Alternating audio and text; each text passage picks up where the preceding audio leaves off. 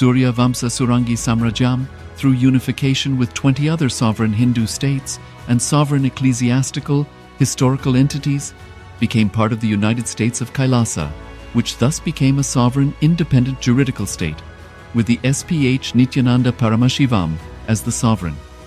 Just as how the oceanic nations like Tuvalu have safeguarded their sovereignty from the existential threat of total submersion by amending their constitution and asserting that their sovereignty will persist regardless of the loss of their territory, Kailasa, which is a sovereign continuation of 21 sovereign Hindu states and sovereign ecclesiastical historical entities, is also reviving and continuing the Kumari Kandam Hindu nations that got submerged.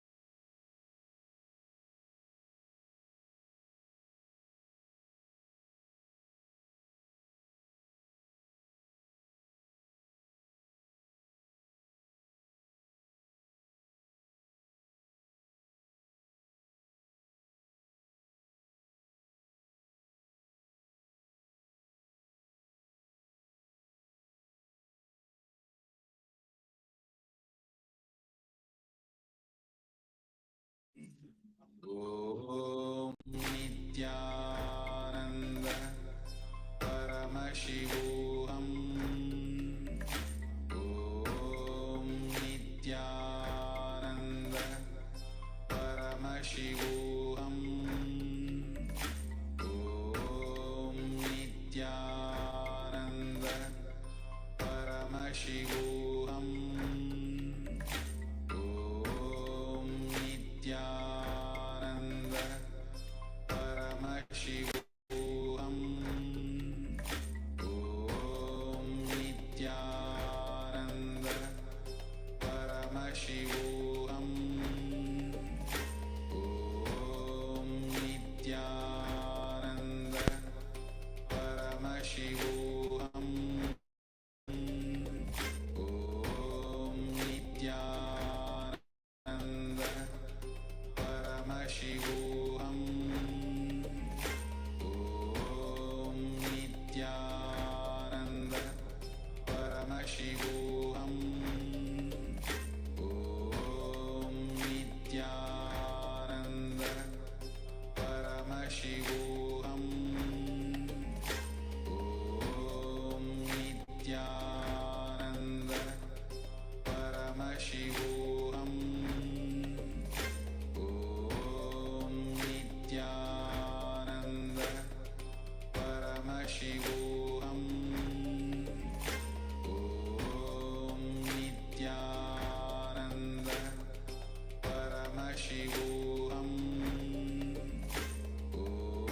Om Nithyananda Paramashivoham.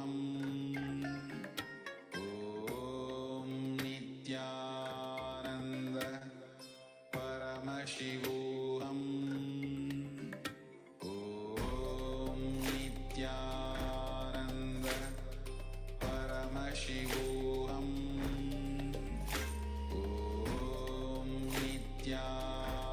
Nithyananda Paramashivoham. Om Nithyananda Paramashivoham.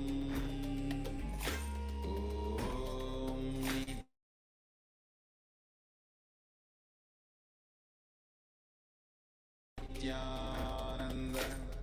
Om Nithyananda Paramashivoham.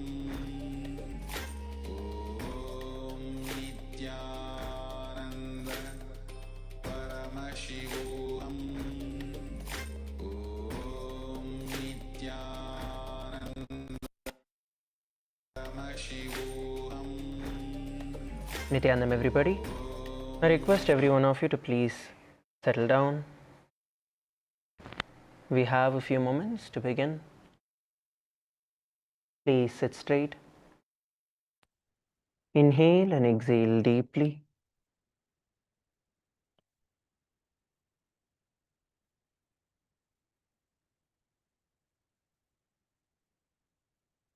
Inhale and exhale deeply.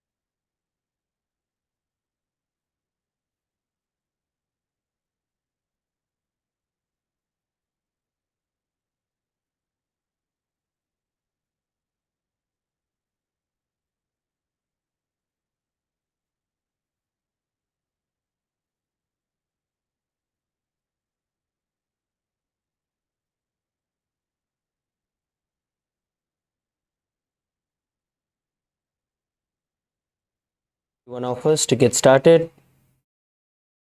I request all of you to come and be seated. It's time to get started in a minute.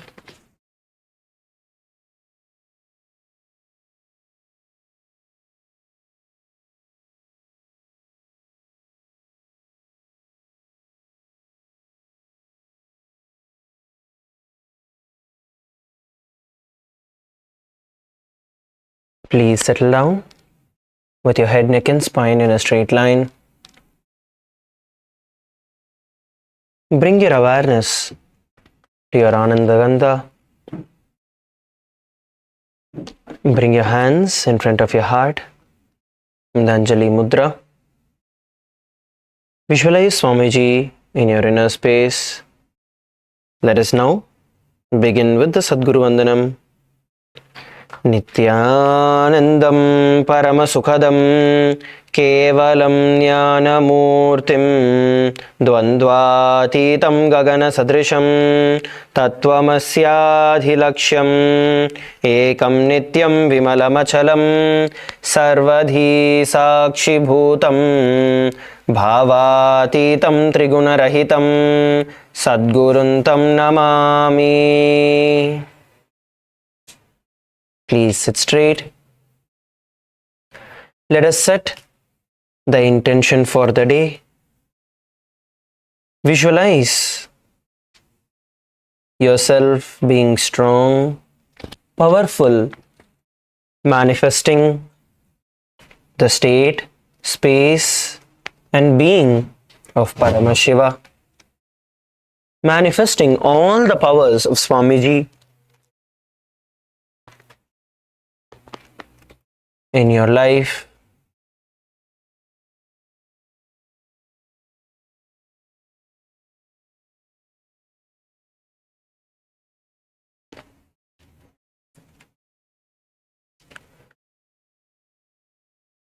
நாள் ஃபுல்லா பவர்ஃபுல்லா சக்தியோடு tiredness boredom இல்லாமல் உங்களை நீங்களே பவர்ஃபுல்லாக இருக்கிறத visualise பண்ணுங்க.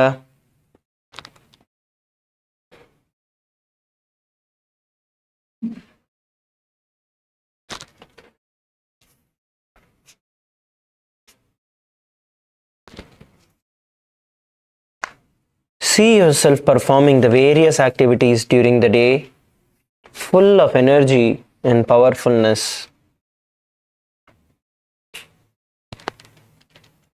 We will now be chanting the Shiva Moola Mantra internally 11 times. Shiva Moola Mantram Ajapa Ajapama 11 தடவை உச்சரிக்க போறோம். Om Ham Hom Shivaya Namaha. Om Ham Hom Shivaya Namaha. Om Ham Hom Shivaya Namaha. Om Ham Hom Shivaya Namaha. Om Ham Hom Shivaya Namaha. Om Ham Hom Shivaya Namaha. Om Ham Hom Shivaya Namaha. Om Ham Hom Shivaya Namaha. Om Ham Hom Shivaya Namaha. Om Ham Hom Shivaya Namaha. Om Ham Hom Shivaya Namaha. Om Ham Hom Shivaya Namaha.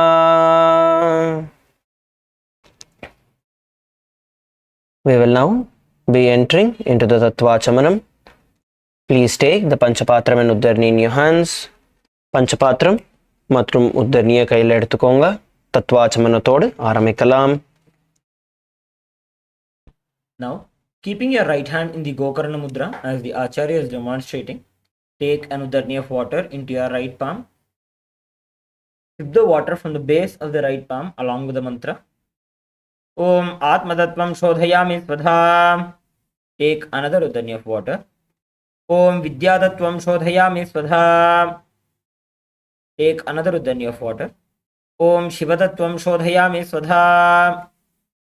Please wash your hand with an Udarni of water. With the base of the right thumb, wipe your lips twice from the right to the left. Om Ham Hridayaya Namaha. Again wash your hand. With the index, middle and ring fingers joined together, touch above the upper lip and below the lower lip. Again wash your hand. With the index finger and thumb joined together, touch the right nostril, the left nostril. With the ring finger and thumb joined together, touch the right eye, the left eye, the right ear and then the left ear. Again wash your hand.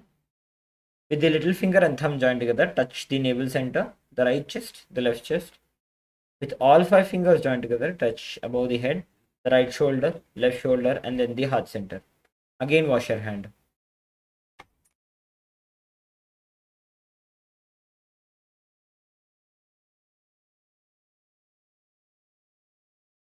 Let us now enter into the Sankalpa. Please clasp your hands, place them on your right thigh.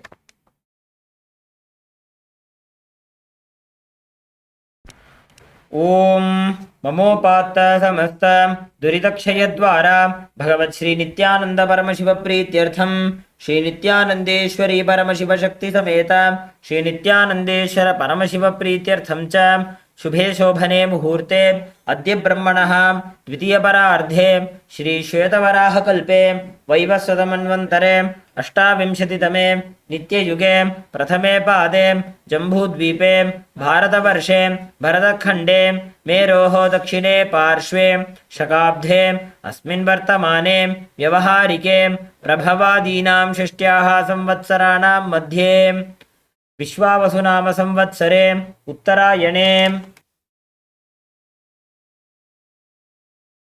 शुभायने शुभऋतौ शुभमासे शुभपक्षे शुभतिथौ शुभवासरयुक्तायां शुभनक्षत्र शुभयोग Shubhkaran एवं गुणविशेषणविशिष्टायाम् अस्यां शुभतिथौ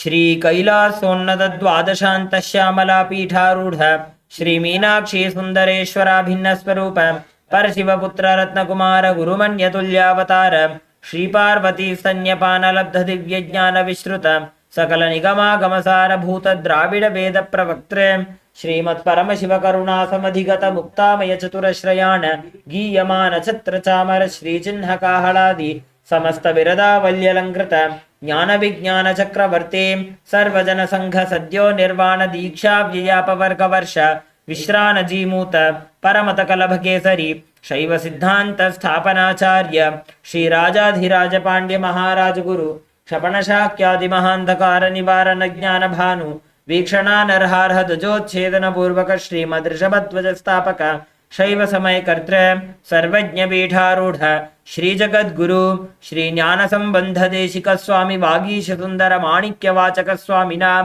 अवतार भूत श्री ज्ञान संबंध स्वामी पुनरुद्धृत श्यामला पीठ सर्वज्ञ पीठ तृणवद्युत्तर द्विशततम गुरु महासन्निधान अरुणगिरि योगीश्वर परंपरागत अरुणाचल सर्वज्ञ पीठ गुरु महासन्निधान कैलास परंपरागत कांची कैलास सर्वज्ञ पीठ त्रयस्त्रिंशदुत्तर द्विशततम गुरु महासन्निधान नित्योत्सव नित्यमंगल नित्य कल्याण नित्य रचित कैलास परंपरागत आदि कैलास नित्यानंद पीठ महासंस्थान महासिंहासन पीठ कत्र साक्षात् श्री परमशिव समुद्भूत कैलास परंपरागत वैवस्वत मनु इक्ष्वाकु हरिश्चंद्र भगीरथ श्रीरामचंद्र शूरसेन इत्यादि अनवच्छिन्न सार्वभौम चक्रवर्ती परंपरागत चतुष्षष्टि योगिनी मंडित चतुष्षष्टि संप्रदाय प्रवर्तक मनुधर्म शासन सूर्यवंश प्राप्त सर्वज्ञ पीठ सुरांगी साम्राज्य मूर्धाभिषिक्त चूड़ामणि साक्षात् Shri Paramshiva समुद्भूत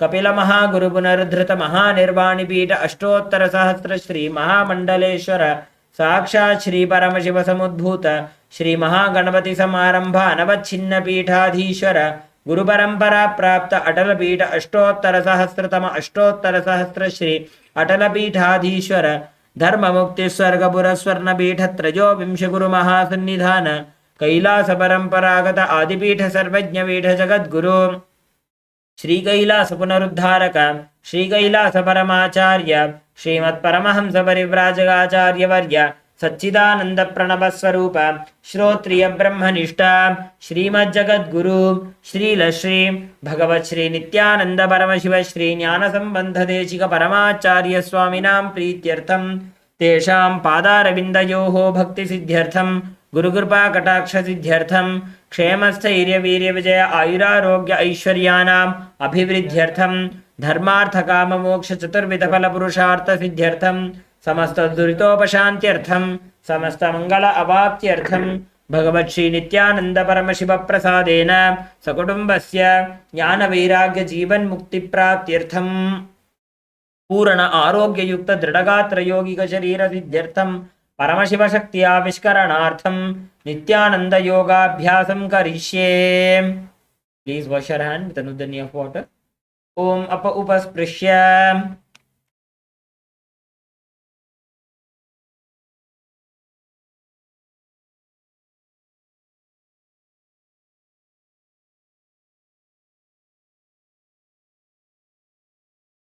Now, please put your Panchapatram and Uddarni aside. And please come onto your feet. Stand up on your mat. எழுந்திருச்சு நின்றுக்கோங்க. பஞ்சபாத்திரம் உத்தரணி சைடில் எடுத்து வச்சுட்டு எழுந்திருச்சு நின்றுக்கோங்க. We are going to be beginning the skeleton dance shortly. Let us start with some warm-up. Please rotate your neck. Start off by rotating your neck clockwise and anti-clockwise direction. When you are rotating, make sure that you are stretching your neck completely. Rotate your neck to the left and right, forward and back.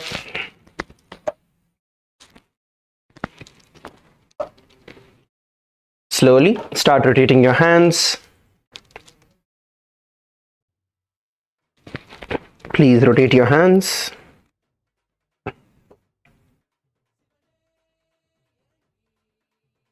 Clockwise direction and anti-clockwise direction.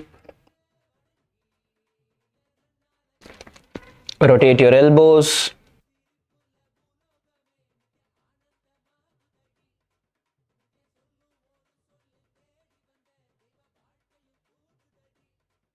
Your shoulders.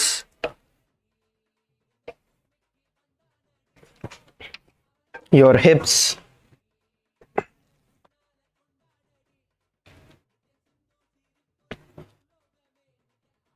And twist your body to the left and right. Start swinging your body to the left and right. Use the momentum and push yourself further. நல்லா உடம்ப ஃப்ரீயா விட்டு நல்லா twist பண்ணிக்கோங்க.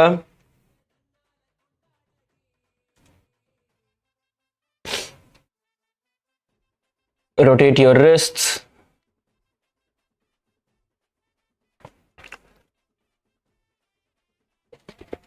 Pull your wrist backward and forward.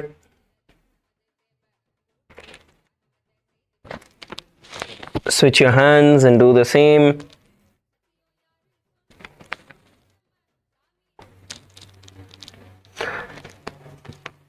Pull your arms to the side.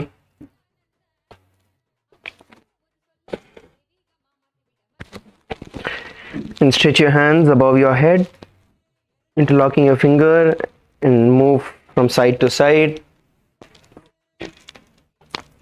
Nicely stretch yourself out. Stretch your hands in front of you.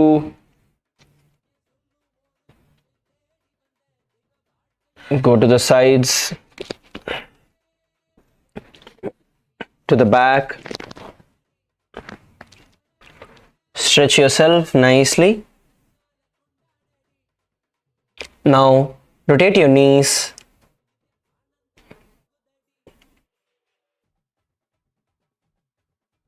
and your ankles, one leg at a time.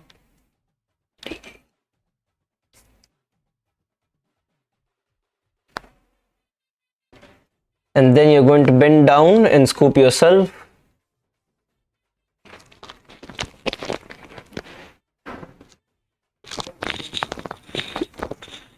Just bend down, try and bend down, use the momentum and use the gravity to pull yourself to the bottom of the ground.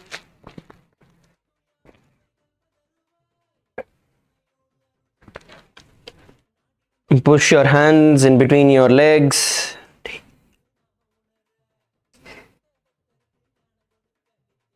Come on, bend, bend, bend, bend. Bend பண்ணுங்க எல்லாரும். Push yourself. Get that stretch in your back.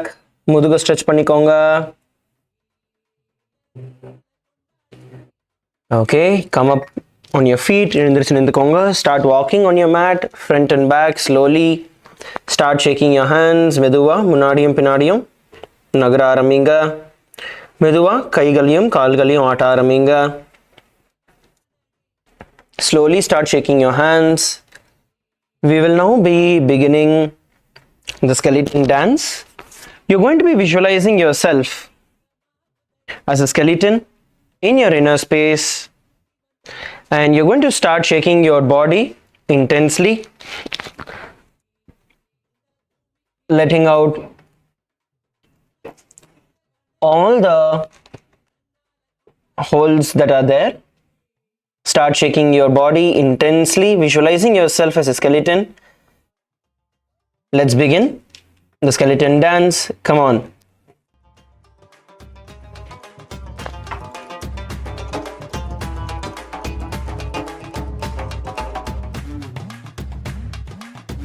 அறையில்லா ஆனந்தம் பாரு நம்ம நித்யானந்த கண்முன்னே தோன்றிடும் போது அறையில்லா ஆனந்தம் பாரு நம்ம நித்யானந்த கண்முன்னே தோன்றிடும் போது பட்டு துணி உடுத்தி பொன்னாலேன கையழைச்சி புன்னகமாராமனின் ஆண்டி நம நித்யானந்த பாரெல்லாம் காக்க வந்தாண்டி நம நித்யானந்த பாரெல்லாம் காக்க வந்தாண்டி முத்துப்பாவழம் வைரம் வைடூரிய நீடம் வச்சு கண்ணு கழகானின் ஆண்டி நம நித்யானந்த கலியுகத்தை காக்க வந்தாண்டி நம நித்யானந்த கலியுகத்தை காக்க வந்தாண்டி சிவனே இறங்கி Come on, shake, shake, shake, shake, shake. Move your hands, move your head, move your legs. Shake, shake, shake. கொண்டாடடி நித்ய சிந்து சிரிப்புல பூலோகமே நித்ய ஆனந்தமாகுதடி நித்ய சொல்லும் ஒரு சொல்லி தேடி வந்த தெய்வ வாழ்க்கையும் கூடுதடி சிவனே இறங்கி இந்த பூமிக்கு வந்தானடி அவனே வணங்கி Come on, shake, shake, shake. Move your head, move your hands, move your body. கை ஆட்டுங்க, கால் ஆட்டுங்க, இடுப்பு, தலை, கழுத்து எல்லாமே ஆட்டுங்க. சொல்லும் ஒரு சொல்லி தேடி வந்த தெய்வ வாழ்க்கையும் கூடுதடி சிவனே இறங்கி இந்த பூமிக்கு வந்த Come on, shake, shake, shake, shake, shake. வணங்கி இந்த நன்னால கொண்டாடடி Come on, last 30 seconds. Shake, shake, shake, shake, shake.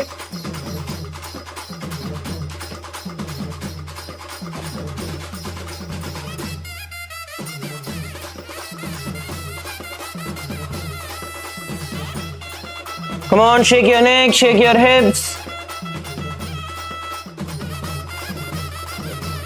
Fast, fast, fast, fast, fast, fast, fast.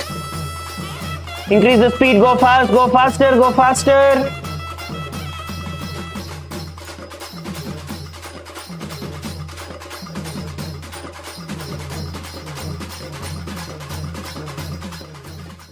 And stop. Stop. நிறுத்துங்கள். Just stop wherever you are. Just stand still and inhale deeply. ஆழ்ந்து சுவாசியுங்கள். Kailasa Kashi, don't move around. Stand still.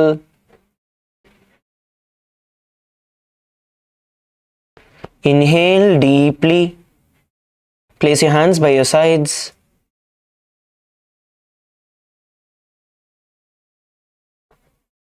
Inhale deeply through your nose.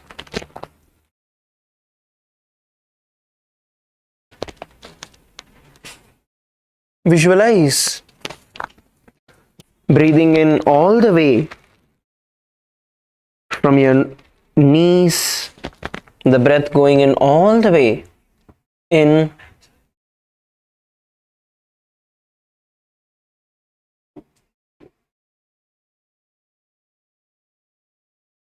Inhale and exhale deeply. Feel your entire body radiating intense energy.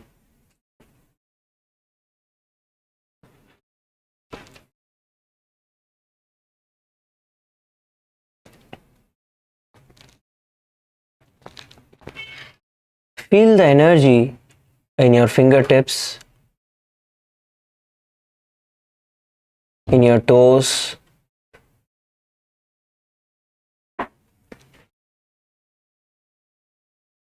your whole body radiating heat.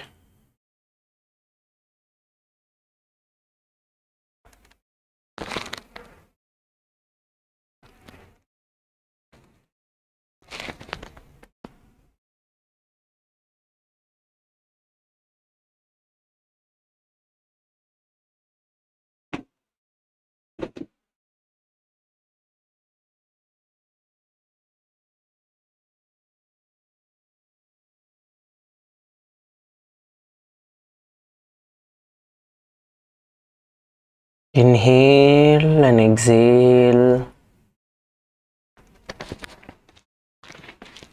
Slowly open your eyes. Meduva kangala tharakalam.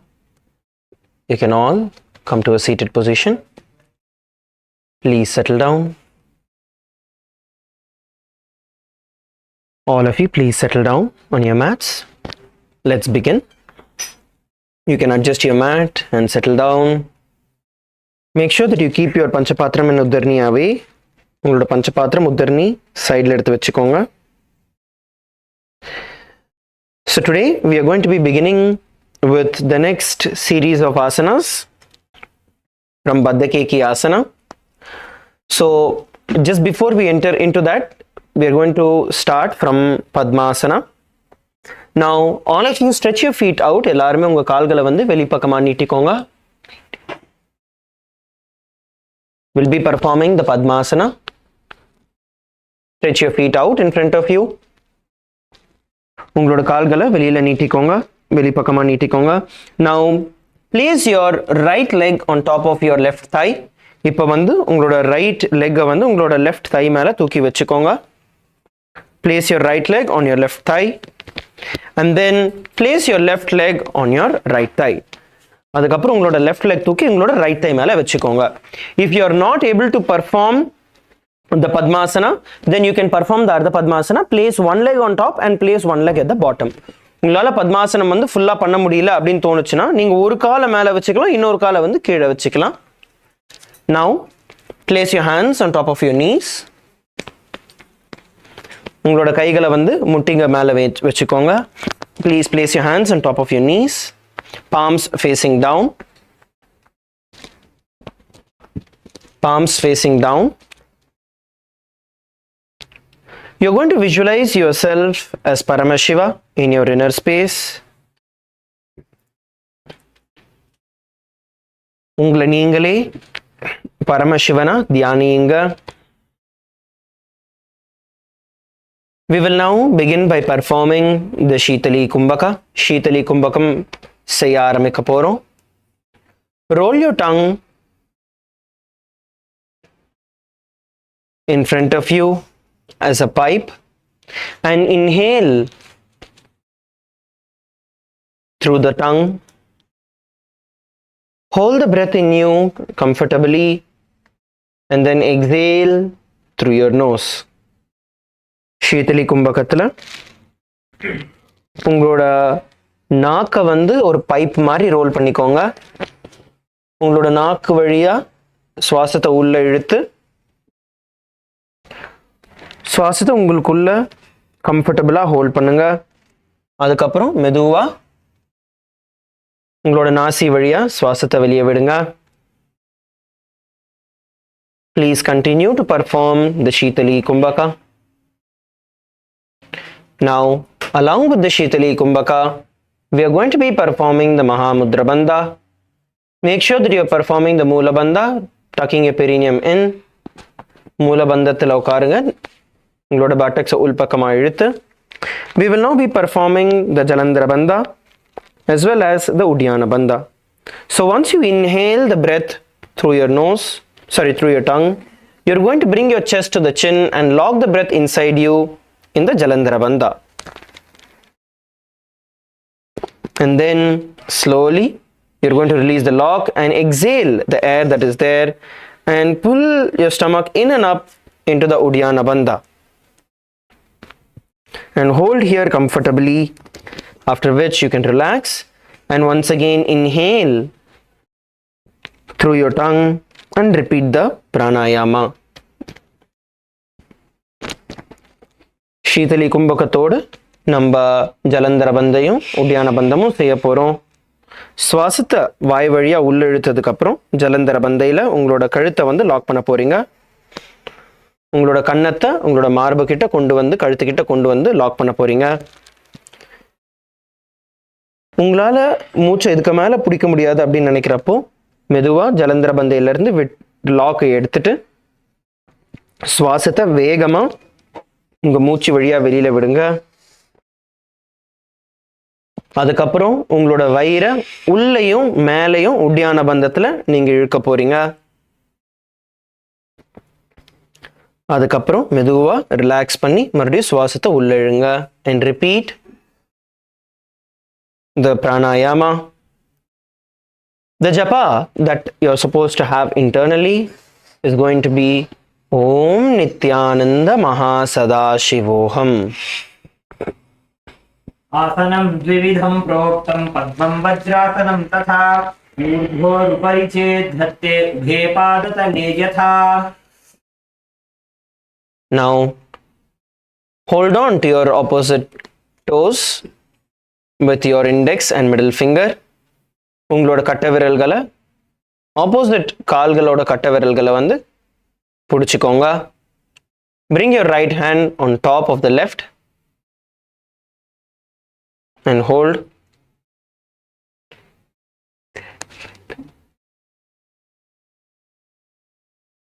And hold the position. Sit straight. நிமிர்ந்து உட்காருங்கள். Please sit straight. Open your shoulders and sit straight. Now, you're going to visualize yourself as Devi Parashakti in your inner space. உங்களை தேவி பராசக்தியா நீங்க தியானிக்க போறீங்க. Now, let's perform the Shitali Kumbhaka. Shitali Kumbhakam தொடர்ந்து செய்யுங்கள். Roll your tongue and inhale through your tongue. Hold the breath in you as comfortably as possible. And then slowly exhale through your nose. In this, we are not going to be performing the Jalandhara Bandha and the Uddiyana Bandha. இதில் வந்து நம்ம ஜலந்தர பந்தையும் உடியான பந்தமும் பண்ண போகிறது கிடையாது. மூல பந்தம் மட்டும்தான் இருக்க போகுது. There's only மூல பந்தா in this. So inhale through your tongue. Hold the breath in you as comfortably as possible. Slowly exhale through your nose. Continue to visualize yourself as Devi Parashakti in your inner space. And the internal japa, Om Nithyananda Mahasavashivoham. उत्तानौ चरणौ कृत्वा ऊरु संस्थौ प्रयत्नतः ऊरु मध्ये तथोत्तानौ पाणी कृत्वा तु तादृशौ नासाग्रे विन्यसे दृष्टिं दन्तमूलं च जिह्वजा उत्तोल्य चिबुकं वक्ष्य उत्थाप्य पवनं शनैः. Now Let's enter into the next asana. Artha asanathukulla pogalam. The next asana is going to be Kukutasana, where you're going to be inserting your hands in between your thighs, and then you're going to lift your body on your hands. So this is Kukutasana. Let us see how to do this.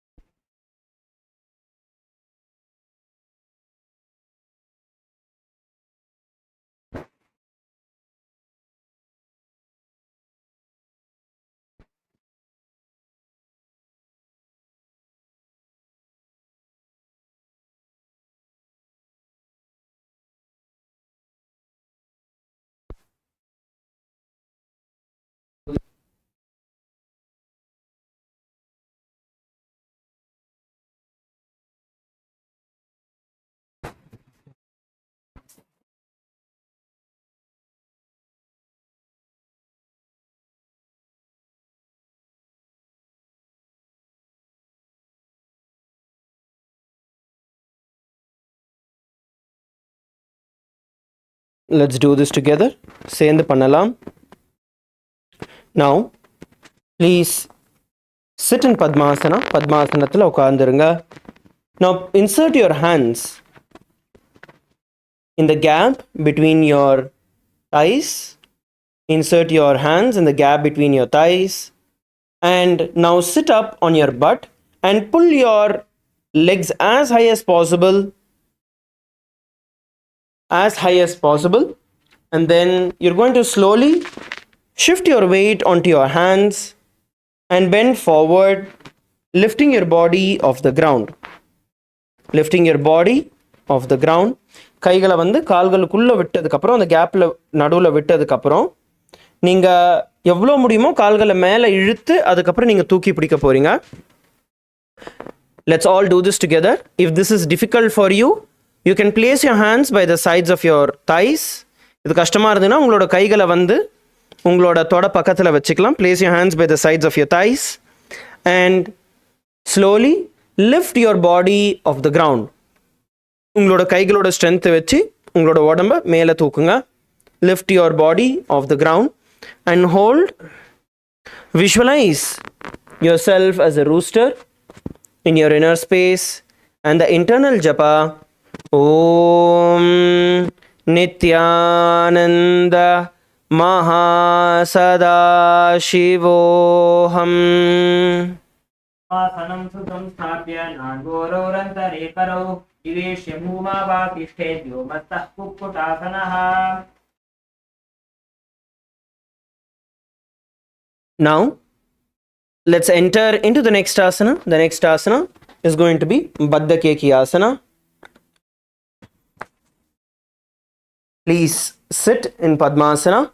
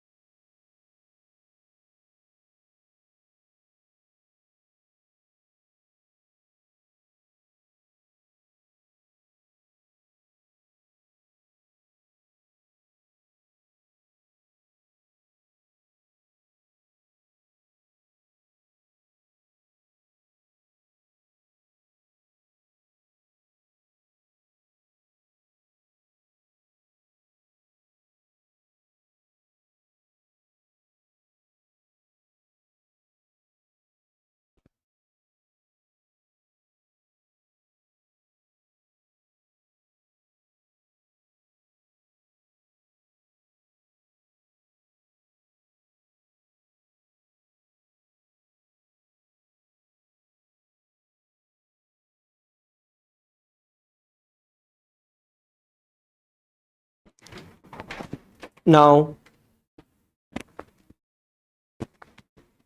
you're going to now bend forward. Once you're seated in Padmasana, please bend forward, rise up on your knees. பத்மாசனத்தில் உட்காந்ததுக்கு அப்புறம் உங்களோட கைகளை முன்னாடி வச்சு உங்கள் முட்டி மேலே எழுந்திரிச்சு நின்றுக்கோங்க. If you're not able to perform the Padmasana yet, you can do it in Ardha Padmasana also. Ardha Padmasanathலையும் நீங்கள் பண்ணலாம். சப்போஸ் பத்மாசனத்தில் உங்களால் எழுந்திரிச்சு உட்கார முடியல இன்னும் அப்படின்னா Ardha Padmasanathல நீங்கள் ட்ரை பண்ணலாம். Now, from Padmasana, you're going to bend forward and get into the position. Now, place your hands on your stomach. So, you're going to bend your elbows and you're going to place it as close as possible in your stomach. And once you place your hands in the stomach, then slowly you're going to bend forward and lift your knees off the ground. Meduva, உங்களோட கால்களை வந்து தூக்கி பிடிக்க போறீங்க. Relax. So, in this position, you need to make sure that you are having your stomach tight, hold it tight, so that when you're placing it, your hand, both your elbows are coming together and then you're placing it on your stomach. Only then you will be able to hold the position. Okay? So bend and you're going to insert your hands in the gap and then you're going to lift your body up into the air. So all of you, let's get into the position. Ready to lift. If you are not able to lift, உங்களால இப்போதைக்கு தூக்க முடியலனாலும் பரவாயில்ல, balance in that position just by placing your hand on your stomach. Okay, all of you positions, get into the positions. எல்லாருமே பொசிஷனுக்கு வந்துருங்க. In the count of 3, we are going to lift ourselves. Ready? 3, 2, 1, lift. Visualize Swamiji in your inner space and the internal japa. Om Nithyananda Mahasadaशिवोहम. रामवष्टभ्यकरद्वयेन तत्पूर्वपरिस्थापिता नाभिपार्श्वः. Relax. Relax. All of you relax. Relax பண்ணுங்க.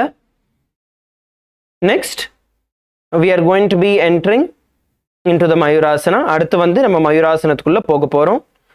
So once again, it's going to be similar to how we did the Baddha Asana. From the Baddha Asana, we are going to be stretching our feet out into the Mayurasana. So that is what is going to be the way of doing this. But if you're not able to do the Baddha Asana still, then we will start it from the ground itself. So every one of you come on top of your knees. எல்லாருமே உங்க முட்டி மேல வந்துக்கோங்க. வீடியோல காமிக்கிற மாதிரி. Place your hands in front of you. Place your hands in front of you. And turn your fingers facing backward. உங்களோட கைகள் விரல்கள் வந்து பின் பக்கமா பார்த்த மாதிரி திருப்பிக்கோங்க. Rotate your wrist. So that your fingers are pointing backward. Now, bend your elbows. இப்போ வந்து உங்களோட முழங்கால bend பண்ணி நல்லா வயிற்று கிட்ட கொண்டு வந்துக்கோங்க. Place it as close as possible together near your stomach. Elbows pointing inward. Kailasa, Malaysia, some of your elbows are pointing out. Toes, sorry, your fingers have to point inward. Only then your elbows will come together. Okay, உங்களோட முழங்கால் ரெண்டு ஒண்ணா கிட்ட எவ்வளோ கிட்ட எடுத்துட்டு வர முடியுமோ நீங்க எடுத்துட்டு வர போறீங்க. எடுத்துட்டு வந்து உங்களோட வயித்து கிட்ட வைங்க. வயித்து கிட்ட வைங்க. Now from this position, all of you come to this position where you have your knees, your hand, your toes, everything is in position to lift and hold. At the count of 3, we are all going to lift ourselves and hold. Ready? 3, 2, 1, lift. Now visualize yourself as a peacock in your inner space and the internal japa Om Nithyananda Mahasadaशिवोहम. अथ वक्षे महादेव मयूरासनमुत्तमं भूमौ निपात्य हस्तौ द्वौ पूर्वरोपरि देहकम्. Okay, relax. Relax, relax, relax. Stand up. Just shake your body out. எந்திரிச்சு நின்றுக்கோங்க. ஒரு few minutes shake பண்ணிடலாம். Rotate your wrists. Rotate your wrists slowly and nicely.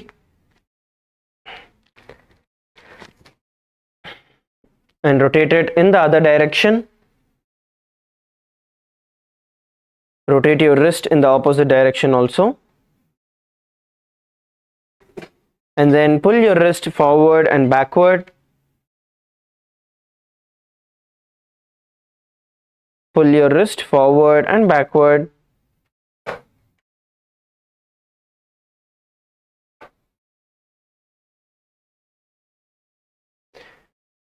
And then shake out your wrist.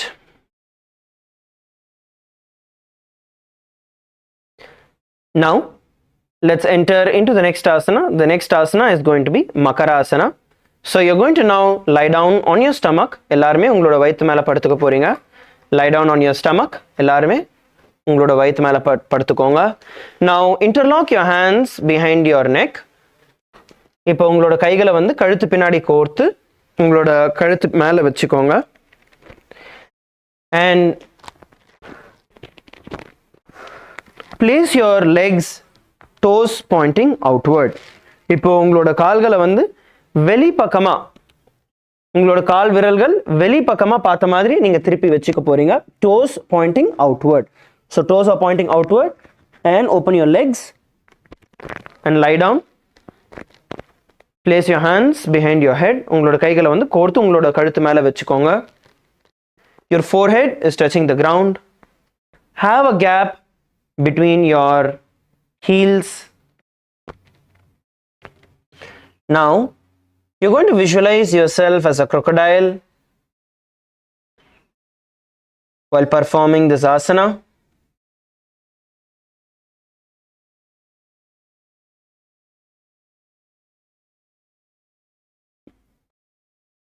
உங்களை நீங்கள ஒரு முதலையா தியானிக்க போறீங்க. Perform the internal japa.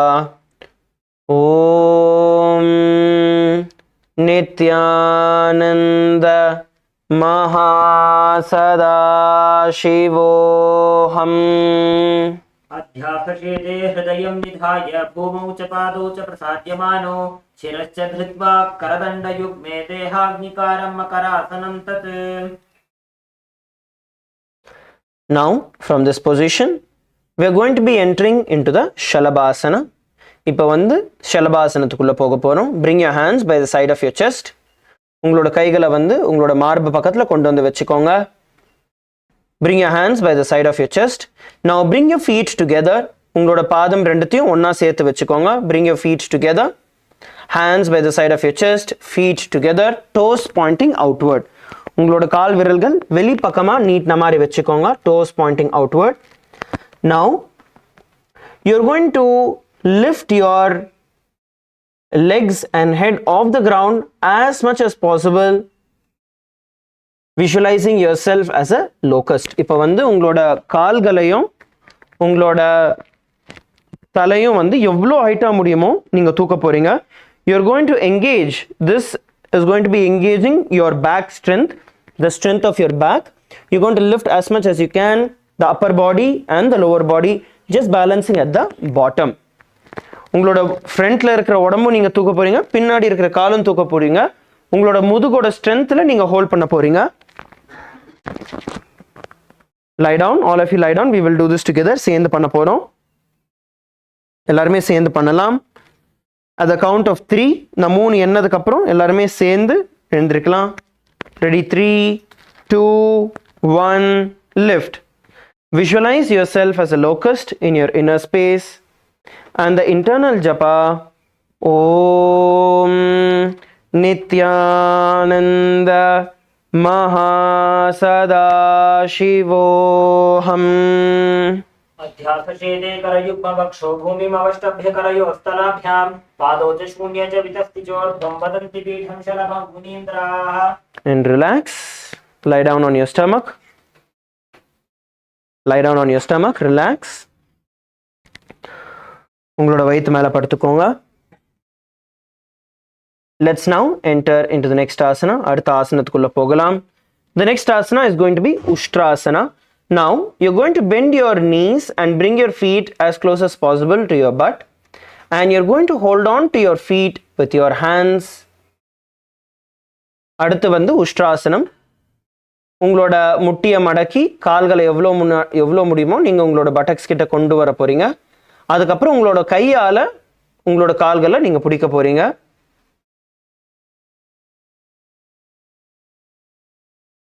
And bring your body in a position so that you're pulling your legs as forward and downward towards the ground. எவ்வளோ முடியுமோ உங்களோட கால்கள் வந்து தரையை நோக்கி நல்லா ப்ரெஸ் பண்ணுங்க. You can press one leg at a time. உங்களால் ஒரு பாதத்தை ஒரு டைம், அதுக்கப்புறம் இன்னொரு பாதத்தை இன்னொரு டைம் நீங்கள் பண்ணலாம். One leg at a time. Try and pull it. Try and get your feet as close as possible towards the floor and hold.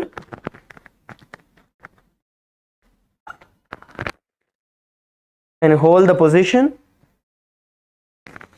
Now you're going to visualize yourself as a camel in your inner space, and the internal japa Om Nithyananda Mahasavashivoham ध्यासिषेदे पदयुग्मव्यस्तं पृष्ठे निधायाति धृतं कराभ्याम् आकुञ्चये सम्यगुदरात्यकाढं पुष्टं च पीठं योगिनो वदन्ति. Relax. The next asana we are going to be performing is going to be Chakrasana. Dhanurasana. Now all of you are going to continue to hold on to your feet. எல்லாருமே உங்களோட கால்களை பிடிச்சுக்கோங்க. Please continue to hold on to your feet. Now from this position you're going to kick your feet backward. உங்களோட பாதங்களை வந்து நல்ல பின் பக்கமா நீங்க push பண்ண போறீங்க. And உங்களோட shoulders வந்து இழுக்க போறீங்க. So you're going to lift your whole body up like a bow. So your feet is pushing up and back and your chest is pulling backward. So this is Dhanurasana. We will do this together. So you're going to be bringing your balance on your lower abdomen. உங்களோட balance எங்க இருக்கணும் அப்படின்னு நீங்க பாத்தீங்கன்னா உங்களோட கீழ்ப்பகுதி, வயித்தோட கீழ்ப்பகுதி, இடுப்பு கிட்ட வந்து உங்களோட பேலன்ஸ் இருக்க போகுது. That is where your balance will be when you are performing. So this whole area is the part which actually holds the balance of this position. So if you bring your hands, கைகளை வந்து உள் பக்கமா நீங்க தூக்கிட்டு வந்தீங்கன்னா இந்த ஹைட்டுக்கு தூக்க முடியும். If you bring it in like this, you'll be able to lift this high. Or you can relax and place your hands from outside. If you hold your feet from outside, then the height at which you can lift will be less, but this is a little more easier way of doing it. You can also perform like this. Either hold it from inside or hold it from outside. உள் பக்கத்துல இருந்தும் பிடிக்கலாம் இல்ல வெளி பக்கத்துல இருந்தும் பிடிக்கலாம். Okay, at the count of 3 we are all going to lift and hold. All of you get ready to the positions. எல்லாருமே position க்கு வந்துருங்க. Hold on to your feet. Ready at the count of 3. Let's lift our body up. Ready? 3, 2, 1, lift. தூக்கி புடிங்க.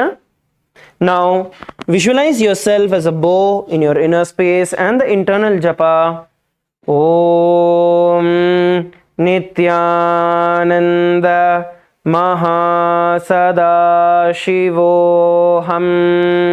प्रसार्य पादौ भुविदण्डरूपं करोति पृष्ठे धृतपादयुग्मं कृत्वा धनुस्तुल्यविवर्तिताङ्गं विगत्य योगी धनुरासनं तत्. And slowly relax. மெதுவா உங்களோட கால்களை வந்து வெளியே விடுங்க. Now come up onto your knees. Sit down on top of your knees. எழுந்திருச்சு உங்களோட முட்டி மேல உட்காந்துக்கோங்க. Like in Bhadrasana.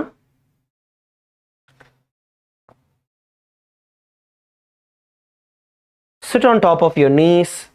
Place your hands on top of your knees. உங்களோட கைகளை வந்து முட்டி மேல வச்சுக்கோங்க. Sit straight. நிமிர்ந்து உட்காந்துக்கோங்க. Please sit straight. Keep your head, neck and spine in a straight line.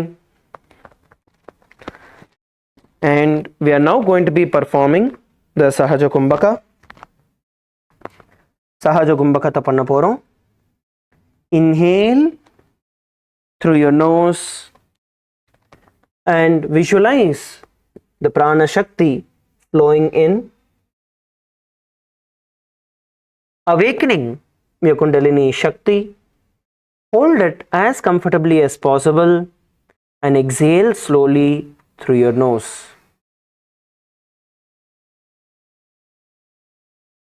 நம்ம எல்லாருமே சேர்ந்து சஹஜ பிராணாயாமம் சஹஜ கும்பகம் செய்யலாம். மெதுவா உங்களோட நாசி வழியா சுவாசத்தை உள்ளிழுங்க. உள்ள வர சுவாசத்தோட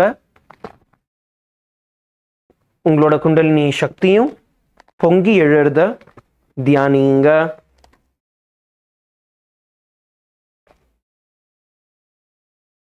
எவ்வளோ நாடி முடியுமோ கம்ஃபர்டபுளா சுவாசத்தை உங்களுக்குள்ள மூச்சை பிடிங்க. அதுக்கப்புறம் மெதுவா உங்களோட நாசி வழியா சுவாசத்தை வெளியே விடுங்க. Continue to perform the pranayama. தொடர்ந்து சஹஜ பிராணாயாமம் செய்யுங்கள்.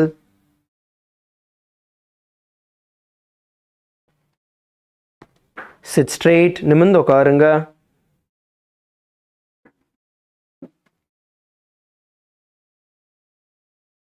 Now visualize Swamiji in your inner space and the internal japa Om Nithyananda Paramashivoham. उल्टा मोड़ी पाव दो गई से बहुरव जुगति करे एक ऐसे पावन महिला बुल्प जो हो वो कुला पाशतीला वेसो. Now from this position, before we enter into the next asana, we are going to bend forward and down, stretching our hands as much as possible forward, relaxing our back. இதிலிருந்து கீழ் பக்கமா குனிஞ்சு உங்களோட கைகளை வெளியில நல்லா நீட்டிக்கோங்க. Stretch your back out. உங்களோட முதுகை நல்லா stretch பண்ணிக்கோங்க. We are doing the opposite of Dhanurasana.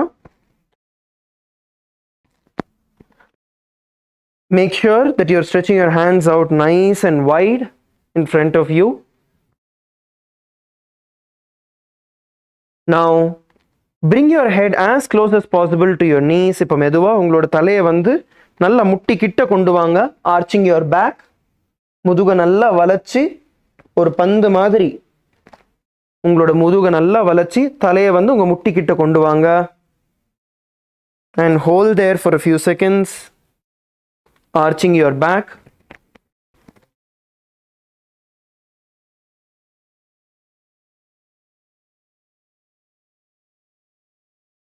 Hold here.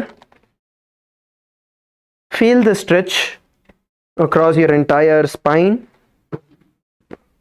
உங்களோட முதுகு தண்டு ஃபுல்லா ஸ்ட்ரெச் ஆகிறத ஃபீல் பண்ணுங்க. Stretch it out nicely. Stay there for a few seconds or few seconds. அங்க இருங்க.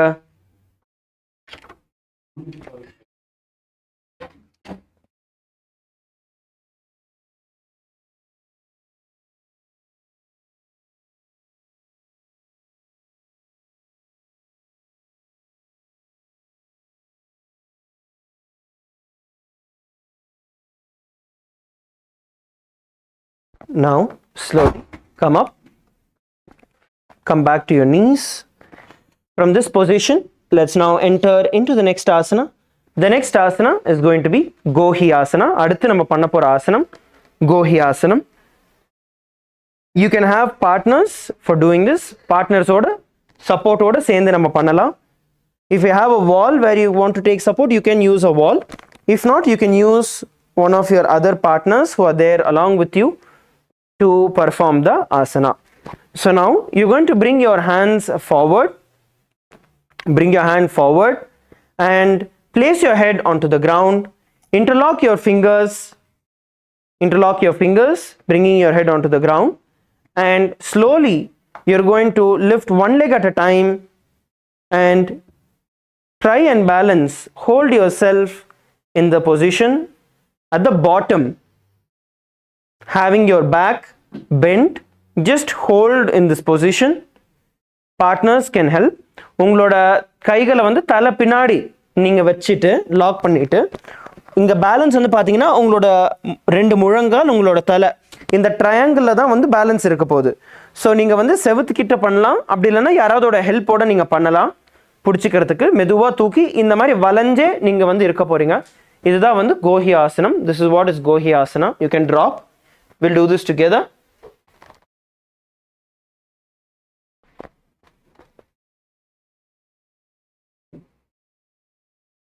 Okay, let's do this together. We'll do it one partner at a time. ஒவ்வொருத்தரா சேர்ந்து பண்ணலாம். Now first all of you get into partners. எல்லாருமே partners choose பண்ணிக்கோங்க. Please come along with your partners. Get along with your partners. Now bring your head to the ground. Interlock your fingers. Place them behind your head.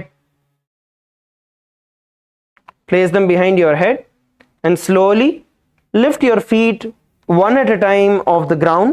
மெதுவா ஒவ்வொரு காலா நீங்க வந்து தரையை விட்டு மேலே தள்ளுங்க. The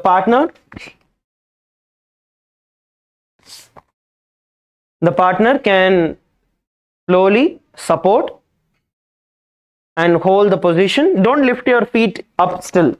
கால்கள் வந்து மேலே தூக்காதீங்க. கோஹி ஆசனத்தில் கால் மடங்கி தான் இருக்கும்.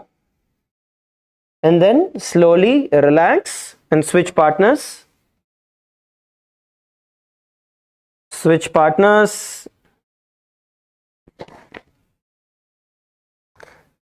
உங்களால் பண்ண முடிஞ்சதுன்னா நீங்கள் மற்றவங்களுக்கு ஹெல்ப் பண்ணுங்க. whoever is able to do, please help the others also.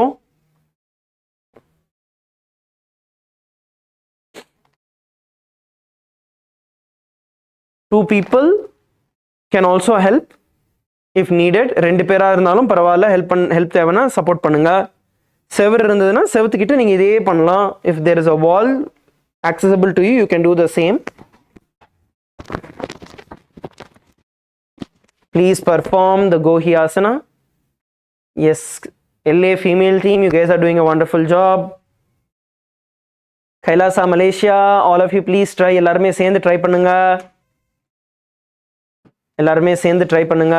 LA male team is also doing a good one. Don't have the fear of falling. விழுந்துருவோன்னு பயப்படாதீங்க. அந்த பயம் இருந்ததுன்னா உங்களால் பண்ணவே முடியாது. ஸோ அதை பற்றி கவலைப்படாமல் எழுந்திரிச்சு நின்றுக்கோங்க. Now visualize Swamiji in your inner space and the internal japa. Om Nithyananda Paramashivoham. दो हाथ की कहोनी जोगी पुनिह कलाई जाने दो दी पिष्टि अंगुरिया की पुन जानो ए सबले भू ऊपर ठानो. Relax, slowly come down. மெதுவா கீழே வந்துருங்க. Now from this asana we are going to be performing the Shirasasana. It's going to be the full headstand. இந்த கோஹி ஆசனத்திலிருந்து கால்களை மேல் பக்கமா நீட்டி நம்ம வந்து Shirasasana பண்ண போறோம். So once again you're going to come back into the same position. Please have your partners. Please pair up, be with your partners one at a time. So place your hand interlocked and bring your head to the ground. உங்களோட தலையை வந்து கைகள் கிட்ட கொண்டு வாங்க. And slowly move one leg up at a time. ஒவ்வொரு காலா மேலே தூக்குங்க. And then once you get balance, slowly straighten your leg up towards the sky, towards the roof. Slowly bring your feet up towards the roof. The partner who is supporting can hold. Yes, come on, let's all of us do it. எல்லாருமே சேர்ந்து பண்ணலாம். Let's do it together. And hold the position.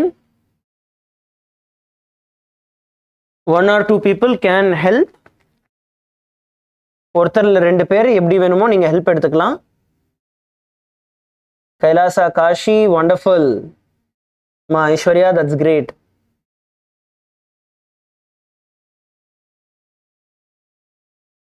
and hold there comfortably. And then we're going to switch partners. மெதுவா பண்ணதுக்கு அப்புறம் நீங்க partner switch பண்ணலாம். You can also switch partners. Those who are able to do can support those who need help.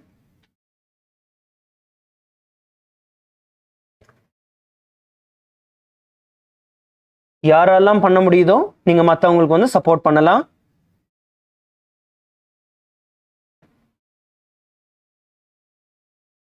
Slowly lift one leg off the ground at a time. ஒவ்வொரு காலா நீங்க மேல தூக்கலாம். And then once you stabilize, lift your leg straight and try and hold. The partner who is supporting can help. Please continue to perform. தொடர்ந்து செய்யுங்க.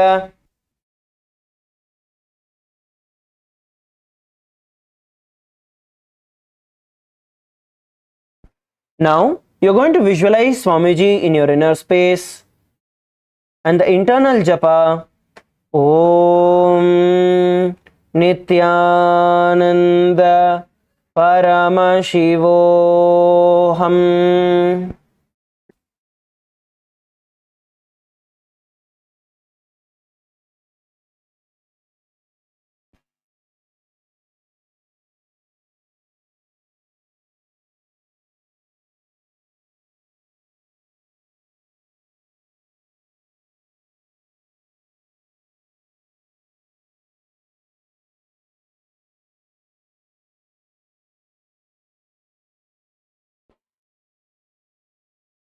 Let's have the internal japa. Om Nithyananda Paramashivoham.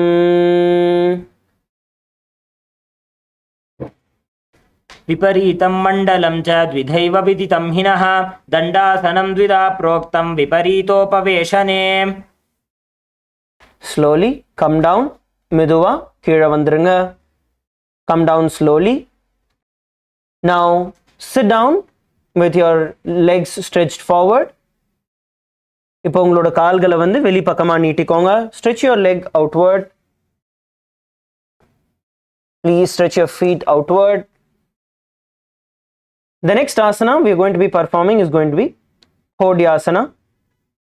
Now as you are having your legs stretched out, you are now going to try and hold on to your feet with your hands. உங்களோட கால்களை வந்து உங்களோட கையால பிடிச்சுக்க போறீங்க. And then slowly lift your feet off the ground. மெதுவா உங்களோட கால்களை மேல் பக்கமா நீட்டி பிடிச்சுக்க போறீங்க. You're going to lift and hold in this position as comfortably as you can. If your knees are slightly bent, that is fine. உங்களோட முட்டி வந்து லைட்டா பெண்ட் ஆகுதுன்னா பரவாயில்ல. Try and hold the position. And once you're in this position, you're going to be exhaling continuously. Focus on exhaling. Bhastrika pranayamam நம்ம பண்ண போறோம். You're going to exhale continuously. Just bringing your awareness to your stomach and pump the air out of your stomach. உங்களோட கால்களை தூக்கி பிடிச்சதுக்கு அப்புறம் உங்களோட சுவாசத்தை உங்க நாசி வழியா நீங்க பம்ப் பண்ணி வெளியில விட போறீங்க. Visualize Swamiji in your inner space. Swamijiயை வந்து உங்களுக்குள்ள தியானிங்க. And the internal japa Om Nithyananda Paramashivoham.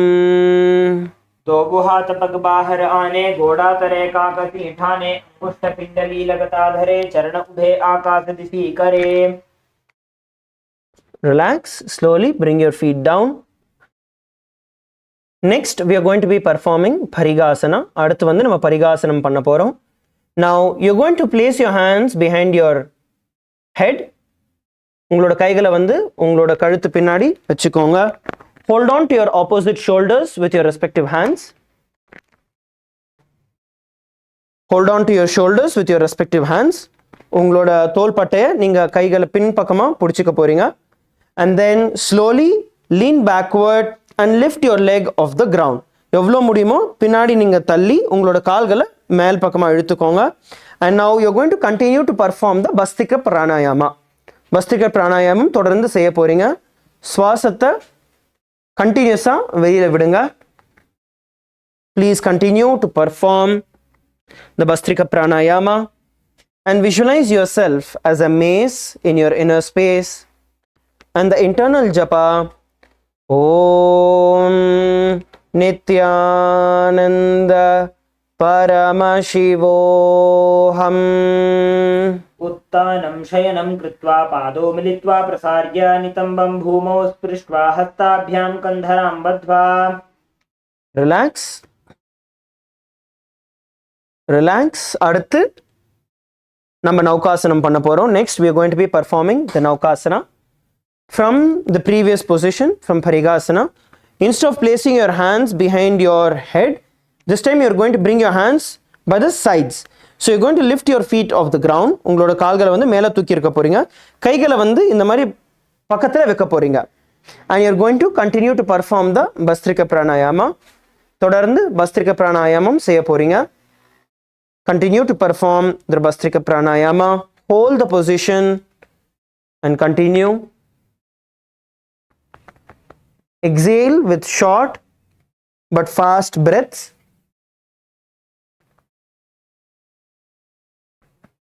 Visualize yourself as a boat in your inner space and the internal japa. Om Nithyananda Paramashivoham. उत्तानशयनं कुर्पराभ्यां भूमिं वष्टभ्यः हस्तौ नितम्बं निधाय शिर ऊरो जङ्घापादां दण्डवद्धारयेत्. नौकासनं भवति. Relax. The next asana we are going to be performing is going to be Rudrasana. அடுத்து வந்து நம்ம ருத்ராசனம் பண்ண போகிறோம். Now insert your hands under your legs. கைகளை வந்து உங்கள் கால்களுக்கு அடியில் விடுங்க. And pull your feet up towards your chest as much as you can. எவ்வளோ முடியுமோ உங்களோட பாதங்களை வந்து நீங்கள் இழுத்து உங்களோட மார்பு கிட்ட நீங்கள் கொண்டு வர போகிறீங்க. You're going to bring your feet as close as possible towards your chest, towards your chin. Interlock your fingers and place it on top of your feet. Now once you come to this position, you're going to continue to perform the Bhastrika Pranayama. நீங்கள் உங்களோட கால்களை நல்லா எவ்வளோ முடியுமோ நீங்கள் இழுத்து வச்சதுக்கப்புறம் Bhastrika Pranayamam தொடர்ந்து செய்ய போகிறீங்க. Even if you are not able to get it all the way to your chin, that is fine. How much ever you are able to do. உங்களால் எவ்வளோ கொண்டு வர முடியுதோ நீங்கள் கொண்டு வாங்க. கால்களை எவ்வளோ மேலே கொண்டு வர முடியுமோ கொண்டு வாங்க. Balance yourself in the position and then continue to perform the Bhastrika Pranayama. Bhastrika Pranayamam தொடர்ந்து செய்யுங்கள்.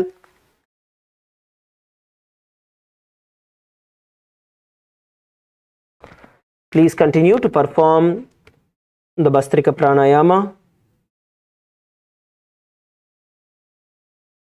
Now visualize yourself as Lord Rudra in your inner space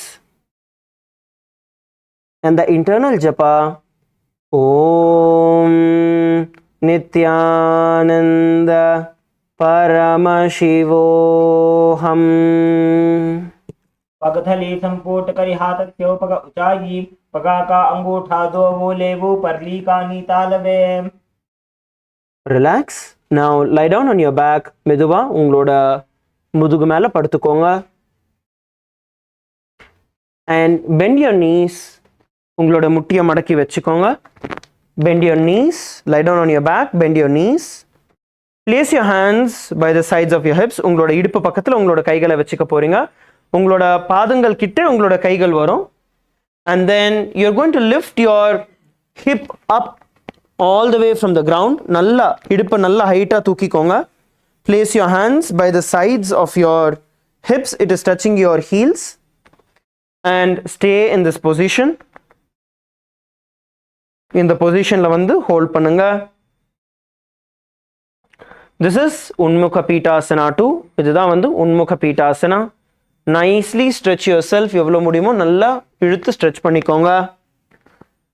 Now visualize Swamiji in your inner space. Swamiji வந்து உங்களோட உள்மனதில் தியானியுங்க. Visualize Swamiji in your inner space and the internal japa Om Nithyananda Paramashivoham ऊर्ध्वे च जानुनी कृत्वा शवित्वोर्ध्वमुखं तथा उत्थाप्य हस्तौ तिष्ठेत्तु पीठ उन्मुखनामके. Relax slowly. Drop your feet on the ground. Drop your hips. Stretch your legs out. மெதுவா உங்களோட கால்களை நீட்டிக்கோங்க. This is the last asana of the Prathama Vinyasa Krama. இதுதான் வந்து பிரதம விநியாச கிரமத்தோட கடைசி ஆசனம். Shavasana. So stretch your feet out. Place your hands by the side of your hips. உங்களோட கைகளை வந்து உங்களோட இடுப்பு பக்கத்தில் வச்சுக்கோங்க. And close your eyes. கண்களை மூடிக்கோங்க.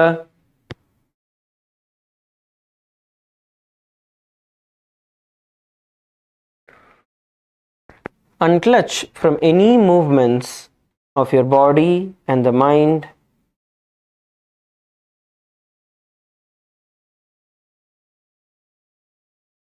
And just let the body remain dead.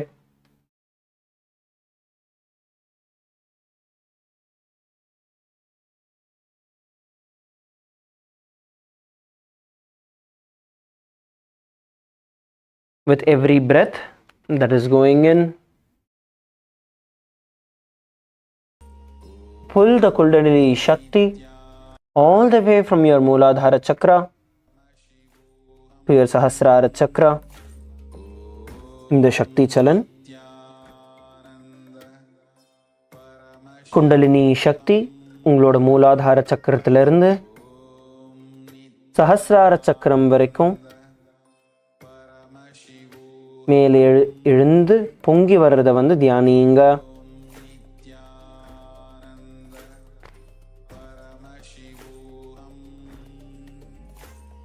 Continue.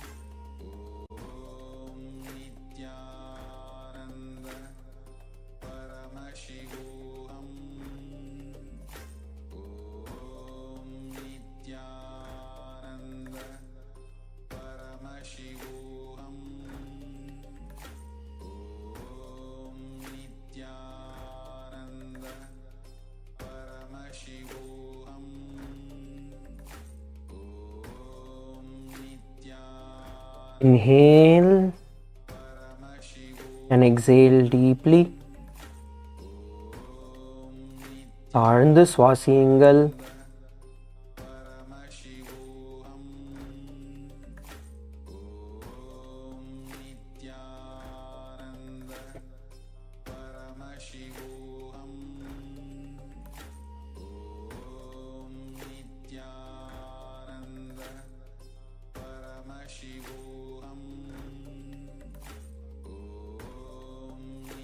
Now, slowly bring your awareness back to your body. Slowly move your fingers.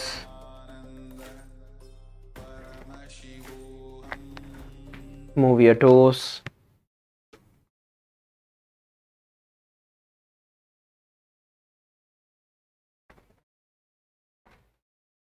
Move your knees, your legs. and bring your knees towards your chest. உங்களோட முட்டிகளை வந்து மார்பு கிட்ட கொண்டு வந்து கட்டி பிடிச்சிக்கோங்க. Hug your knees and roll towards the left and right.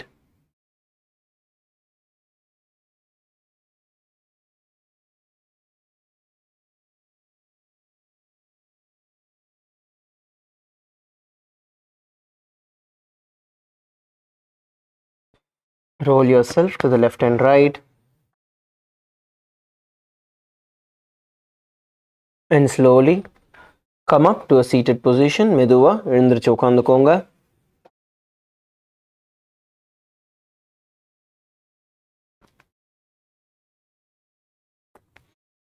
With that, we have completed the Prathama Vinyasa Krama, and we are going to move forward into the Dvitiya Vinyasa Krama. அதோட நம்ம பிரதம வின்யாச கிரமம் முடிச்சிட்டோம். The first set of 108 asanas, முதல் 108 ஆசனங்கள் நம்ம முடிச்சிட்டோம். இப்போ அடுத்து த்விதிய வின்யாச கிரமத்துக்குள்ள நுழைய போகிறோம். The next set of 208 asanas, அடுத்து 208 ஆசனங்கள். The first asana is going to be Yathasa Nishthasana. The first asana in the Dvitiya Vinyasa Krama is Yathasa Nishthasana. முதல் ஆசனம் Dvitiya Vinyasa Kramathla Yathasa Nishtasanam. Now sit comfortably in any posture that brings you physical and mental ease. எந்த ஒரு ஆசனத்தில் உட்கார்ந்தா உங்களுக்கு கம்ஃபர்டபுளாக இருக்கோ அந்த ஆசனத்தில் உட்காருங்க.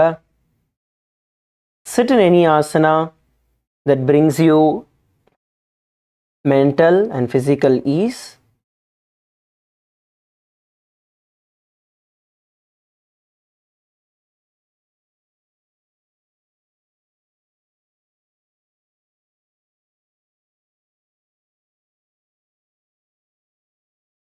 Now continue to perform the Samana Kumbhaka. In the Samana Kumbhaka, you're going to inhale and visualize the air that is entering into you, awakening the Jataragni in your stomach.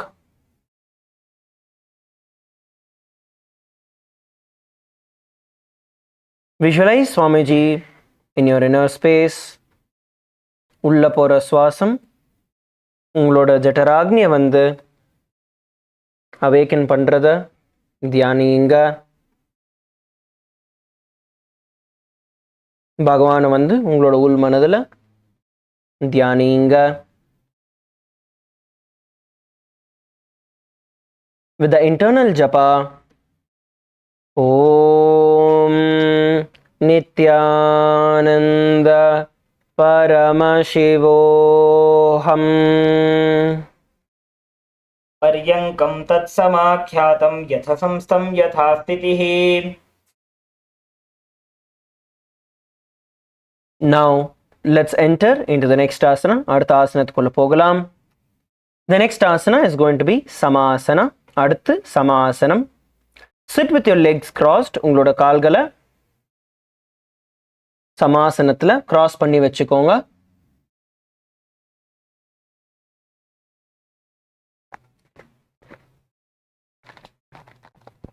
Sit with your legs crossed. Place your hands on top of your knees in the Bindu Mudra. Bindu Mudraila உங்களோட கைகளை முட்டி மேலே வச்சுக்கோங்க.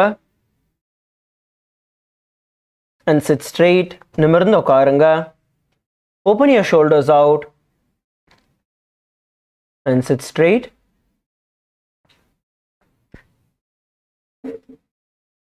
Inhale and exhale deeply. ஆழ்ந்து சுவாசியுங்கள். Inhale and hold the breath and then slowly exhale.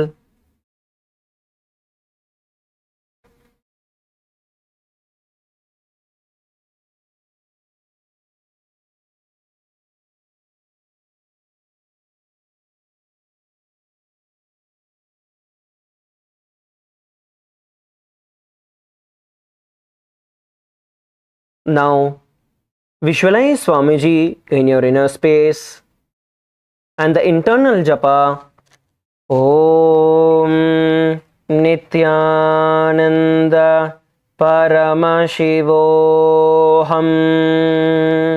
इदानीं गर्भिणीनां योगाभ्यासो यथा लघो सुखप्रसवलाभाय प्रोच्यते प्राक्तने पथि. Now let's enter into the next asana. The next asana is going to be Muktasana. அடுத்து நம்ம பண்ண போற ஆசனம் முக்தாசனம். Now place the left foot against the genital region. கால்களை நீட்டிக்கோங்க. You can stretch your feet out first and bring your left foot உங்களோட left leg வந்து உங்களோட buttocks கிட்ட கொண்டு வந்து வைங்க. Bring your left foot close to your genital region. Place your right foot on top of the left. உங்களோட right leg வந்து left leg மேல வச்சுக்கோங்க. Place your right leg on top of the left. Place your hands on top of the knees, palms facing towards the ground. உங்களோட கைகளை முட்டி மேல கீழ்ப்பக்கமா பார்த்த மாதிரி வச்சுக்கோங்க. Sit straight, நிமிர்ந்து உட்கார்ந்துக்கோங்க. Sit straight. Now bring your gaze towards the nose. உங்களோட மூக்கோட நுனிய பாருங்க. Bring your gaze towards the nose. Continue to perform the Samana Kumbhaka. Samana Kumbhakam தொடர்ந்து செய்யுங்கள். Inhale and visualize that air awakening the Jataragni in your stomach.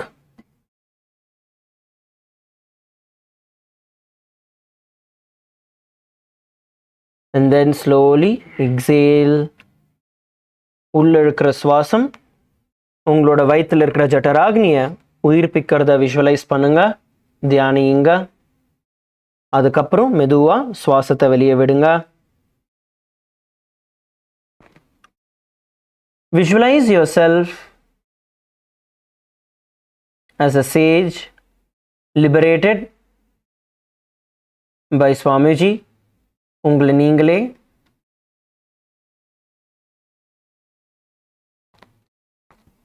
ஒரு சந்நியாசியா பகவான் வந்து உங்களுக்கு முக்தி அளிக்கிறத தியானியுங்க. உங்களுக்குள்ள ஓட வேண்டிய ஜபம் ஓம் Nityananda பரமசிவோஹம்.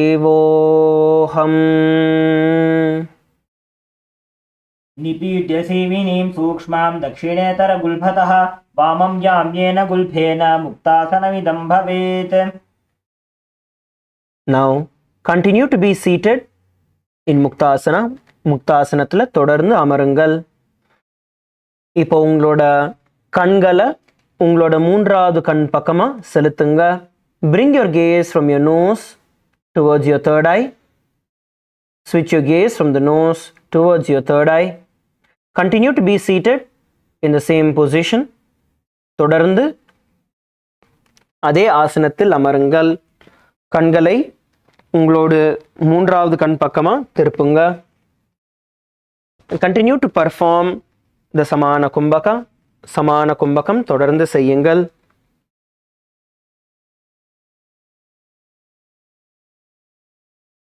Inhale and see the breath awakening the Jataragni in your stomach. உள்ள இழுத்த சுவாசம் உங்களோட ஜட்டராக்னிய உயிர்ப்பிக்கிறத பாருங்க.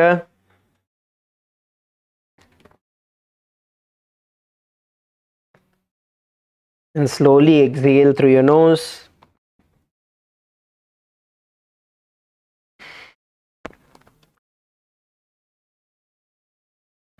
Now visualize Swamiji in your inner space.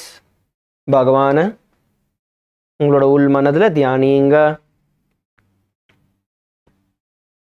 உங்களுக்குள்ள ஓட வேண்டிய ஜபம் ஓம் நித்யானந்த பரமசிவோஹம். संयमितेन्द्रियो चलदृशा पश्यन् भ्रुवोरन्तरं चैतन्मोक्षकपातभेदजनकं सिद्धासनं प्रोच्यते. Now continue to be seated in the same asana. சித்தாசனத்தில் தொடர்ந்து உட்காருங்க. Now bring your gaze to the ground in front of you. உங்களுக்கு முன்னாடி இருக்கிற தரை மேலே உங்களோட கண்களை கொண்டு வாங்க. உங்களுக்கு முன்னாடி இருக்கிற தரை மேலே உங்களோட ஃபோக்கஸை கொண்டு வாங்க. Continue to perform the Samana Kumbhaka. Inhale. Visualize the fire awakening the Jataragni in your stomach. And then slowly exhale through your nose. உள்ள இருக்கிற சுவாசம் உங்களோட வயிற்றுல இருக்கிற ஜட்டராக்னியை உயிர்ப்பிக்கிறது தியானிங்க. மெதுவா அதுக்கப்புறம் சுவாசத்தை வெளியே விடுங்க. Now let's continue to perform the pranayama. தொடர்ந்து பிராணாயாமத்தை செய்யுங்க. We will now be performing the Mahamudra Bandha along with this. Mahamudra Bandha இதோட செய்ய போகிறோம், பிராணாயாமத்தோட செய்ய போகிறோம். So inhale through your nose and lock the breath inside you in the Jalandhara Bandha. Visualize the breath inside you awakening the Jataragni and then slowly release the Jalandhara Bandha. Exhale completely and forcefully through your nose and pull your stomach in and up into the Uddiyana Bandha. Hold as comfortably as possible and then relax and repeat it once again. Mahamudra Bandha செய்ய போகிறோம். உங்களோட சுவாசத்தை உங்களோட நாசி வழியாக உள்ளே இழுங்க. உள்ளே இழுத்ததுக்கப்புறம்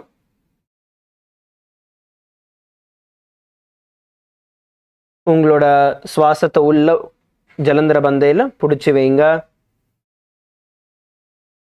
அதுக்கப்புறம் சுவாசத்தை வெளியே விட்டு உங்களோட வயிற்ற உள் பக்கமாகவும் மேலேயும் உட்டியான பந்தத்தில் தூக்கி பிடிங்க. Visualize Swamiji in your inner space and the internal japa. Om Nithyananda Paramashivoham. वामपाद के एडी जानो सीवनी मधितास कोठानो दक्षिपाद की एडी जोगी मेढ़ मधि लगावे सोई. ரிலாக்ஸ். இதே ஆசனத்தில் தொடர்ந்து அமருங்க. இப்போ உங்களோட கைகளை பிந்து முத்ரையில் வைங்க. Place your hands in the Bindu Mudra.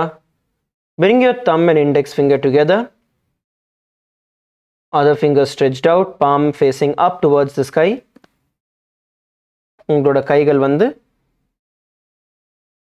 மேல் பக்கமாக பார்த்த மாதிரி வச்சுக்கோங்க. உங்களோட முட்டி மேலே. Sit straight. நிமிர்ந்து உட்காருங்கள். Open your chest out. உங்களோட தோள்பட்டையை நல்லா விரிச்சு வைங்க. You're going to visualize Lord Rudra in your inner space. உங்களுக்குள்ள ருத்ரனை பாவியுங்க.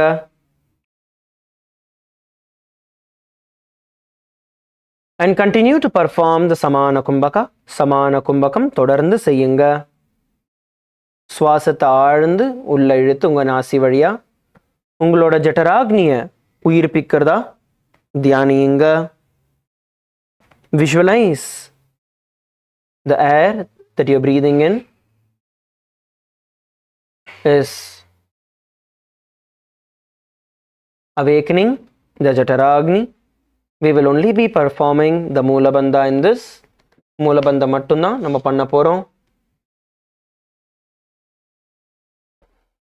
So inhale, hold the breath and exhale. Visualize Lord Rudra, the fierce dimension of Paramashiva in your inner space and the internal japa. Om Nithyananda Paramashivoham. वामचरण परिदक्षिण राखे एक जुग दिए से विधि दाखे. वाम पग थली माहिली core दक्षिण के जुबाहर ले bore. Now let's enter into the next asana. The next asana is Santadhunasana. அடுத்து நம்ம Santadhunasana செய்ய போறோம். Continue to be seated in the same position and bring your gaze towards the nose.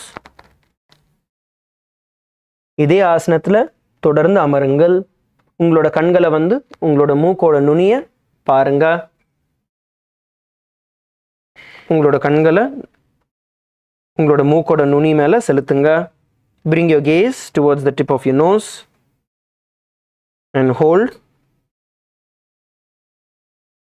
Make sure that your hands are in Bindu Mudra, palms facing upward. உங்களோட கைகள் பிந்து முத்ரையில மேல் பக்கமா பார்த்த மாதிரி வச்சுக்கோங்க. உங்களோட ஆள்காட்டி விரலும் கட்ட விரலும் ஒண்ணா தொடுற மாதிரி மற்ற விரல்களை வெளியில நீட்டி மேல் பக்கமா வச்சுக்கோங்க.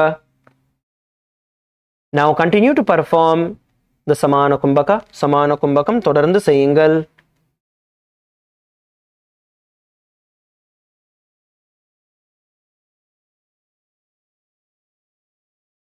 Inhale and visualize the breath that is going in, awakening your Jataragni, and slowly exhale through your nose. மெதுவா சுவாசத்தை உள்ள இழுங்க. உள்ள போற சுவாசம் மெதுவா வெளியே வர்றத தியானியுங்க.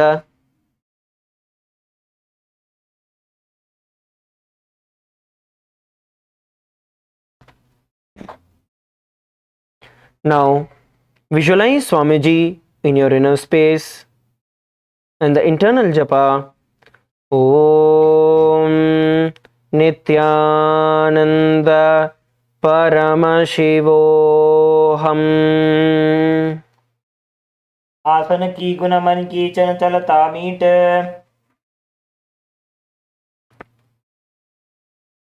Now we are going to be performing the Siddhasana too.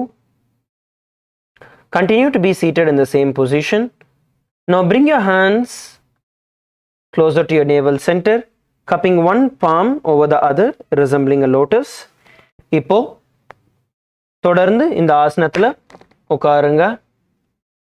இந்த ஆசனத்துல ஒவ்வொரு கை மேல இன்னொரு கையை ஒரு பூ மாதிரி மொட்டு மாதிரி ஒரு பொசிஷனுக்கு கொண்டு வாங்க. உங்களோட தொப்புள் கொடி கிட்ட கொண்டு வாங்க. Bring it near your navel center and continue to perform the Samana Kumbhaka. Samana Kumbhakam தொடர்ந்து செய்யுங்கள். Inhale, visualizing the breath, awakening the Jataragni in your inner space, and slowly exhale through your nose. மெதுவா சுவாசத்தை உள்ள இழுங்க. உள்ள போற சுவாசம் உங்களோட ஜட்டராக்னிய உயிர்ப்பிக்கிறத பாருங்க. அதுக்கப்புறம் மெதுவா சுவாசத்தை உங்களோட நாசி வழியா வெளியே விடுங்க. Please continue to perform the Samana Kumbhaka. பகவான உங்களோட உள் மனதுல தியானியுங்க. Visualize Swamiji in your inner space. உங்களுக்குள்ள ஓட வேண்டிய ஜபம் ஓம் நித்யானந்த பரமசிவோஹம். ऋजुकाय समासीन सिद्धासनमुदीरितं प्रसार्य भुवि पादौ तु दोर्भ्यामङ्गुष्टमादरात्. Relax. Now we are going to be performing the Bandha Yoni Asana. அடுத்து நம்ம Bandha Yoni ஆசனம் பண்ண போறோம். Please sit straight. நிமிர்ந்து உட்காருங்க. இப்போ உங்களோட கைகளை ஷண்முகி முத்ரைக்கு கொண்டு வாங்க. Bring your hands into the Shanmukhi Mudra. Place your little fingers beneath the bottom lip. உங்களோட சுண்ட விரலை உங்களோட கீழ் உதடுக்கு அடியில் வைங்க. Bring your ring fingers above your upper lip. உங்களோட மோதிர விரலை உங்களோட மேல் உதடு மேலே வைங்க. Bring your middle fingers on top of your nostrils. உங்களோட நடு விரலை உங்களோட மூக்கு மேலே வைங்க. And bring your index fingers over your eyes. உங்களோட ஆள்காட்டி விரலை கண்கள் மேலே வைங்க. And bring your thumb on top of your ears. உங்களோட கட்ட விரலை உங்களோட காதுகள் மேலே வைங்க. You are now going to inhale through your nose. இப்போ உங்களோட நாசி வழியாக நீங்கள் சுவாசத்தை உள்ளே இழுத்து அதுக்கப்புறம் அந்த சுவாசத்தை உங்களுக்குள்ள எல்லா பந்தங்களையும் பண்ணி எல்லா விரல்களையும் வச்சு க்ளோஸ் பண்ண போகிறீங்க. You going to lock the breath inside you as comfortably as possible. எவ்வளோ கம்ஃபர்டபுளாக முடியுமோ நீங்கள் உங்களுக்குள்ள சுவாசத்தை பிடிக்க போகிறீங்க. அதுக்கப்புறம் மெதுவாக சுவாசத்தை உங்களோட நாசி வழியாக வெளியில் விடுவீங்க. Slowly then you can exhale through your nose and repeat the Shanmukhi mudra, the pranayama, the Shanmukhi pranayama. Shanmukhi பிராணாயாமம் தொடர்ந்து செய்யுங்கள். Visualise Swamiji in your inner space. பகவானை வந்து உங்களோட உள்மனதில் தொடர்ந்து தியானியுங்க. Continue to visualize Swamiji in your inner space.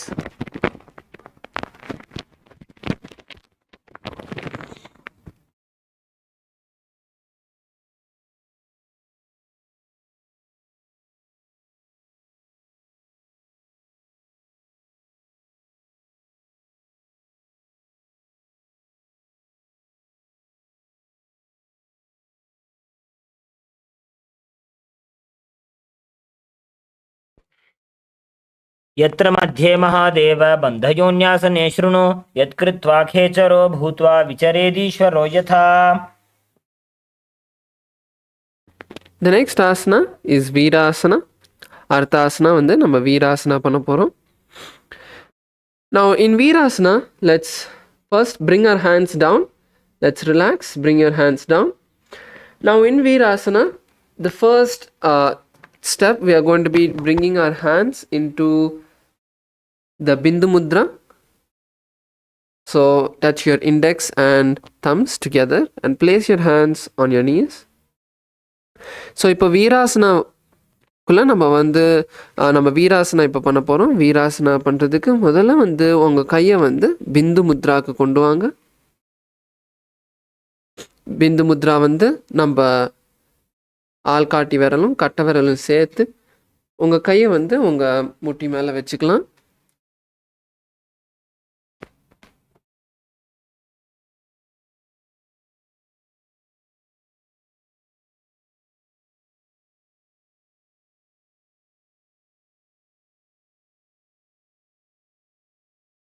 And now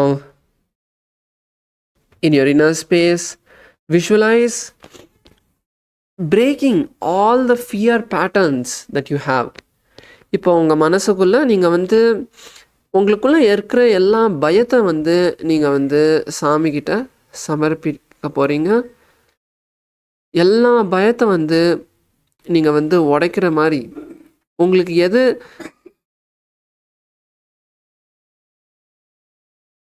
உங்களுக்கு வந்து எதுனாலையாச்சும் உங்களுக்கு பயம் இருந்ததுன்னா அதை வந்து நீங்கள் உடைக்கிறீங்கன்ட்டு அதை உங்களுக்கு மனசுக்குள்ளே பாருங்கள். Visualize breaking the fears in your inner space. Continue to perform the Samana Kumbhaka. Inhale through your nostrils as deeply as you can, filling yourself. Visualize that increasing the Jataragni in the Samana Kumbhaka, and then exhale through your nostrils. Perform the Mula Bandha, tightening the perineal muscles. இப்போ இந்த ஆசனா பண்ணும்போது நம்ம வந்து சமான கும்பகா செய்ய போகிறோம். ஆழமாக மூச்சுள் வாங்கி அந்த மூச்சு வந்து உங்கள் ஜட்டராக்னியை வந்து இன்க்ரீஸ் பண்ணுற மாதிரி விஷுவலைஸ் பண்ணுங்க. உங்கள் தொப்புள் இடத்துல வந்து அந்த ஹீட்டை வந்து பாருங்க. அதுக்கப்புறம் மெதுவாக மூச்சு வெளியே விடுங்க.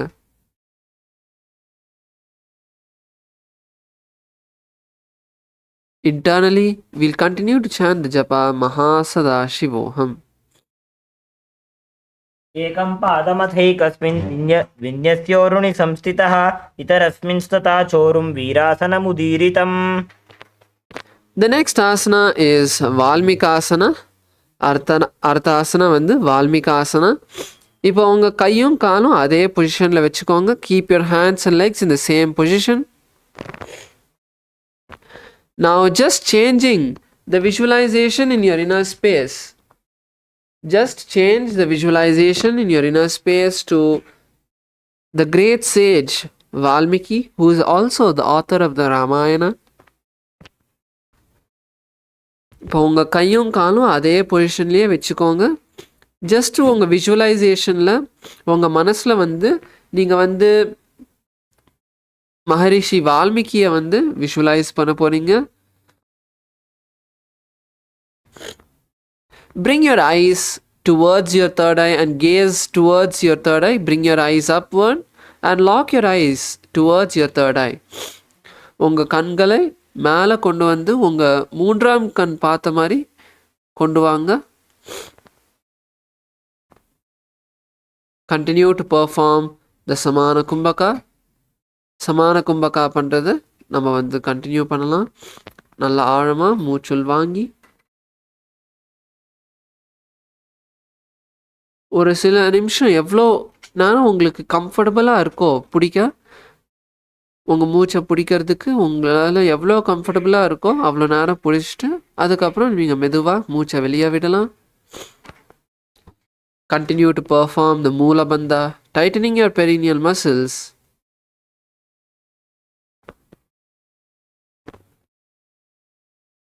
மூலபந்தா செய்யுங்க. இந்த ஆசனா பண்ணும்போது நம்ம மூலபந்தா செய்யணும். Internally chant the japa Om Nithyananda Paramashivoham. உங்களுக்குள்ள ஓம் நித்யானந்த பரமசிவோகம் ஜபத்தை வந்து கண்டினியூ பண்ணுங்க. डावा पग की पग थली पुनि एड़ी है जोज फना दिशि मेड्र दक्षिण आनी लगा वे सोय.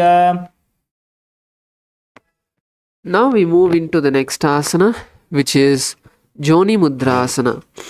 இப்போ அடுத்தது நம்ம வந்து ஜோனி முத்ராசனா செய்ய போகிறோம். ஜோனி முத்ராசனில் வந்து நம்ம கையை வந்து பிந்து முத்ராலேருந்து ஜஸ்ட்டு உங்கள் கை வந்து உங்கள் முட்டி மேலே வச்சுக்கோங்க. Now from Bindu Mudra, just place your palms on your knees and relax your hands from the bindu mudra. And just place your palms on your knees. Make sure to sit with your head, neck and spine in a straight line. Sit with your back straight. உங்கள் முதுக வந்து நேரா நிமிர்ந்து வச்சுக்கோங்க.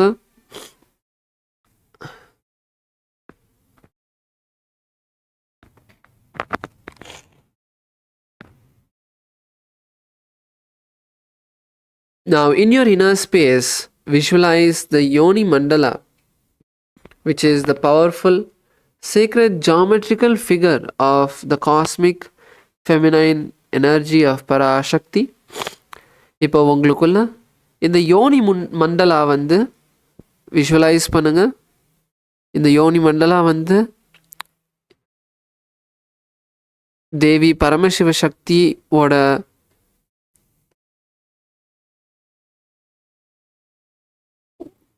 பவர்ஃபுல்லான ஒரு யந்திரம்.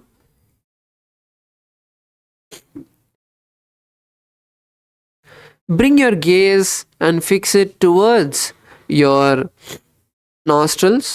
உங்கள் கண்களை உங்கள் மூக்கை பார்த்த மாதிரி கொண்டு வாங்க.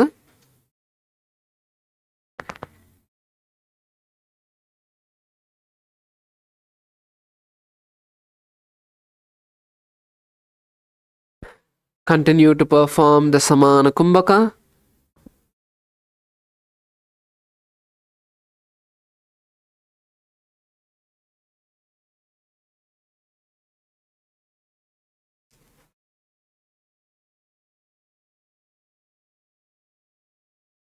And perform the Mula Bandha, tightening your perineal muscles.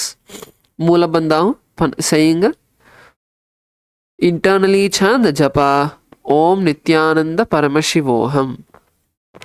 वाम पाद की पग थली जाहि माहिली core. The next asana is Yoni Asana. இப்போ அடுத்த ஆசனா வந்து யோன்யாசனா.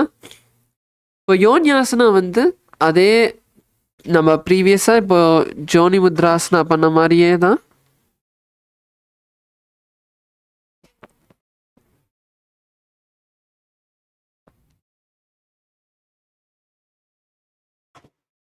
So the next asana is Yonyasana.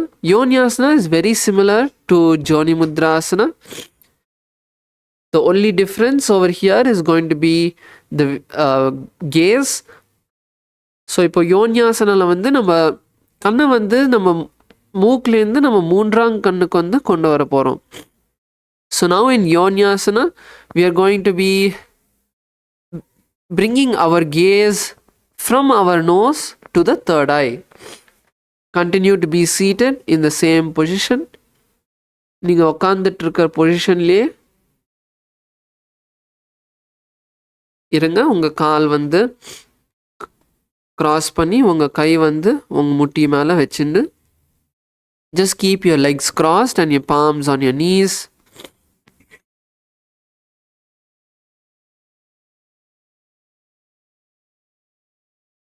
And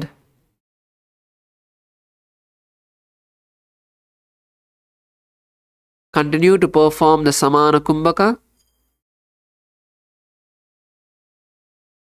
சமான கும்பகா பண்ண நம்ம கண்டினியூ பண்ணலாம். நம்ம ஆழமாக மூச்சுள் வாங்கி ஒரு சில நிமிஷம் அதை வந்து நம்ம மூச்சை வந்து பிடிச்சிட்டு நம்மளுக்குள்ள அந்த ஜட்டராக்னி வந்து பெருசாக ஆகிறது மாதிரி விஷுவலைஸ் பண்ணி அதுக்கப்புறம் மூச்சை வந்து வெளியே விடுங்க.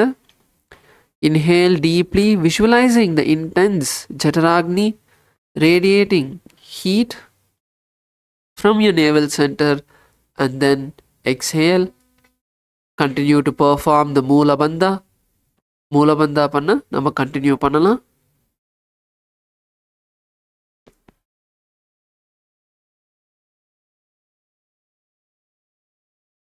Internally chant the japa Om Nithyananda Paramashivoham. உங்களுக்குள்ள Om Nithyananda Paramashivoham ஜபம் கண்டினியூ பண்ணுங்க. योन्यासनं पर्वतेन योगं योगफलेनिलं तत्कालफललं तावत् खेचरो यावदेव हि.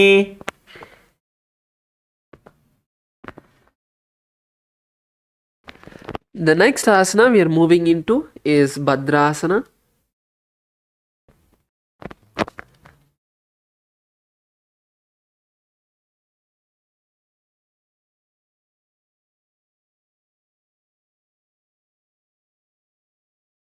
அர்த்தாசனா வந்து பத்ராசனா 3. அடுத்தது நம்ம பத்ராசனா 3 பண்ணலாம்.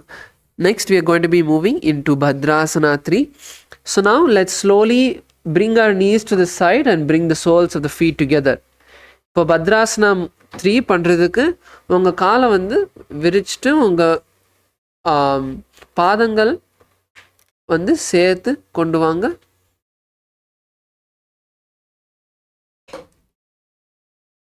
And now bring your hands and wrap your fingers around your hands. இப்போ வந்து உங்கள் கையை வந்து உங்கள் காலை சுற்றி கொண்டு வாங்க.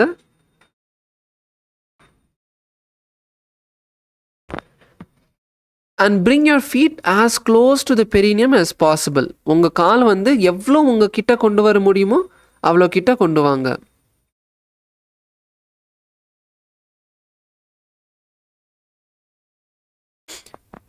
Now let's try to bring our knees to the ground. You can slowly move your legs up and down if you want, like the wings of a bird, or you can just use your elbows and press your feet to the ground, whichever is comfortable for you. Let's take a few minutes to push ourselves to get comfortable, to stretch our legs, stretch our thighs. இப்போ ஒரு சில நிமிஷம் எடுத்துட்டு நம்ம காலை வந்து stretch பண்ணுறதுக்கு கொண்டு வரலாம். இப்போது நீங்கள் வந்து உங்கள் காலை வந்து ஒரு பறவை மாதிரி மேலேயும் கீழே நீங்கள் பண்ணலாம். இல்லை நீங்கள் வந்து உங்கள் முழங்கால் வச்சு உங்கள் காலை வந்து கீழே தள்ளலாம். உங்களுக்கு எது கம்ஃபர்டபுளாக இருக்கோ நீங்கள் வந்து அந்த மாதிரி பண்ணி ஒரு சில நிமிஷம் எடுத்துகிட்டு இந்த பொசிஷனில் இருந்து நம்ம காலை வந்து மெதுவாக ஸ்ட்ரெச் பண்ணுறதுக்கு தரலாம். Continue to breathe in and out as deeply as you can. Breathing is very important to allow the stretch to happen So keep breathing and perform the asana. So நல்லா ஆழமாக மூச்சு உள்வாங்குங்க. நீங்கள் ஆசனா பண்ணும்போது நீங்கள் வந்து நல்லா மூச்சு உள்வாங்கினீங்கன்னா உங்கள் ஸ்ட்ரெச் பண்ணுறதுக்கு இன்னும் ஈஸியாக இருக்கும்.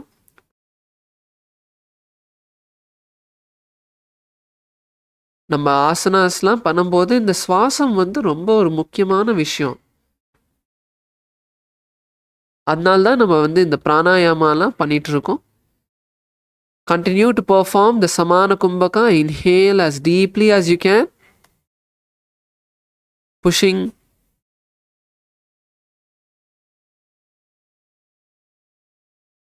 Your legs down. Continue to perform the Samana Kumbhaka. உங்க காலத்தல்ல நீங்க வந்து சமான கும்பகா செய்யுங்க.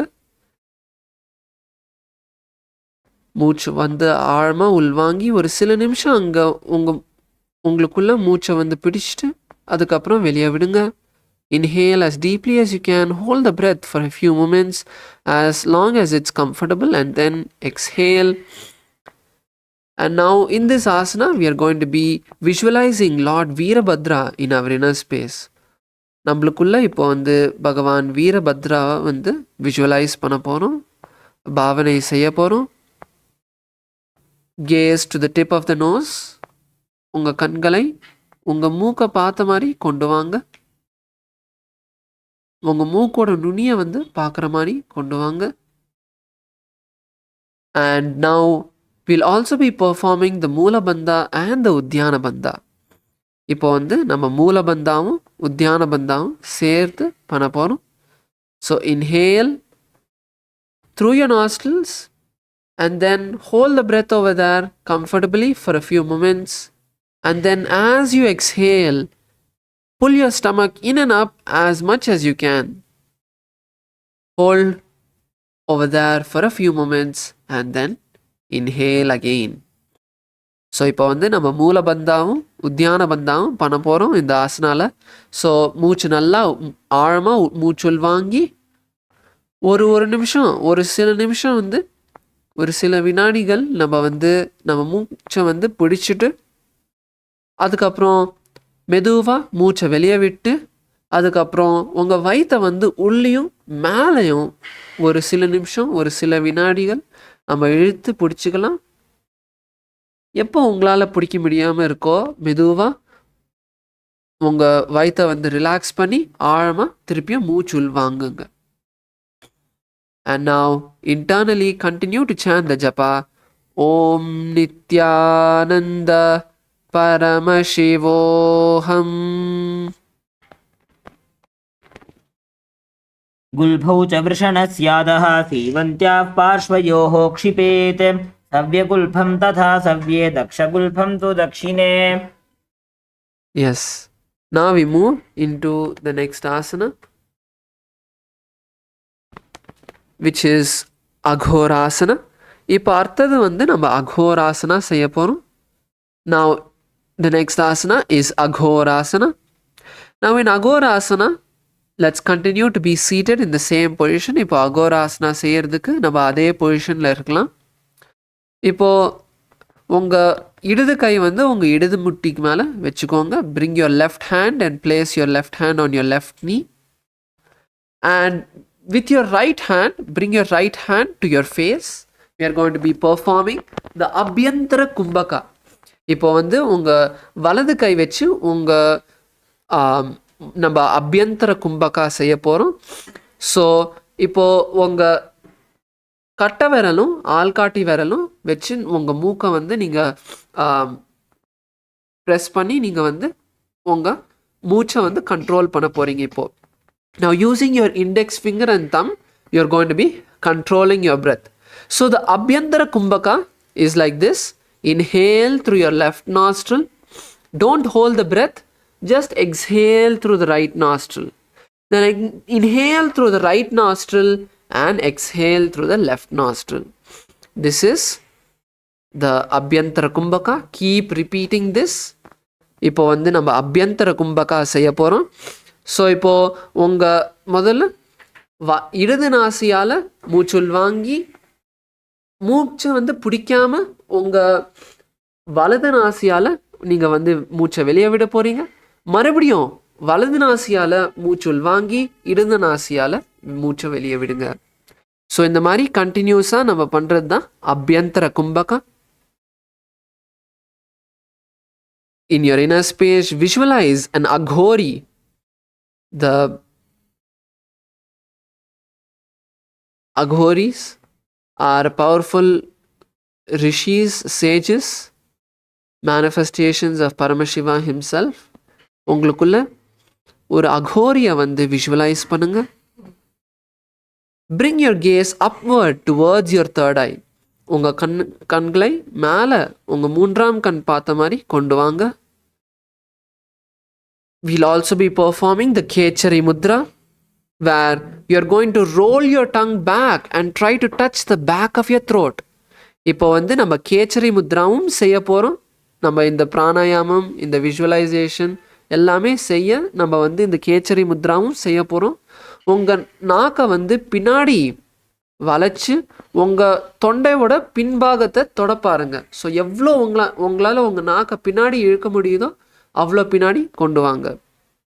In your inner space, continue to chant the japa. Om Nithyananda Paramashivoham. உங்களுக்குள்ள ஓம் நித்யானந்த பரமசிவோஹம் ஜபத்தை வந்து கண்டினியூ பண்ணுங்க. पूर्व कहो भिश्रिका जो जी वाही विधि जो कीजे सो जी सब अंगूरी मुख बाहर आने मुख को पुनि संपुट कर ठाने. The next asana is Jalandhari Pavasana. இப்போ அடுத்த ஆசனா வந்து Kaneri Pavasana. The next asana is going to be Kaneri Pavasana. So in this seated position,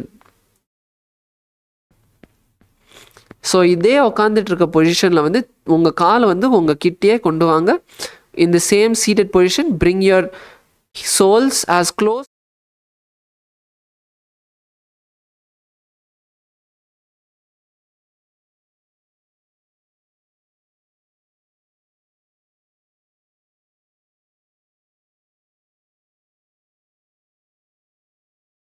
Please be seated with your head, neck and spine in a straight line.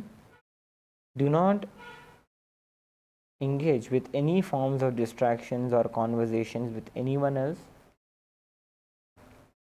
The Pada Puja and the Paramashiva Puja is your personal time with Swamiji.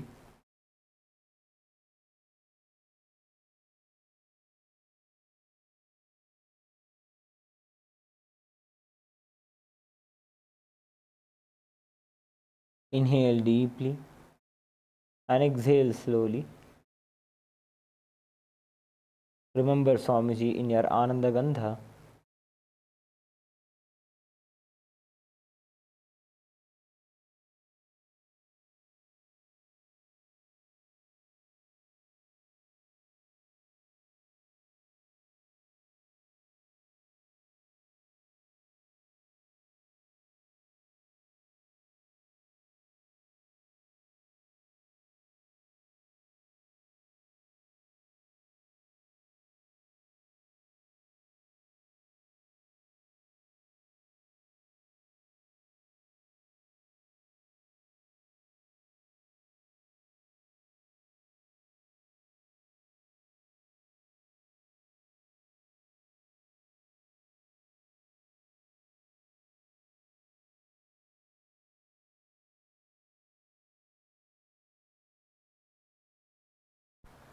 Before we begin the Pada Puja, and let us now begin with the Sadguru Vandanam.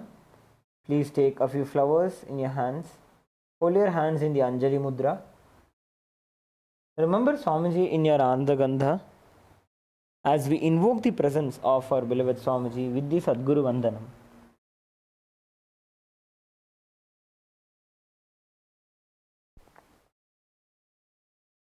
नित्यानन्दं परमसुखदं केवलं ज्ञानमूर्तिं द्वन्द्वातीतं गगनसदृशं तत्त्वमस्यादिलक्ष्यम् एकं नित्यं विमलमचलं सर्वधी साक्षिभूतं भावातीतं त्रिगुणरहितं सद्गुरुं तं नमामि नित्यानन्देश्वर परमशिवसमारम्भां नित्यानन्देश्वरी परमशिवशक्तिमध्यमां नित्यानन्दपर्यन्तां वन्दे गुरुपरम्परां ललाटे त्रिपुण्ड्रे निटिलकृतकस्तूरीतिलकः स्फुरन्मालाधारस्फुरितकटिकौपीनवसनः दधानो दुस्तारं शिरसि फनिराजं शशिकलां प्रदीपः सर्वेषाम् अरुणगिरियोगी विजयते. Please perform the Tattvachamanam. Keeping your right hand in the Gokarna Mudra, take an Uddani of water into your right palm. Sip the water from the base of the right palm along with the mantra. Om Atmatattvam Shodhayami Svadha. Om Vidyatattvam Shodhayami Svadha. Om Shivatattvam Shodhayami Svadha. Please wash your hand with an Uddani of water, and then with the base of the right thumb, wipe your lips twice from the right to the left. Om Ham Hridayaya Namaha. Again wash your hand. With the tip of the index, middle and ring fingers joined together, touch above the upper lip and below the lower lip. Again wash your hand. With the tip of the index finger and thumb joined together, touch the right nostril, the left nostril. With the ring finger and thumb joined together, touch the right eye, the right ear, and then the left ear. Again wash your hand. With the little finger and thumb joined together, touch the navel center, the right chest, the left chest. With all 5 fingers joined together, touch the top of the head, the right shoulder, left shoulder, and then the heart center. Again wash your hand. Next is the Shuklambaradhanam. Please take a few flowers and akshata into your hands. Clench your hands into the Mushti Mudra, which is when you bring your hands into a fist, keep your thumbs within the fist. This is called the Mushti Mudra. Tap the sides of the forehead with your knuckles 5 times as we chant the following mantra. As you perform this action, visualize that the nectar, remembering Mahaganapati in your inner space, the nectar flowing from your Sahasrara chakra, from the crown center to all over your body, cleansing all your nadis, the energy circuits within our body. Om Shuklam Baradharam Vishnum Shashivarnam Chaturbhujam Prasanna Dhyayet Sarva Vighnopashantaye. Next is the pranayama. We will be guiding all of you through the process of the pranayama. Please continue to hold the akshata and flowers in your hands. Hold the flowers and akshata with your index finger and the middle finger. Close your right nostril with your right thumb and slowly inhale as we chant the following mantras. Om Ham Ishanamurdhanam Om Him Tatturshabaktrayanam Om Hum Agorahdanam Om Him Vamadevukyanam Om Ham Satyajamurtenam Om Hamradanam Om Him Shirsenam Om Hum Shikayanam Om Him Kauchayanam Om Hum Netribhyanam Om Astrayanam. Now hold your breath by closing your left nostril. Om Ham Ishanamurdhanam Om Him Tatturshabaktrayanam Om Hum Agorahdanam Om Him Vamadevukyanam Om Hum Satyajamurtenam Om Hamradanam Om Him Shirsenam Om Hum Shikayanam Om Him Kauchayanam Om Hum Netribhyanam Om Astrayanam. Now slowly exhale through the right nostril. Om Ham Ishanamurdhanam Om Him Tatturshabaktrayanam Om Hum Agorahdanam Om Him Vamadevukyanam Om Hum Satyajamurtenam Om Hamradanam Om Him Shirsenam Om Hum Shikayanam Om Him Kauchayanam Om Hum Netribhyanam Om Astrayanam. Now touch your right ear and then bring your hands into the Sankalpa Mudra. That is, clasp your right hand with your left hand and place it on your right thigh. This is called as the Sankalpa Mudra.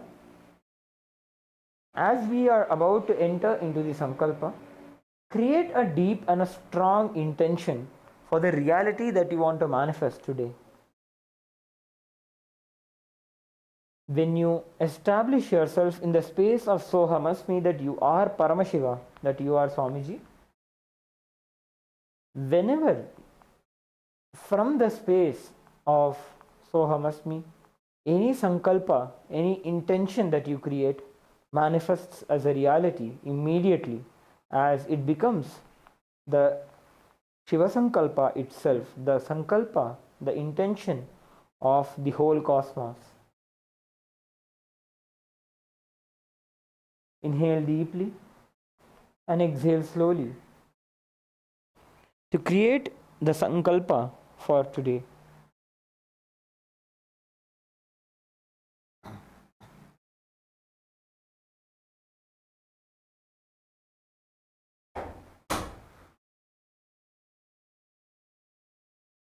Let us now enter into the Sankalpa mantra.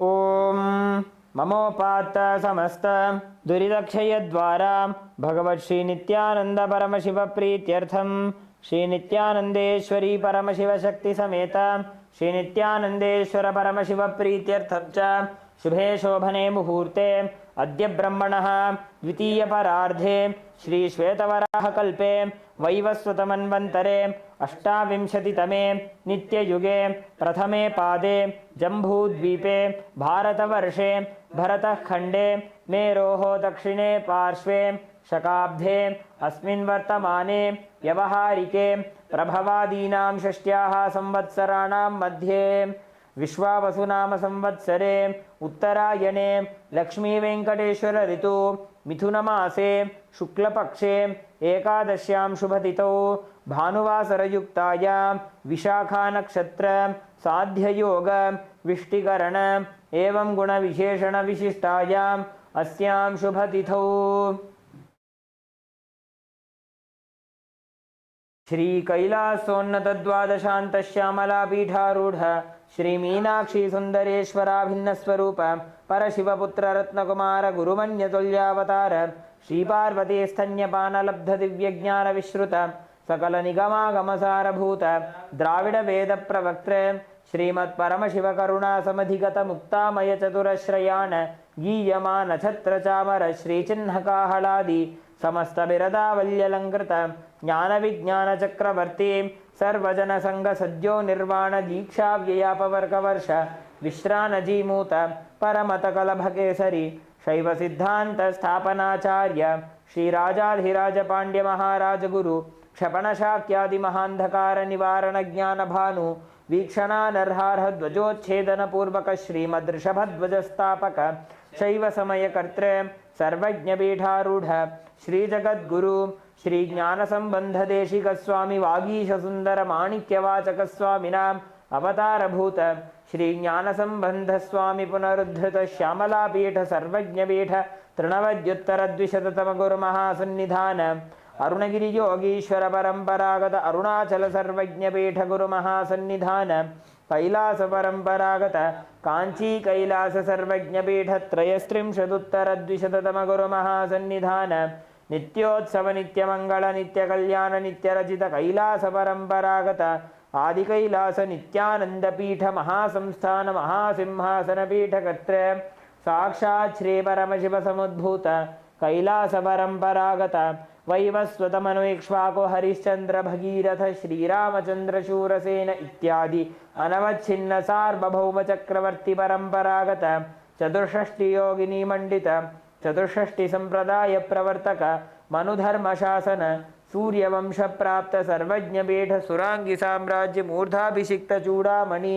साक्षात् श्री परमशिव समुद्भूत कपिल महागुरु पुनरुद्धृत महानिर्वाणी पीठ अष्टोत्तर सहस्र श्री महामंडलेश्वर साक्षात् श्री परमशिव समुद्भूत श्री महागणपति समारंभ अनवच्छिन्न पीठाधीश्वर गुरु परंपरा प्राप्त अटल पीठ अष्टोत्तर सहस्र श्री अटल पीठाधीश्वर धर्म मुक्ति स्वर्ग पुरस्वर्ण पीठ त्रयोविंश गुरु महासन्निधान कैलास परंपरागत आदिपीठ सर्वज्ञ पीठ जगद्गुरु श्री कैलास पुनरुद्धारक श्री कैलास परमाचार्य श्रीमत् परमहंस परिव्राजकाचार्य वर्य सच्चिदानंद प्रणव स्वरूप श्रोत्रिय ब्रह्मनिष्ठ श्रीमज्जगद्गुरु श्री भगवत श्री नित्यानंद परमशिव श्री ज्ञान संबंध देशिक परमाचार्य स्वामिनां प्रीत्यर्थम तेषां पादारविन्दयोः भक्ति सिद्ध्यर्थम गुरुकृपा कटाक्ष सिद्ध्यर्थम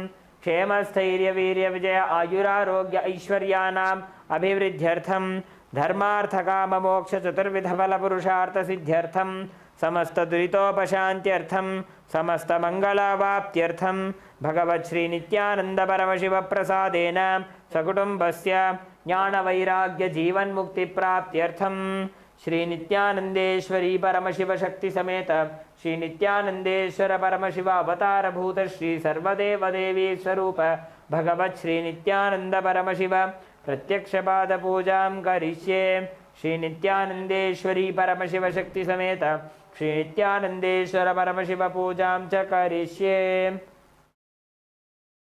Please drop the flowers and akshata onto your right hand side and rinse your hand with an uddhani of water. Om apa upasprishya. Next is the ghantanada, the ringing of the bell. Please hold the bell in your left hand, hold it at the level of your heart center and ring the bell along with the mantra.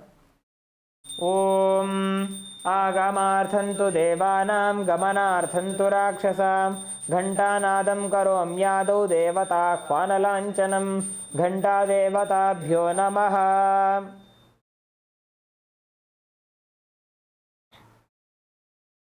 Next is the Manasa Puja, the internal worship.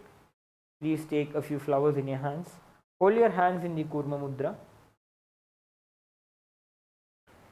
As we perform the Manasa Puja, we request all the participants to please be in a meditative space. Remember Swamiji in your Ananda Gandha and make all the upacharas, the various offerings to him in your inner space. Offer your very heart as a lotus seat for Swamiji. The bliss that you experience in your inner space when you remember Swamiji becomes the nectar for washing Swamiji's feet.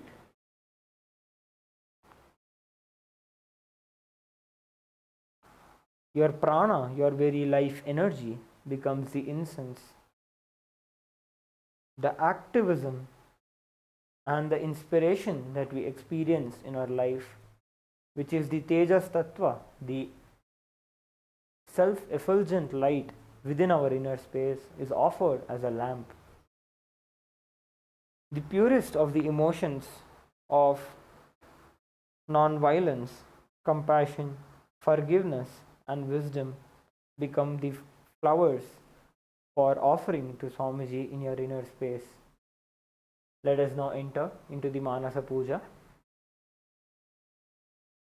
Om Hritpadmamasanam dadyat sahasrarachyutamritaihi padyam charanayor dadyat manastu arghyam nivedayet tenamritena achamaniyam snaniyam tena cha smritam आकाशतत्त्वं वस्त्रं स्यात् गन्धस्यात् गन्धतत्त्वकं चित्तं प्रकल्पयेत् पुष्पं धूपं प्राणान् प्रकल्पयेत् तेजस्तत्त्वं च दीपार्थं नैवेद्यं स्यात् सुधाम्बुधिः अनाहतध्वनिर्घण्टा वायुतत्त्वं च चामरं सहस्रारं भवेत् छत्रं शब्दतत्त्वं च गीतकं नृत्तमिन्द्रियकर्माणि चाञ्चल्यं मनसस्तथा सुमेखलां पद्ममालां पुष्पं नानाविधं तथा अमायाद्यैर्भावपुष्पैः अर्चयेद्भावगोचरम् अमायम् अनहङ्कारम् अरागम् अमदं तथा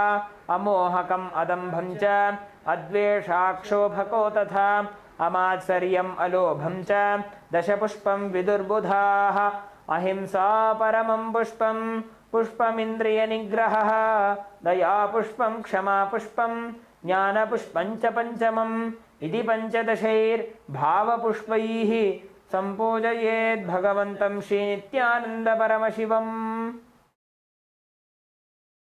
Now we'll be entering into the Upachara Puja, the external worship. First is the offering of Asanam, the offering of the seat. Please take some akshata in your hands and offer it onto Swamiji's feet along with the mantra. Asanam Om Sarvabhutantarasthaya Sarvabhutantaratmane Kalpayamyupaveshartham Asanam Te Namo Namaha. Om Hrim Idam Suvarnasanam सर्वदेवदेवी स्वरूपाय भगवते श्रीनित्यानंद परमशिवाय नमः. Next is the offering of Swagatam, the offering of welcoming Swamiji. Please take a few flowers in your hands and offer it at Swamiji's feet by the end of the mantra. स्वागतम् ॐ शान्तत्वात् सर्वकर्तृत्वात् भावोपरतिकारणात् शिव उक्तौ महातन्त्र मन्त्रविद्भिः सदा शिवः तस्मै शिवाय गुरवे वीतरागकलाय वै अमेयत्वादनन्तोऽयम् अजत्वाच प्रकीर्तितः यस्य दर्शनमिच्छन्ति देवा स्वाभीष्टसिद्धये तस्मै ते परमेशान स्वागतं स्वागतं प्रभो अद्य मे सफलं जन्म जीवनं सफला क्रियाः स्वागतं यत्त्वया तन्मे तपसां फलमागतम् ॐ ह्रीं सर्वदेवदेवी स्वरूप भगवत् श्री नित्यानंद परमशिव स्वागतं सुस्वागतं ते. Next is the offering of Padyam, the offering of water for washing Swamiji's feet. Please take an udani of water and offer at Swamiji's feet along with the mantra. Padyam Om यद्भक्तिलेश संपर्कात् परमानंद संप्लवः तस्मै ते परमेशान पाद्यं शुद्धाय कल्पये ॐ ह्रीं एतत्पाद्यं सर्वदेवदेवी स्वरूपाय भगवते श्रीनित्यानंद परमशिवाय नमः. Next is the offering of Arghya, the offering of the traditional bouquet. Please take the conch decorated with the flowers and the traditional bouquet in your hands and offer the water and the flowers onto Swamiji's feet by the end of the mantra.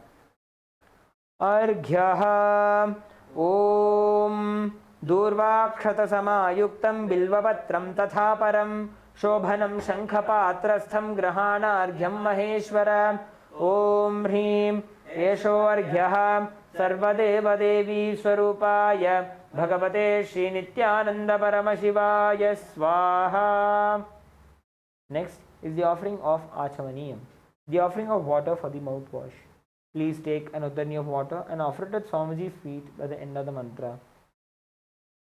Achamaniyam Om Mandaginyastu Yadvari Sarvapapaharam Shubham Grahanachamaniyam Tvam Maya Bhaktya Niveditam Om Hrim Idam Achamaniyodakam सर्वदेवदेवी स्वरूपाय भगवते श्री नित्यानंद परमशिवाय स्वधा. Next is the offering of Madhuparka, the offering of the nectarine drink. Please take the Madhuparka in your hands and offer it at Swamiji's feet by the end of the mantra. Madhuparkaha Om Sarvakalmashanashaya Paripurna Sudhatmakam मधुपर्कमिमं देव कल्पयामि प्रसीद मे ॐ ह्रीं एष मधुपर्कः सर्वदेवदेवी स्वरूपाय भगवते श्रीनित्यानंद परमशिवाय स्वधा. Next is the offering of Gandhatailam, the offering of the scented oil. Please take the Gandhatailam in your hands and offer it at Swamiji's feet by the end of the mantra. Gandhatailam Om Sneham Grahana Snehena Lokanam Hitakaraka Sarvalokeshu Shuddhastvam Dadami Snehamuttamam Om Hrim Idam Gandhatailam Sarvadevadevi Swarupaya Bhagavate Shri Nityananda Paramashivaya Nivedayami. Next is the offering of Snaniyam, the offering of water for the sacred bath. Please take an udani of water in your hands and offer it at Swamiji's feet by the end of the mantra, and please ring the bell as you do so. Snaniyam Om Idam Sushitalam Vari Swachham Shuddham Manoharam Snanartham Te Maya Bhaktya Kalpitam Pratigrihyataam Om Hrim Idam Snaniyodakam सर्वदेवदेवी स्वरूपाय भगवते श्री नित्यानंद परमशिवाय निवेदयामि. Next is the offering of Vastram, the offering of the clothes. Please take the Vastram in your hands and offer it at Swamiji's feet by the end of the mantra. Vastram Om Maya Chitrapatatchanna Nijaguhyorutejase निरावरण विज्ञाय वासस्ते कल्पयाम्यहम् ॐ ह्रीं इदं वस्त्रोत्तरीयं सर्वदेवदेवीस्वरूपाय भगवते श्रीनित्यानन्दपरमशिवाय निवेदयामि. Next is the offering of Abharanam, the offering of the sacred jewelry. Please take the Abharanam in your hands and offer it at Swamiji's feet by the end of the mantra. Abharanam Om Svabhavasundaraangaya Nanashaktyashrayayate Suvarnam Bhushanam Tubhyam Kalpayami Prasidame. Om Hrim Idam Suvarnabharanam सर्वदेवदेवी स्वरूपाय भगवते श्रीनित्यानन्दपरमशिवाय निवेदयामि. Next is the offering of Gandha, the offering of the sandalwood paste. Please take the Gandha in your hands and offer it at Swamiji's feet by the end of the mantra. Gandha Om Shariram te na janami cheshtam naiva cha मया निवेदितान् गन्धान् प्रतिगृह्य विलिप्यताम्. ॐ ह्रीं एष गन्धः सर्वदेवदेवी स्वरूपाय भगवते श्रीनित्यानन्दपरमशिवाय नमः. Next is the offering of Pushpam, the offering of the fragrant flowers. Please take the Pushpam, the flowers smeared with sandalwood paste in your hands and offer them at Swamiji's feet by the end of the mantra. पुष्पं ॐ तुरीयवनसम्पन्नं नानागुणमनोहरम् आनन्दसौरभं पुष्पं गृह्यताम् इदमुत्तमम्. ॐ ह्रीं एतानि सचन्दनपुष्पाणि सर्वदेवदेवी स्वरूपाय भगवते श्रीनित्यानन्दपरमशिवाय वौषट्. Next is the offering of the Bilva Patram, the offering of the Bilva leaves. Please take the Bilva leaves smeared with sandalwood paste in your hands and offer them at Swamiji's feet by the end of the mantra. Bilva Patram Om Amritodbhavam Shri Vriksham Shankarasya Sada Priyam Bilva Patram Prayachami Pavitram Te Sureshwara. Om Hrim Etani Sachandana Bilva Patrani सर्वदेवदेवी स्वरूपाय भगवते श्रीनित्यानन्दपरमशिवाय वौषट्. Next is the offering of the Tulasi Patram, the offering of the Tulsi leaves. Please take the Tulsi leaves smeared with sandalwood paste in your hands and offer it at Swamiji's feet by the end of the mantra. Tulasi Patram Om Namaste Bahurupaya Varadamurtaye Paramatmane Swaha. ॐ ह्रीं इदं सचन्दनतुलसी पत्रं सर्वदेवदेवी स्वरूपाय भगवते श्रीनित्यानन्दपरमशिवाय नमः. Next is the offering of Dhupa. Please light your lamp and the incense sticks.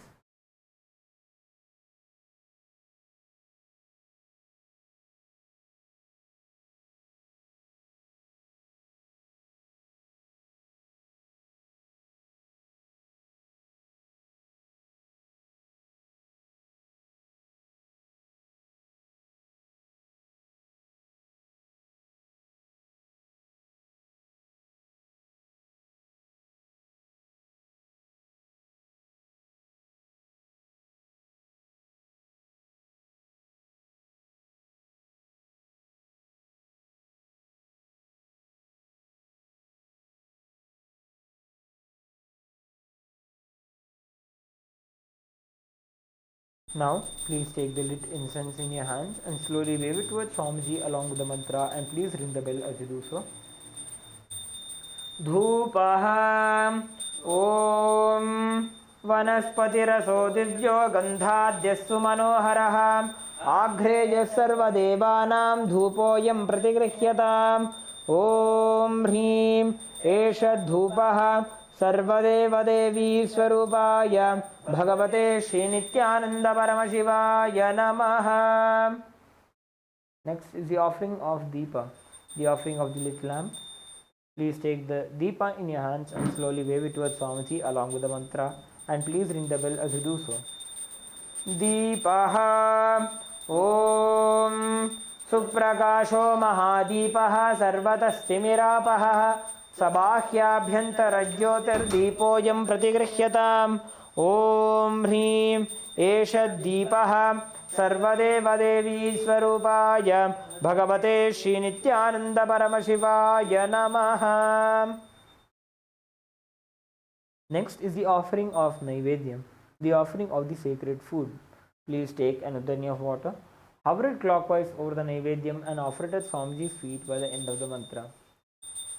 Naivedyam Om Naivedyam Vividham Deva Sharkaradi Vinirmitam Maya Niveditam Bhaktya Grahana Parameshwara Om Hrim Idam Shopakarana Naivedyam Sarvadeva Devi Swarupaya Bhagavate Shri Nityananda Paramashivaya Nivedayami.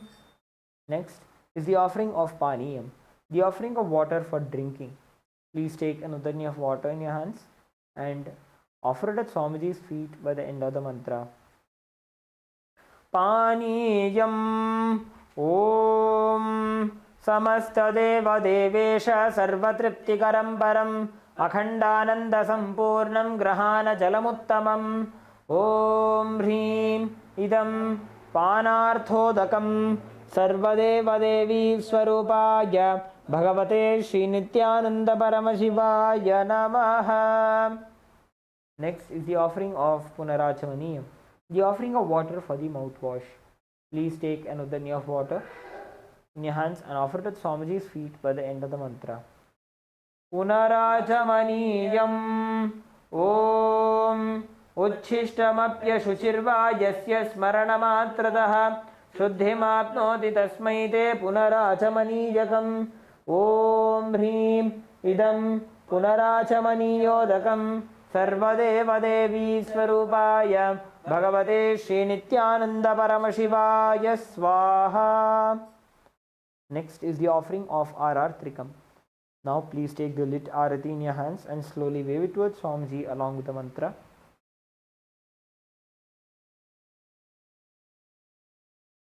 RR Trikam Om Hrim Esha Deepamala Sarvadeva Devi Swarupaya Bhagavate Shri Nityananda Paramashivaya Namaha. Om Sangrahanyeshtya Yajate Imam Janatagum Sangranhaniti Dvadasharatnirashana Bhavati Dvadashamasa Samvatsaraha Samvatsarameva Varundhe Maunji Bhavati Urgvai Munjaha Urjameva Varundhe Chitra Nakshatram Bhavati Chitram Va Etat Karma Karpuragauram Karunavataram Samsarasaram Bhujagendraharam Sada Basantam Hridayaravinde Bhavam Bhavani Sahitam Namami Bhavam Bhavani Sahitam Namami Bhavam Bhavani Sahitam Namami. Arartrikam Samarpayami Bhagavat Shri Nityananda Paramashiva Charana Kamalebhyo Namaha. Next is the offering of Pushpanjali, the offering of the fragrant flowers. The meaning of the mantra we are going to chant now is: Guru is the Brahma, who is the source of creation of the universe. Guru is Vishnu, who is the source of sustenance of the universe. The Guru is Maheshwara, Paramashiva, who is the source of rejuvenation of the universe. Guru is directly Param Brahma, the ultimate superconsciousness. Unto that Guru I surrender. I surrender to the Guru, who is omnipresent and has given me a glimpse of his experience. I surrender to the Guru, who removes this blinding darkness of the eyes caused by the absence of wisdom. By applying the Jnananjana, the sacred black eye pigment anointing the three eyes and awakens all pervasive infinite eyes. I surrender to the Guru, who, by giving the knowledge about the self, has burnt my karmic baggage of so many births. I surrender to the Guru, who is the Lord of the cosmos, who is the Guru of the cosmos. My soul is the same soul which is in all the beings. I surrender to Dakshinamurti, the primordial Guru, who manifests himself differently in the form of Ishvara, Guru, and Atman, or the Self. I surrender unto that Sadguru who is in Nithyananda, the eternal bliss, the bestower of the supreme happiness, who is personification of wisdom, who is beyond duality, who is omnipresent, to whom the supreme goal is giving the experience of Tattvamasi, that you are that. One, who is oneness, eternal, pure and immovable, who is the direct witness, the Sakshi of the beginning and the source of all the beings, who is beyond emotions, and the one who is without the three qualities called the Sattva, the Rajas, and the Tamas. Let us now enter into the Pushpanjali. Please take a few flowers in your hands, close your eyes, and offer the flowers at Swamiji's feet by the end of the mantra. Pushpanjalihi Gurur Brahma Gurur Vishnu Gurur Devo Maheshwaraha Guru Sakshat Param Brahma Tasmai Shri Gurave Namaha Akhanda Mandala Karam Vyaptam Yena Characharam Tatpadam Darshitam Yena Tasmai Shri Gurave Namaha Ajnanatimirandhasya Jnananjanashalakaya Chakshurunmilitam Yena Tasmai Shri Gurave Namaha Aneka Janma Samprapta Karma Bandha Vidahine Atmanyana Pradanena Tasmai Shri Gurave Namaha Mannatha Shri Jagannatho Madguru Shri Jagadguruho Mamatma Sarvabhutatma Tasmai Shri Gurave Namaha Ishvaro Gururatmeti Murti Bheda Vibhagine Vyomavadvyapta Dehaya Dakshina Murtaye Namaha Nithyanandam Paramasukhadam Kevalam Jnanamurtim Dvandvatitam Gagana Sadrisham Tattvamasya Ekam Nityam Vimalamachalam Sarvadhi Sakshibhutam Bhavatitam Trigunarahitam Sadgurum Tam Namami Pushpanjalim Samarpayami Bhagavat Shri Nithyananda Paramashiva Charana Kamalebhyo Namaha Om Nithyanandam. Let us now enter into the Paramashiva Puja. Please begin with the Tattvachamana. Om Atma Tattvam Shodhayami Swadha. Om Vidya Tattvam Shodhayami Swadha. Om Shiva Tattvam Shodhayami Swadha. Om Ham Hridayaya Namaha.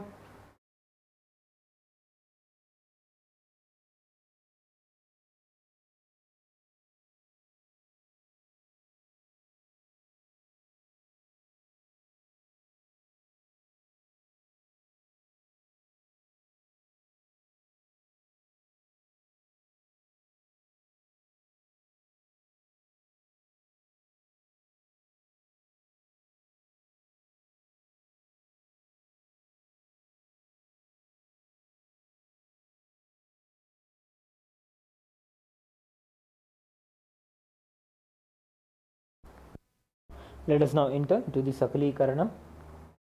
Now using your left hand, wipe the front and back of your right hand once, and using the right hand, wipe the front and back of your left hand twice. Om Ha Astraya Namaha. Bring your hands into the Namaskara Mudra in front of your third eye. Visualize that there is nectar oozing out of your third eye and drenching your hands. Shaktaye Vaushat. Bring the thumbs to the center of the respective palms and bring the palms facing you. Om Ham Shivasana Namaha. Om Ham Shivamurtaye Namaha. Now touch the tip of the little fingers and slowly move your thumbs down. Om Ham Sadyojata Murtaye Namaha. Touch the tip of the ring fingers and slowly move your thumb down. Om Him Vamadeva Guhyaya Namaha. Touch the tip of the middle finger and slowly move your thumb down. Om Hum Aghora Hridayaya Namaha. Touch the tip of the index finger and slowly move your thumb down. Om Hem Tatpurusha Vaktraya Namaha. Touch the tip of the thumb with your index finger and slowly move your index finger down. Om Hom Ishana Murdhaya Namaha. Again, bring the thumbs to the center of the respective palms. Om Ham Hom Vidyadehaya Namaha. Now, bend the index, middle and ring fingers, touching them to the center of your palm. Om Hom Netrebhyo Namaha. Touch the thumb to the center of the palm. Om Ham Hom Shivaya Namaha. Now, touch the tip of the little fingers with the thumb and slowly move your thumb down. Om Ham Hridayaya Namaha. Touch the tip of the ring finger and slowly move your thumb down. Om Him Shirase Namaha. Touch the tip of the middle finger and slowly move your thumb down. Om Hom Shikhaye Namaha. Touch the tip of the index finger and slowly move your thumb down. Om Haim Kavachaya Namaha. Touch the tip of the thumb with the index finger and slowly move your index finger down. Om Haha Astraya Namaha. Bring your hands into the Mushti Mudra. Clench both your hands. Rotate them around each other once. Om Haim Kavachaya Hum. Bring your hands into the Namaskar Mudra. Om Ham Shivaya Vaushate. Again, touch the thumb to the center of the respective palm. Om Ham Hom Shivaya Namaha. Now, with your right hand, ring finger and the thumb join together. Touch your Ananda Gandha. Om Ham Shivasanaya Namaha. Om Ham Shivamurtaye Namaha. With the little finger and thumb join together of both your hands, touch the respective knees. Om Ham Sadyojata Murtaye Namaha. With the ring finger and thumb join together, touch your navel center. Om Him Vamadeva Guhyaya Namaha. With the middle finger and thumb join together, touch the heart center. Om Hum Aghora Hridayaya Namaha. With the index finger and thumb join together, touch the upper lip. Om Hem Tatpurusha Vaktraya Namaha. With the tip of the thumb, touch the top of the head. Om Hom Ishana Murdhaya Namaha. Again, with the ring finger and thumb join together, touch your Ananda Gandha. Om Ham Hom Vidyadehaya Namaha. With the index, middle and ring fingers together, touch the three eyes. Om Hom Netrebhyo Namaha. With the ring finger and thumb join together, touch your Ananda Gandha. Om Ham Hom Shivaya Namaha.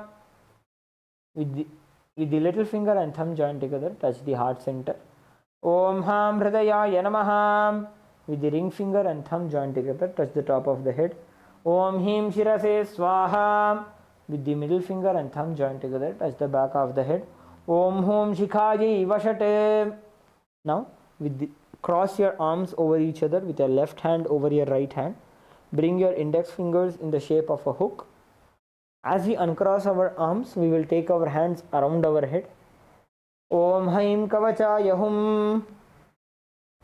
Now, strike the right thumb onto the left palm and left thumb onto the right palm. Om Ha Astra Yapate. With the index finger and middle finger join together, strike the left palm thrice. Om Ha Astra Yahumpate. Now, with the index finger and thumb join together, snap around yourself in all the 10 directions. Om Ha Astra Yapate. Now, move the hands from the head to the feet by touching the sides of the body. Om Ham Shivaya Vaushate.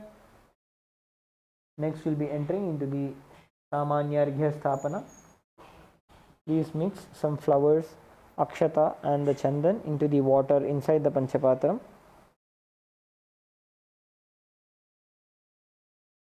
And cover the mouth of the Panchapatram with your right palm. Chant Om 7 times internally. Om, Om, Om, Om, Om, Om, Om. Perform the Digbandhana, snapping around the Panchapatram with your index and thumb in all the 10 directions. Om Ha Astra Yapate. With the index finger, rotate your index finger in a clockwise direction around your Panchapatra. Om Haim Kavachaya Hum. Now show the Dhenu Mudra over the Panchapatra. Om Ham Shivaya Vaushate. Let us now enter into the Avahanam, invoking the presence of Paramashiva within our Atmalinga. Please offer some akshata onto your Atmalinga. Om Ham Shivasanaya Namaha. Please take a few flowers in your hands. Hold your hands in the Anjali Mudra and meditate on the form of Shri Nithyanandeshwari Paramashiva Shakti Sameta Shri Nithyanandeshwara Paramashiva in your inner space.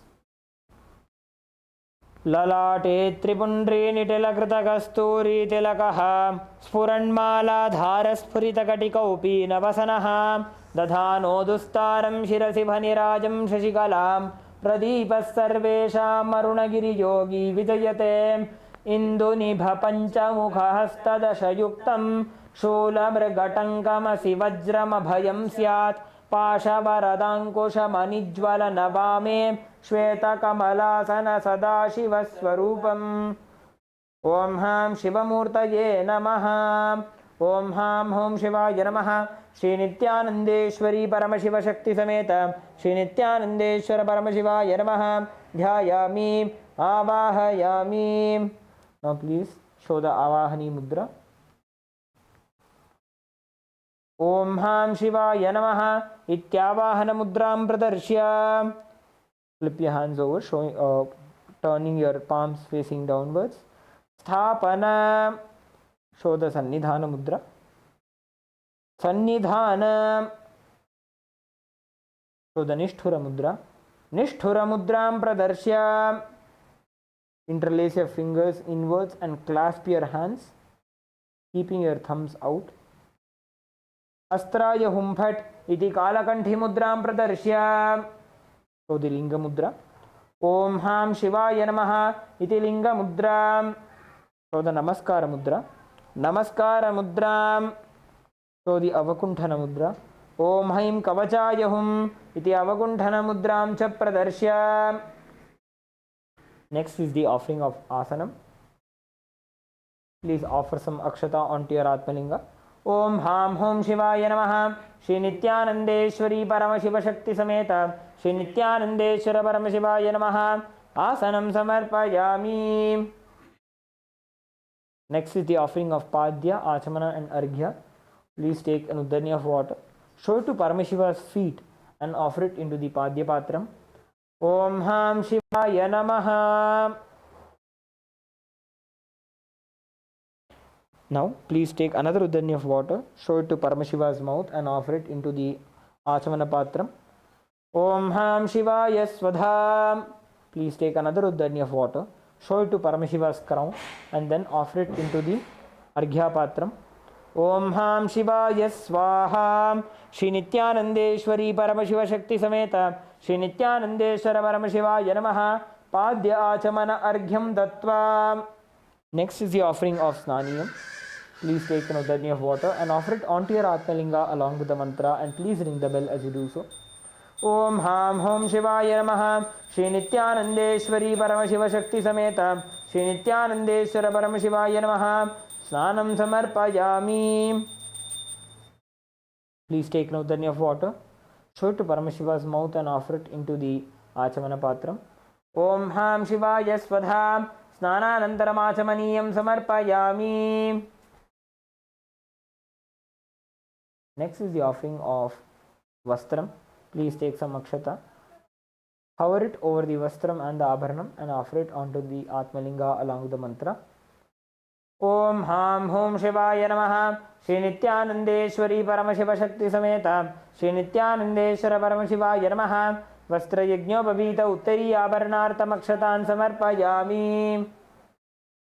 Next is the offering of Gandha, the offering of the sandalwood paste.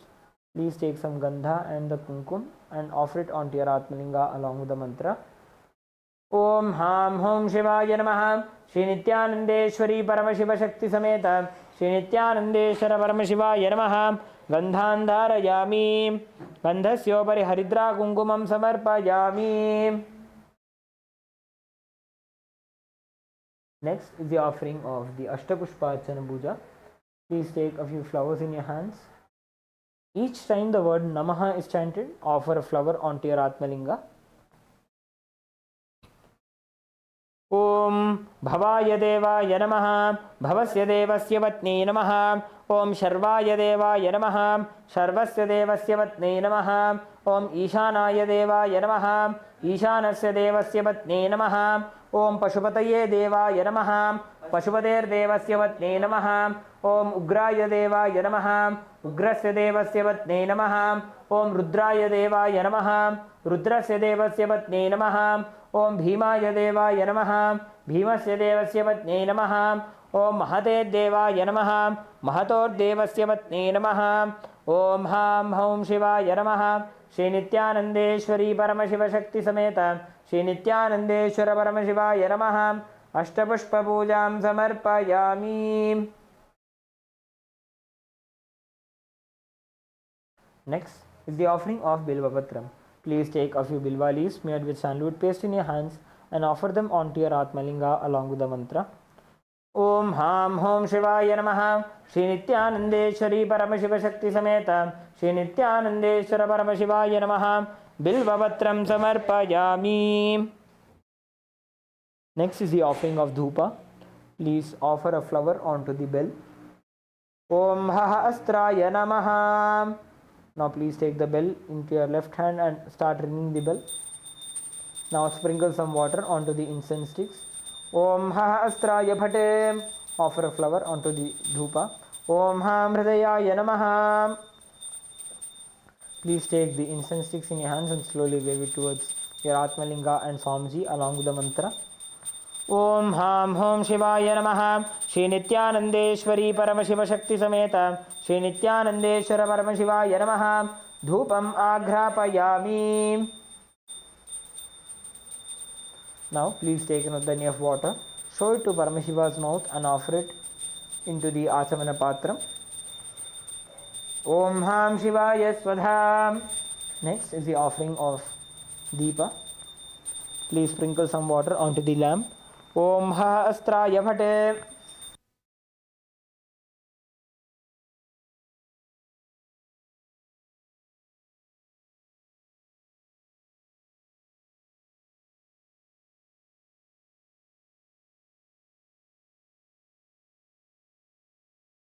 Please sprinkle some water onto the Deepa. Om Ha Astraya Bhate. Offer a flower onto the Deepa. Om Ham Hridayaya Namaha. Now please take the Deepa in your hands and slowly wave it towards Swamiji along with the mantra.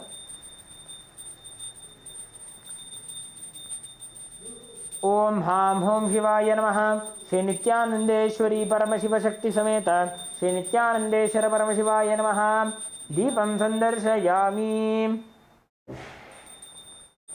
Please take an udani of water, show it to Paramashiva's mouth and offer it into the Achamana Patram. Om Ham Shivaya Swadha. Next is the offering of Naivedyam. Please sprinkle some water over the Naivedyam. Om Hahastraya Phate. Offer a flower onto the Naivedyam. Om Ham Hridayaya Namaha. Please take an udani of water, hover it clockwise over the Naivedyam and offer it onto your Atmalinga along with the mantra. Om Ham Hom Shivaya Namaha, Shri Nithyanandeshwari Paramashiva Shakti Sameta, Shri Nithyanandeshwara Paramashivaya Namaha, Naivedyam Nivedayami. Please take an udani of water, show it to Paramashiva's mouth and offer it into the Achamana Patram. Om Ham Shivaya Swadha. Next is the offering of Tambulam. Please take some akshata in your hands and offer it onto your Atmalinga along with the mantra.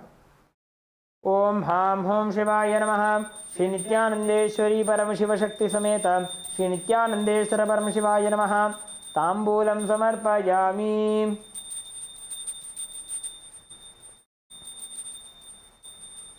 Next is the offering of RR Trikam. Please sprinkle some water over the Aarti. Om Hahastraya Phate. Offer a flower onto the Aarti. Om Ham Hridayaya Namaha. Please take the Aarti in your hand and slowly wave it around your Atmalinga and Swamiji along with the mantra, and please ring the bell as you do so.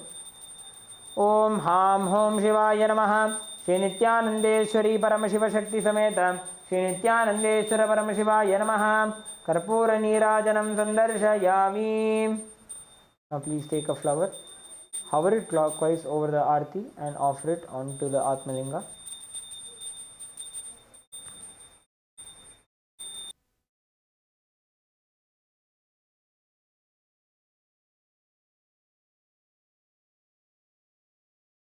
Next is the offering of Pushpanjali. Please take a few flowers in your hands. Hold your hands in the Anjali Mudra and offer the flowers onto your Atmalinga by the end of the mantra. Om Ham Hom Shivaya Namaha. Shri Nityanandeshwari Paramashiva Shakti Sameta Shri Nityanandeshwara Paramashivaya Namaha. Pushpanjalim Samarpayami.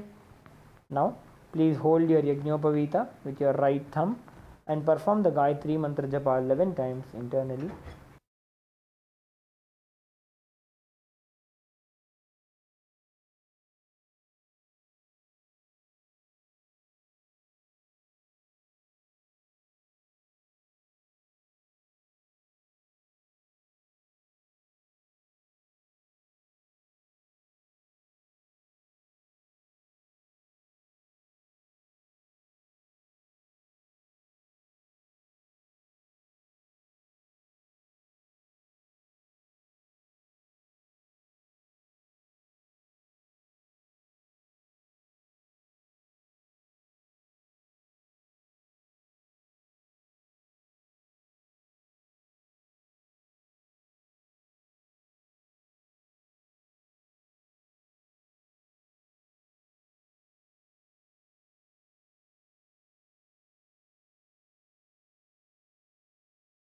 Now, please perform the Shiva Mula Mantra Japa 11 times internally.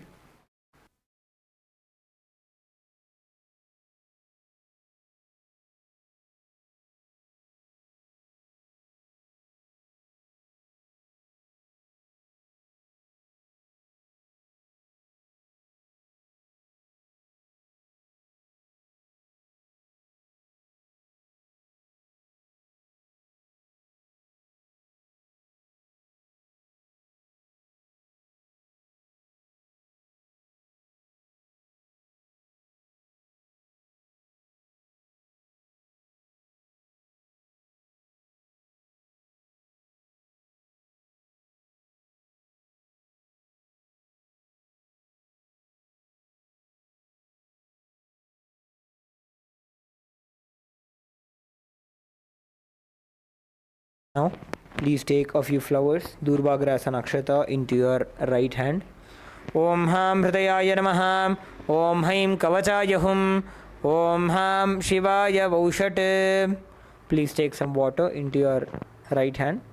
Bring your right hand into the Udbhava Mudra.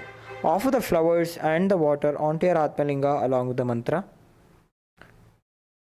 Om Yatkinchit Karma Devesha Sada Sukrita Dushkritam Tanme Shiva Padastasya Bhungsha Kshapaya Shankara Shivo Data Shivo Bhokta Shiva Sarvamidam Jagatam Shivo Yajati Sarvatra Yashiva Sohamevatu. Om Ham Hum Shivaya Namaha.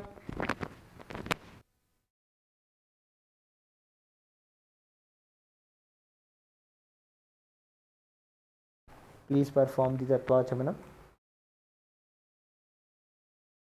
Om Atmatattvam Shodhayami Svadha.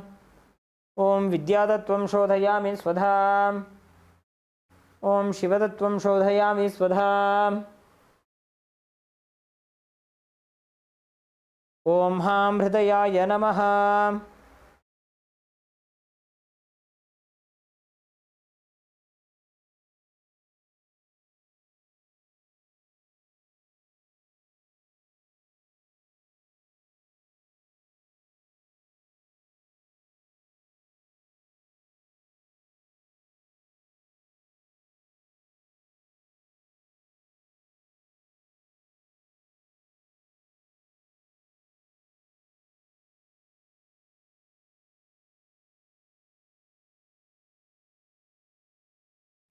Om Purnamadah Purnamidam Purnat Purnamudachyate पूर्णस्य पूर्णमादाय पूर्णमेवावशिष्यते ॐ शान्तिः शान्तिः शान्तिः हरिः ॐ तत्सत् सर्वं भगवत् श्रीनित्यानन्दपरमशिवपादुकार्पणमस्तु ॐ नित्यानन्दम्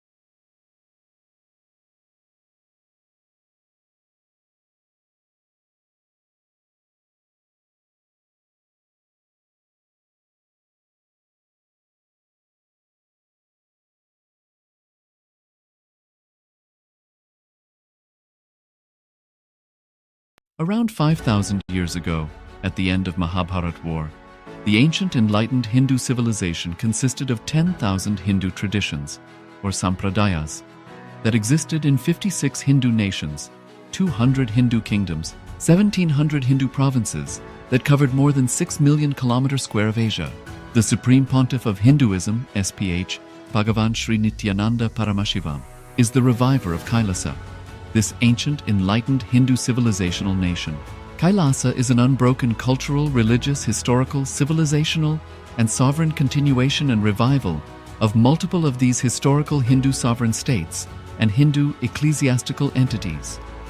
The unbroken continuity of these ancient Hindu nations through Kailasa results in the legal recognition of Kailasa as per the international customary law, particularly the doctrine of continuity. The international law, the doctrine of continuity, implies that upheavals and revolutions within a country, changes in government, territorial adjustments, measures taken during military occupation, or other internal transformations do not negate the existence of the country, do not affect the legal personality and international obligations of the country or state. The Vienna Convention on Succession of States in Respect of Treaties, 1978, addresses these principles of the doctrine of continuity as it outlines international law during situation of state succession or continuation. International law recognizes a state's legal personality by recognizing its identity. This perspective extends even during the period when the given state or country is annexed or occupied by a foreign power. Even in such cases, the legal personality of the state is considered to persist, enabling its subsequent re-establishment. Historical examples dating back to the 18th century include cases like Portugal and Genoa that were re-established after the Vienna Congress of 1815. More recent examples include countries such as Poland, Ethiopia, Czechoslovakia, Albania, and Austria that were re-established after World War II. Even when a nation is deprived of its territory, the nation continues to exist. Its sovereignty and international legal personality continues to persist. The Dalai Lama, as the spiritual and temporal leader of Tibet, exemplifies this principle. In 1959, the Dalai Lama was exiled and forced to flee. Despite the challenges faced, the Dalai Lama continues to advocate for the preservation of Tibetan culture and garners worldwide support for Tibetan autonomy on the global stage. Similarly, from 1309 to 1376, the Pope of Catholicism had been in exile in Avignon. Despite this, he was recognized as the head of state as well as head of the church and given full privileges of the position after their return to Rome. Even in 1861, much of the papal territories had been lost, leaving the Pope with no sovereign territory other than the papal residence and related buildings. Yet his temporal powers were still acknowledged. He was recognized as a head of state, and later, the Lateran Treaty of 1929 formally re-established papal sovereignty over the Vatican City. The Sovereign Order of Malta further exemplifies this principle, retaining international recognition as a sovereign entity despite the permanent loss of their territory upon Napoleon's invasion in June 1798. Despite such permanent loss of territory, the sovereignty and the international legal personality of the Sovereign Order of Malta continue to persist. Much later in 1894, the order settled in Rome and acquired two properties, the Magistral Palace and the Magistral Villa that received extraterritorial status. Today, the order maintains diplomatic relations with 112 countries, issues its own diplomatic passports, currency stamps, and vehicle registration plates, and has been granted observer status in the United Nations. All these examples of state re-establishment illustrate the principle of continuity of states, as per international law, that a state's legal personality persists over time. A nation continues to exist even after a complete loss of territory. A far more striking example is of the oceanic countries, which are under the threat of their entire nation being drowned and submerged due to rising sea levels owing to global warming. In response to such existential threat of climate change, Pacific Island nations, including Tuvalu, have enacted constitutional amendments and made international declarations affirming that their nation and their sovereign rights will continue to persist, despite their entire territory being lost to the sea. This proactive stance is highlighted in the Constitution of Tuvalu Act 2023 and the Pacific Islands Forum Declaration of 2021. The Supreme Pontiff of Hinduism, Bhagavan Sri Nithyananda Paramashivoham, through the line of succession, is the present 203rd Emperor of the Hindu Sovereign Kingdom of Surangi Samrajya. He was crowned on the 31st of December 2004 at the age of 26. Thus, by very same principles of the doctrine of continuity, through which the international legal personality of Portugal, Genoa, Poland, Ethiopia, Czechoslovakia, Albania, Austria, Vatican, Tibet, Sovereign Order of Malta, and several other nations has been recognized despite having undergone a period of exile, annexation, occupation by a foreign power, or despite loss of territory. The SPH Nithyananda Paramashivoham, through well-established legal and historical facts about the Hindu sovereign state of the Surangi Samrajyam, derives all sovereign rights and powers of the royal lineage of the Surangi Samrajyam as its 203rd sovereign emperor, from his inheritance and continuation of the unbroken succession of the kingdom of Surya Vamsa Surangi Samrajyam Sarvanapitha. Surya Vamsa Surangi Samrajyam, through unification with 20 other sovereign Hindu states and sovereign ecclesiastical, historical entities, became part of the United States of Kailasa, which thus became a sovereign, independent juridical state, with the SPH Nithyananda Paramashivoham as the sovereign. Just as how the oceanic nations like Tuvalu have safeguarded their sovereignty from the existential threat of total submersion by amending their constitution and asserting that their sovereignty will persist regardless of the loss of their territory. Kailasa, which is a sovereign continuation of 21 sovereign Hindu states and sovereign ecclesiastical historical entities, is also reviving and continuing the Kumari Kandam Hindu nations that got submerged. As per the doctrine of continuity, these facts imply that the Kailasa's statehood is recognized by international law and manifests as a natural outcome of well-established historical legal facts. Share your time, talent, and treasure. Become part of Kailasa. Sign up as an eCitizen https://kailasa.ecitizen.info.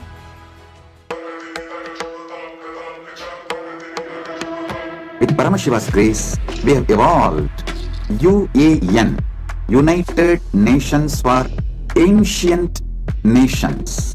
Paramashiva successfully manifested, and now he is introducing this to all of you, to the world formally, United Ancient Nations. It is United Nations for Ancient Indigenous Nations. This is a profound intergovernmental body. More than 100 ancient nations are already part members of this UAN. It is to unite and support all the indigenous nations, indigenous kingdoms all over the world.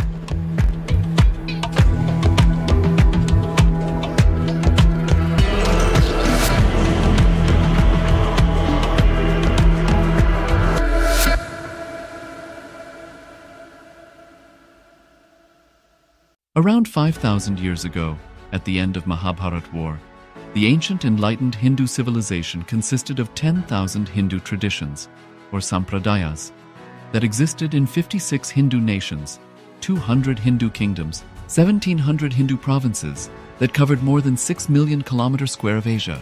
The Supreme Pontiff of Hinduism, SPH, Bhagavan Sri Nithyananda Paramashivoham, is the reviver of Kailasa, this ancient enlightened Hindu civilizational nation. Kailasa is an unbroken cultural, religious, historical, civilizational, and sovereign continuation and revival of multiple of these historical Hindu sovereign states and Hindu ecclesiastical entities. The unbroken continuity of these ancient Hindu nations through Kailasa results in the legal recognition of Kailasa as per the international customary law, particularly the doctrine of continuity. The international law, the doctrine of continuity, implies that upheavals and revolutions within a country, changes in government, territorial adjustments, measures taken during military occupation, or other internal transformations do not negate the existence of the country, do not affect the legal personality and international obligations of the country or state. The Vienna Convention on Succession of States in Respect of Treaties, 1978, addresses these principles of the doctrine of continuity as it outlines international law during situation of state succession or continuation. International law recognizes a state's legal personality by recognizing its identity. This perspective extends even during the period when the given state or country is annexed or occupied by a foreign power. Even in such cases, the legal personality of the state is considered to persist, enabling its subsequent re-establishment. Historical examples dating back to the 18th century include cases like Portugal and Genoa that were re-established after the Vienna Congress of 1815. More recent examples include countries such as Poland, Ethiopia, Czechoslovakia, Albania, and Austria that were re-established after World War II. Even when a nation is deprived of its territory, the nation continues to exist. Its sovereignty and international legal personality continues to persist. The Dalai Lama, as the spiritual and temporal leader of Tibet, exemplifies this principle. In 1959, the Dalai Lama was exiled and forced to flee. Despite the challenges faced, the Dalai Lama continues to advocate for the preservation of Tibetan culture and garners worldwide support for Tibetan autonomy on the global stage. Similarly, from 1309 to 1376, the Pope of Catholicism had been in exile in Avignon. Despite this, he was recognized as the head of state as well as head of the church and given full privileges of the position after their return to Rome. Even in 1861, much of the papal territories had been lost, leaving the Pope with no sovereign territory other than the papal residence and related buildings. Yet his temporal powers were still acknowledged. He was recognized as a head of state, and later, the Lateran Treaty of 1929 formally re-established papal sovereignty over the Vatican City. The Sovereign Order of Malta further exemplifies this principle, retaining international recognition as a sovereign entity despite the permanent loss of their territory upon Napoleon's invasion in June 1798. Despite such permanent loss of territory, the sovereignty and the international legal personality of the Sovereign Order of Malta continue to persist. Much later in 1894, the order settled in Rome and acquired two properties, the Magistral Palace and the Magistral Villa that received extraterritorial status. Today, the order maintains diplomatic relations with 112 countries, issues its own diplomatic passports, currency, stamps, and vehicle registration plates, and has been granted observer status in the United Nations. All these examples of state re-establishment illustrate the principle of continuity of states, as per international law, that a state's legal personality persists over time. A nation continues to exist even after a complete loss of territory. A far more striking example is of the oceanic countries, which are under the threat of their entire nation being drowned and submerged due to rising sea levels owing to global warming. In response to such existential threat of climate change, Pacific Island nations, including Tuvalu, have enacted constitutional amendments and made international declarations affirming that their nation and their sovereign rights will continue to persist, despite their entire territory being lost to the sea. This proactive stance is highlighted in the Constitution of Tuvalu Act 2023 and the Pacific Islands Forum Declaration of 2021. The Supreme Pontiff of Hinduism, Bhagavan Sri Nithyananda Paramashivoham, through the line of succession is the present 203rd Emperor of the Hindu Sovereign Kingdom of Surangi Samrajya. He was crowned on the 31st of December 2004 at the age of 26. Thus, by very same principles of the doctrine of continuity, through which the international legal personality of Portugal, Genoa, Poland, Ethiopia, Czechoslovakia, Albania, Austria, Vatican, Tibet, Sovereign Order of Malta, and several other nations has been recognized despite having undergone a period of exile, annexation, occupation by a foreign power, or despite loss of territory. The SPH Nithyananda Paramashivoham, through well-established legal and historical facts about the Hindu sovereign state of the Surangi Samrajyam, derives all sovereign rights and powers of the royal lineage of the Surangi Samrajyam as its 203rd sovereign emperor, from his inheritance and continuation of the unbroken succession of the kingdom of Surya Vamsa Surangi Samrajyam Sarvanapitha. Surya Vamsa Surangi Samrajyam, through unification with 20 other sovereign Hindu states and sovereign ecclesiastical, historical entities, became part of the United States of Kailasa, which thus became a sovereign, independent juridical state, with the SPH Nithyananda Paramashivoham as the sovereign.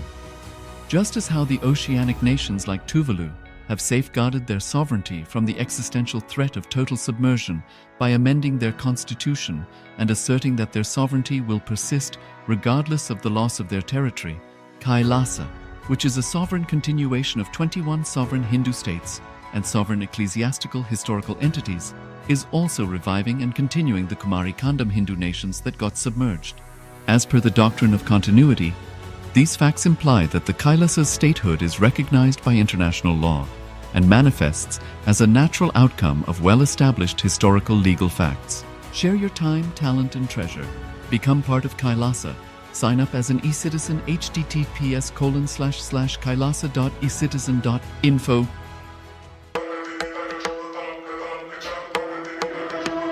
With Paramashiva's grace, we have evolved UAN, United Nations for Ancient Nations.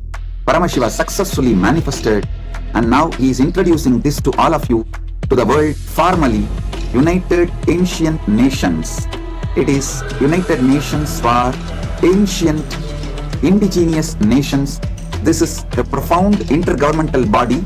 More than 100 ancient nations are already part members of this UAN.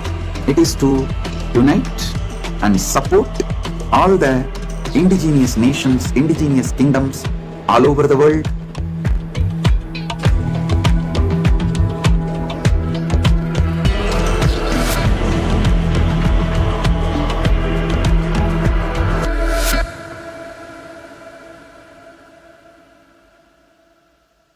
Around 5,000 years ago, at the end of Mahabharat War, the ancient enlightened Hindu civilization consisted of 10,000 Hindu traditions, or sampradayas, that existed in 56 Hindu nations, 200 Hindu kingdoms, 1,700 Hindu provinces that covered more than 6 million kilometers square of Asia. The Supreme Pontiff of Hinduism, SPH, Bhagavan Sri Nithyananda Paramashivoham, is the reviver of Kailasa, this ancient enlightened Hindu civilizational nation. Kailasa is an unbroken cultural, religious, historical, civilizational, and sovereign continuation and revival of multiple of these historical Hindu sovereign states and Hindu ecclesiastical entities. The unbroken continuity of these ancient Hindu nations through Kailasa results in the legal recognition of Kailasa as per the international customary law, particularly the doctrine of continuity. The international law, the doctrine of continuity, implies that upheavals and revolutions within a country, changes in government, territorial adjustments, measures taken during military occupation, or other internal transformations do not negate the existence of the country, do not affect the legal personality and international obligations of the country or state. The Vienna Convention on Succession of States in Respect of Treaties, 1978, addresses these principles of the doctrine of continuity as it outlines international law during situation of state succession or continuation. International law recognizes a state's legal personality by recognizing its identity. This perspective extends even during the period when the given state or country is annexed or occupied by a foreign power. Even in such cases, the legal personality of the state is considered to persist, enabling its subsequent re-establishment. Historical examples dating back to the 18th century include cases like Portugal and Genoa that were re-established after the Vienna Congress of 1815. More recent examples include countries such as Poland, Ethiopia, Czechoslovakia, Albania, and Austria that were re-established after World War II. Even when a nation is deprived of its territory, the nation continues to exist. Its sovereignty and international legal personality continues to persist. The Dalai Lama, as the spiritual and temporal leader of Tibet, exemplifies this principle. In 1959, the Dalai Lama was exiled and forced to flee. Despite the challenges faced, the Dalai Lama continues to advocate for the preservation of Tibetan culture and garners worldwide support for Tibetan autonomy on the global stage. Similarly, from 1309 to 1376, the Pope of Catholicism had been in exile in Avignon. Despite this, he was recognized as the head of state as well as head of the church and given full privileges of the position after their return to Rome.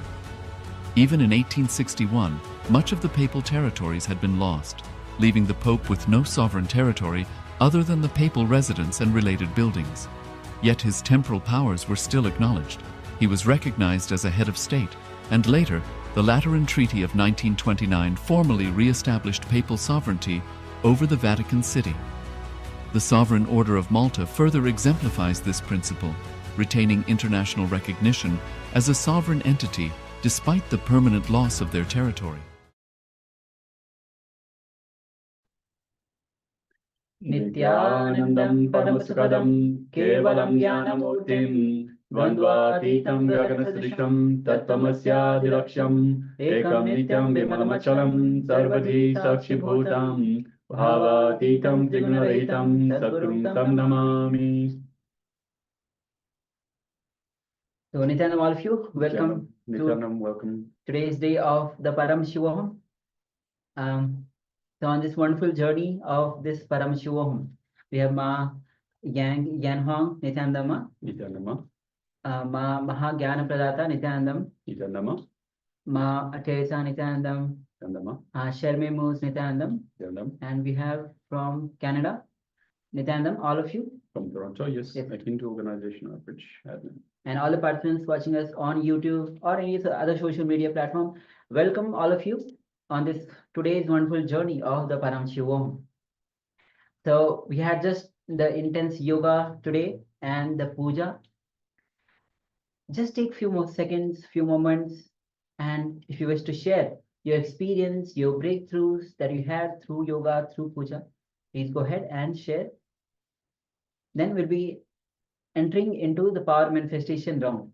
Understand, only when you are through yoga, when you prepare your body, through puja, when you bring that devotion, that is the right time when you start manifesting the power. So let's get ready to enter into the power manifestation. Requesting all of you to switch on your cameras. Ma Yang Yanhong, please switch on your camera. Ma Mahagyan Pradata, please switch on your camera. Ma Teresa, please be available in the camera. Yes. So before entering into the before entering into power manifestation, we'll be entering into the Sas Pramana, which is the scriptural reference for manifesting the signs. So let's get ready with your eyes closed. You can cover your eyes as we chant the Sas Pramana for manifesting the signs.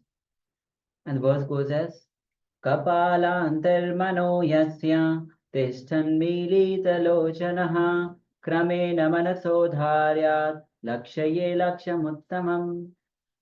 Paramashiva says, by fixing the mind on the inner space within the crown center and sitting stably without any movement, having the eyes closed in succession, by that stability of the mind and the inner space through the power of third eye, one directly sees the ultimate goal, Laksham, by having the vision beyond the sight that reveals any object or place, attaining the space of oneness with the source, Paramashiva.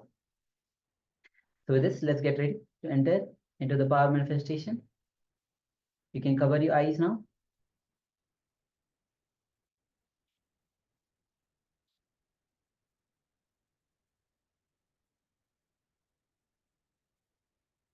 Yes, Ma Yang Hong, you can cover your eyes now as we get ready to enter into the power manifestation.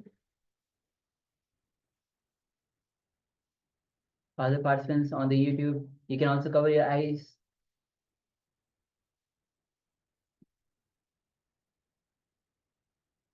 And let's get ready to enter into the power manifestation now.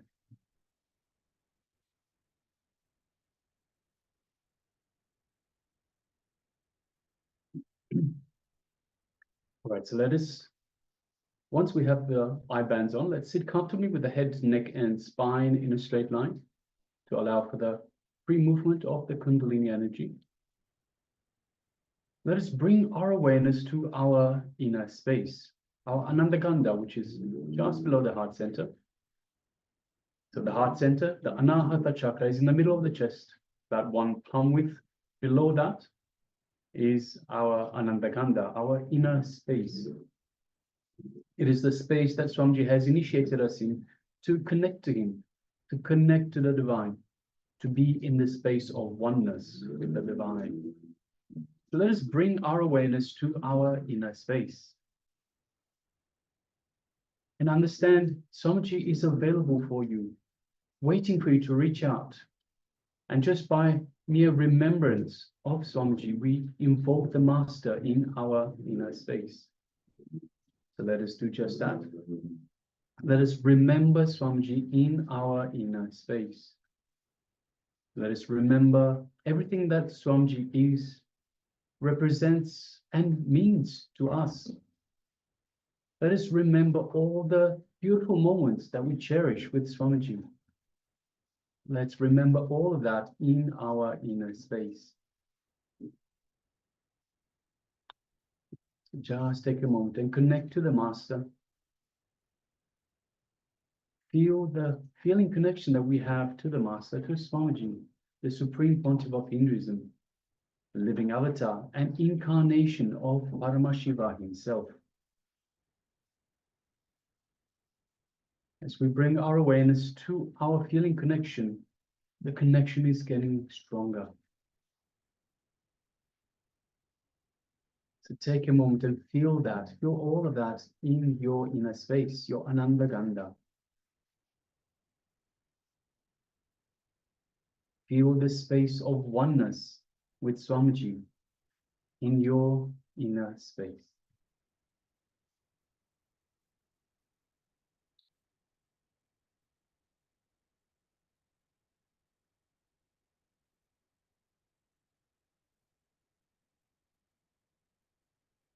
Now let us move our awareness to the third eye, just between the eyebrows. Let us visualize Swamiji in our third eye. And now let us gaze gently through our third eye alone. So keeping the two physical eyes closed, we gaze through the third eye into Swamiji's third eye. As we do so, we feel an energetic connection from the Master's third eye to our third eye. We feel a light build-up of energy in the third eye as Swamiji is awakening our third eye and energizing it.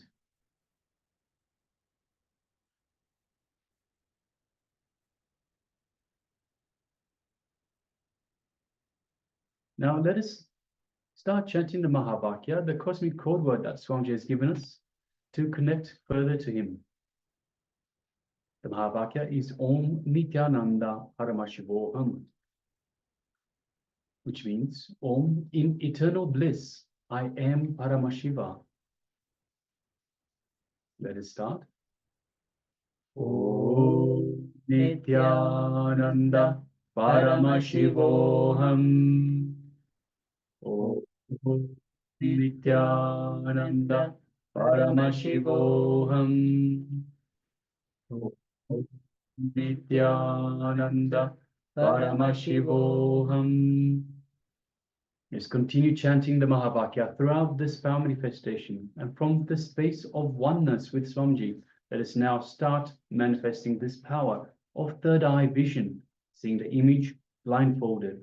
The image is being projected for you now. Let us begin. Paramashivoham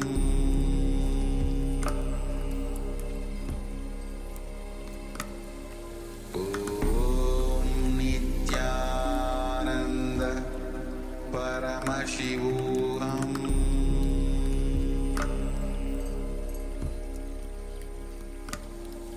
Om Nithyananda Paramashivoham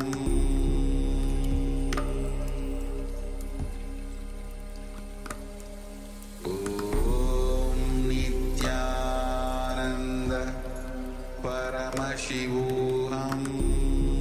Nithyananda Paramashivoham Om Nithyananda Paramashivoham Om Nithyananda Paramashivoham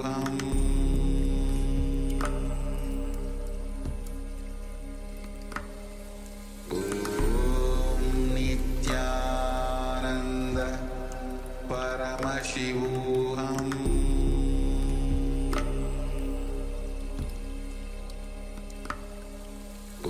Om Nithyananda Paramashivoham Om Nithyananda Paramashivoham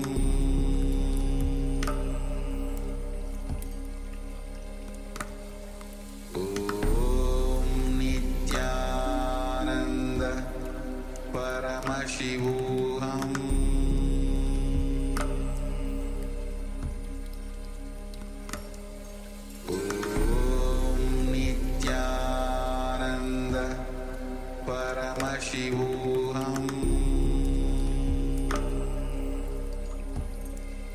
Om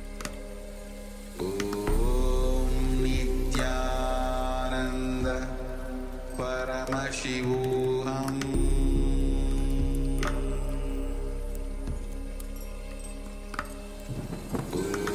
Om Nithyananda Paramashivoham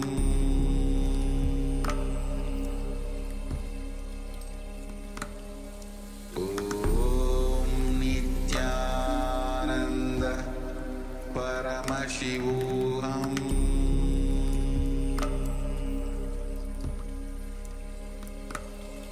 Om Nithyananda Paramashivoham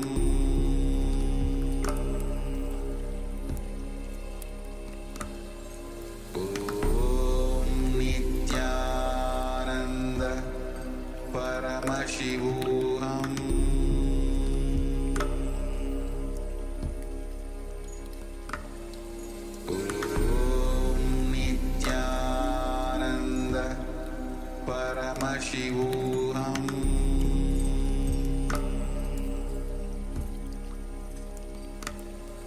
Om Nithyananda Paramashivoham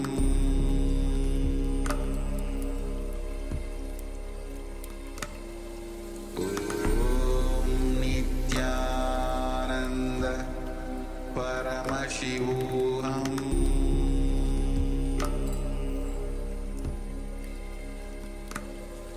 Om Nithyananda Paramashivoham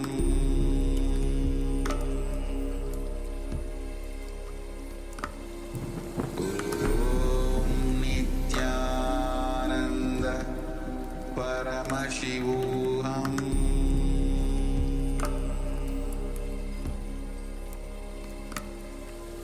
Om Nithyananda Paramashivoham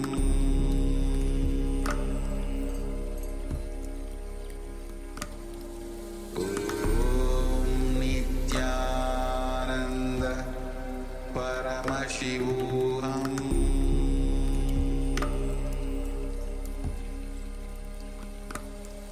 Om Nithyananda Paramashivoham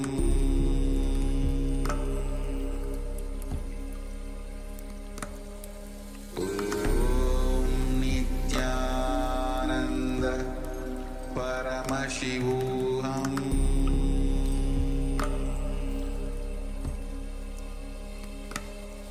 Om Nithyananda Paramashivoham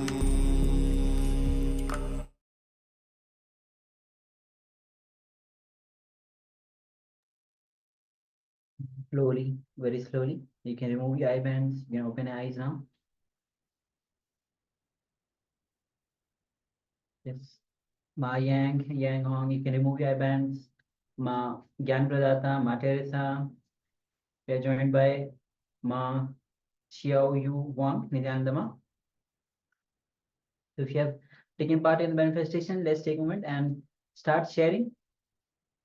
We'll be also having the second round. So we'll get again chance to manifest the powers. So let's get ready to enter. Take a moment to share what was revealed to you through the power of third eye. So please go ahead, take a moment and share.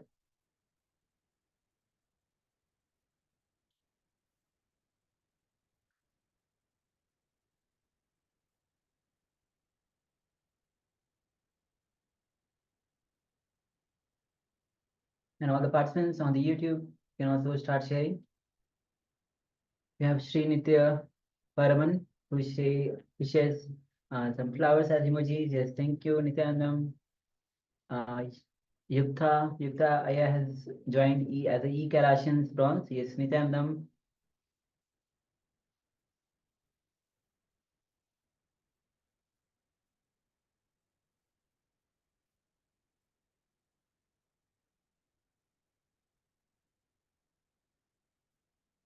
Yes, so please go ahead, take a moment and share.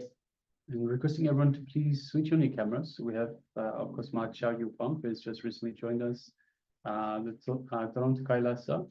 We have Ma Teresa, Maha Jnana Pradata, and Charmaine Muse. Requesting everyone please switch on your cameras and be available in the camera frame.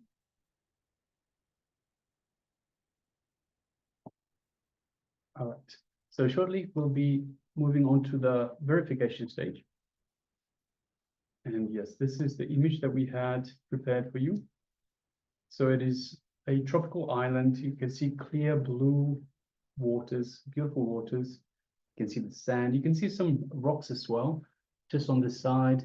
But there's definitely a lot of sand that the stones will not get in the way. Some beautiful, clear waters, calm waters. You can see a few palm trees. And just looking through if there's any, there's no sign of civilization, which means it's a nice nice, beautiful island, quiet island. So yes, you can see the clouds. There's a little bit of clouds in the far distance, but mostly it's just blue, the blue of the sky. So yes, if you have any details like this, so anything in terms of a tropical island, beach, water, clear sky, palm trees, some green vegetation, some rocks, sand, all of that, then congratulations, you manifested the power of third eye vision. So yes. Yes. So with this, now we'll be entering into today's session itself. Today's session, Swamiji will be gracing us as Lingodbhava Murti. Lingodbhava, actually Paramashiva happened as Lingodbhava, when that eternal light, when the Paramashiva himself, the formless Paramashiva, manifested at the eternal light in the form of light. And that is Lingodbhava Murti. And Swamiji will be guiding us throughout the day as we walk throughout the day, especially on your path to Euphoria. Swamiji will be guiding us through how, through the Patanjali Yoga Sutras, how mind is an action, how you walk, how you speak, how you move your hand. Are these, you know, that these are your actions whenever you want. It's your decision to stop it. It's your decision to start it. In the same way, mind is also our action. So Swamiji will be revealing much more on this. So let's get ready to enter into this revelation by Swamiji. Understanding the Patanjali Yoga Sutta, Swamiji will be revealing on, as Patanjali says, Yoga Chitta Vritti Nirodha. Cessation of yoga is mind. So stay calm and just sit with your head, neck, spine in a straight line. Come to the space of listening and let's enter into this revelation.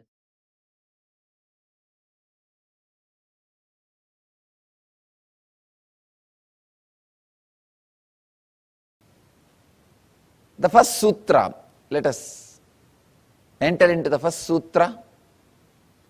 Yoga Chitta Vritti Nirodha. The translation is, withdrawal from mental thought patterns is yoga.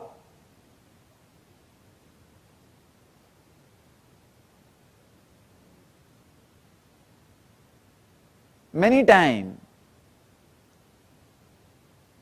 when these truths are expressed, people who come with a deep devotion and respect, suddenly that click happens. I have seen many times, the same truth, same word I will be expressing to different people, but when they come with a deep devotion, suddenly the click happens. Suddenly the connection happens. Even about this word, this sutra, I have spoken to many people in the personal conversation, because this is my favorite sutra. In this one sutra, Patanjali has finished everything. If you understood this one sutra, you don't need to go further. Nothing else is needed.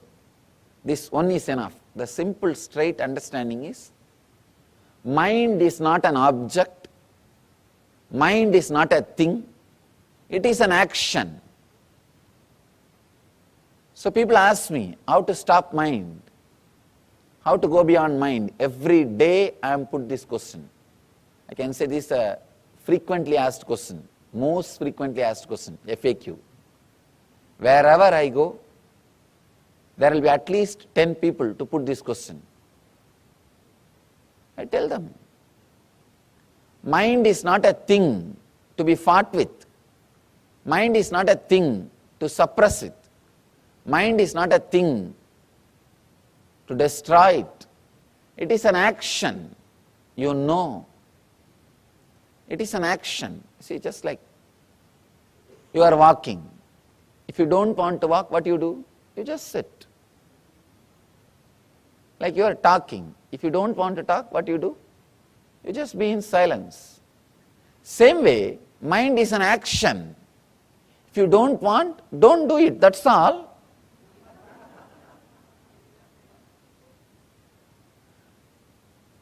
But our mind says, no, no, no, I have tried many things. I have tried many times. My experience is equal to your age. Now people come and tell me, the professional seekers. Now they come and tell me, no, no, no, I have seen, I have tried, you don't know. No, I sympathize with your trying. I sympathize with your practice. I am not disrespecting you. I am not condescending. But please understand, it is a simple action, a subtle action, you are doing it. Is there anybody else doing it inside? No. If somebody else is doing inside, not only me, even God can't help you. It is you who is doing. Please understand, it is you who is doing. So it is a simple action. When you don't want, just stop, that's all. We say, no, no, no, we try, and after some time it comes back. Be very clear. Now this moment, if you don't want, stop. After a few moments, if it is starting, you wanted it, that is why it is starting. You forget, you have started it again. So when you want, switch it off. When you want, start. Please understand, if you understand you are starting it when you wanted it again, at least you will have respect on your decision, your will. Have simple clarity. Look inside. When I want, I am starting. When I don't want, I am relaxing. This moment, you don't need to bring all the philosophy, all the ideas you have about mind. No, no, no, mind means filled with engrams, filled with thoughts. It will be continuously erupting out, it can't be controlled, it is negative. We are fed with so much of poisonous thoughts about mind. Relax from everything. Understand the simple thing. Mind is a subtle action. Just like walking is your action, talking is your action, mind is an action. When you can stop walking, talking, why not thinking? It is your action. Decide this moment, it is my action. Let me stop, that's all.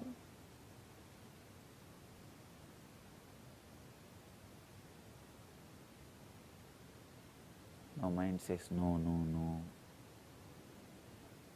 It is not that simple. I have tried many years. See, even now I am stopping, it is not stopping.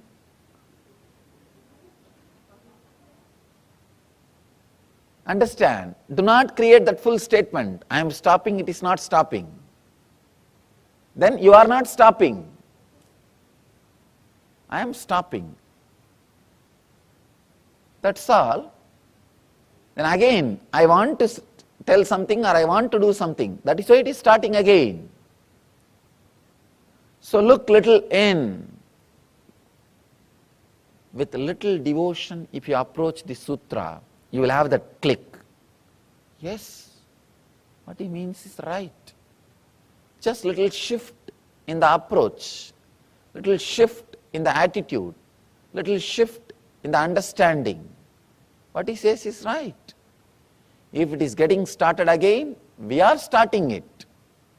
Maybe we forgot we are starting it. We are forgetting that we are starting it. Please understand. It is we who are stealing our own things from ourselves. Nobody else. Nobody else is stealing anything from us. It is simple we. Let us take the whole responsibility on us. Let us take the whole responsibility on us. If you want, you can think. If you want, you can stop. That is what is essence of this whole yoga. Essence of the whole yoga is only this one sutra. Yogaha chittavritti nirodhaha. Yoga is cessation of mind. Yoga is withdrawal from mental thought patterns.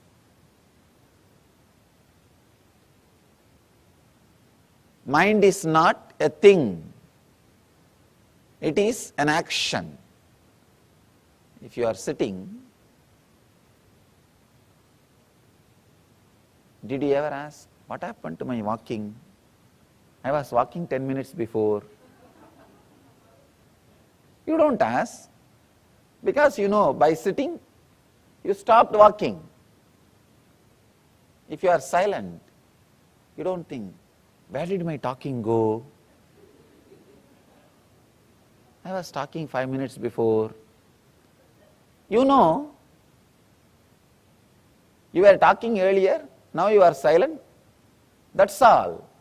The same way, you can use your mind when needed. You can switch it off when not needed. And you can start again when needed. I want you to know an important truth. My master told me beautifully, usually we always understand mind is bigger than brain. That's what we think. My master told me very beautifully, and he gave me a very deep insight. He said, he told me beautifully,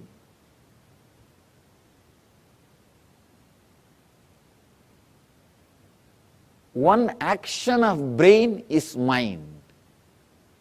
I was shocked. I was shocked when I heard. He says, one action of your brain is mind. With the leg, you can do many things. Walking is one action. You can do kicking or playing. So many other things can be done with the leg. Walking is one action. Same way with the hand. Eating is one action. So many other things can be done by the hand. Eating is only one action. Same way, he says very beautifully, thinking is a one action of your brain. Mind is one action of your brain. I was shocked. We always think brain is just physical, mind is subtle, because of that mind is more powerful than the brain, and mind is everything. When I started experiencing, I understood true. Mind, what you think as mind, what you experience as mind, is only one action of your brain. See, if I realize moving is only one action of my hand, I can relax. If I want, I can move. If I want, I can relax. Same way, thinking is only one action of my brain. I can start when I want, I can relax when I don't want. Understand this one truth. Thinking is one action of your brain. If you want, you can relax from it. You can rest from it.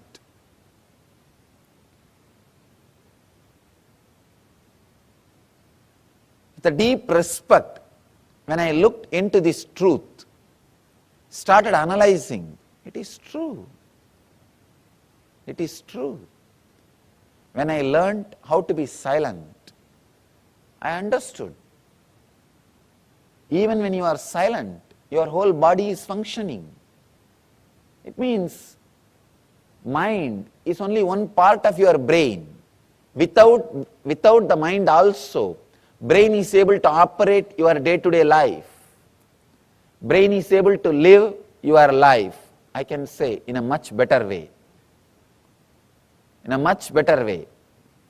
Without having what you call as mind and living your life is what I call living enlightenment.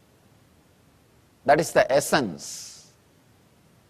realizing mind is only one part of your action, mind is only one part of your brain, and living without that part or living independent of that part. When you want, you can switch it on and use. When you don't want, you can switch it off and relax. Living independent of that part is what I call living enlightenment. If your mind is part of your brain and you have a courage, clarity to switch it off when needed, switch it on when required, it is your slave. It is under your control. If it is otherwise, if it is an industry, then please understand, you are slave to it. These are some of the important truths. I can say essence. Patanjali is not telling stories. He is not giving you anecdotes. He is not giving you jokes. He is not wasting by telling examples. He is very straight. He is very straight, delivering the truth immediately. In the first sutra, he has delivered the whole book. Now whatever he is saying, it's only going to be different methods. In this one sutra, if you realize, if you understand this one sutra, if click happens with this one sutra, you don't need further. You don't need anything else. Just this one sutra is enough. Sit, understand. Mind is an action, my own action. I can stop.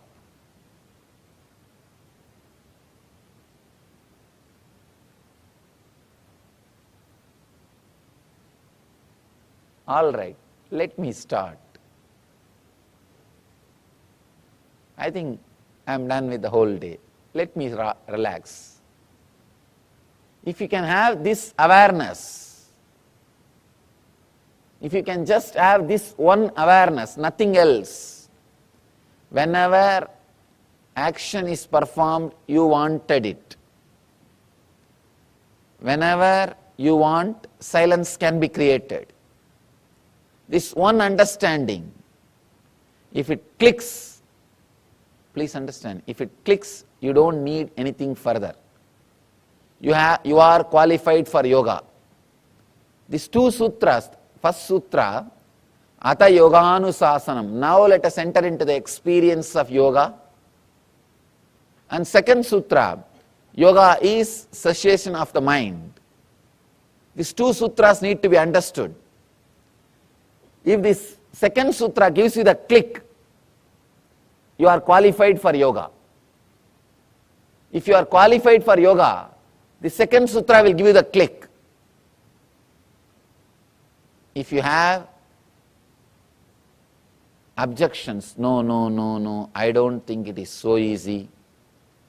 I have tried this, I have tried that, I have tried many methods. I know it is not that easy. My mind is filled with negativity. May not be your mind, Swamiji. You are born and brought up in a very spiritual situation.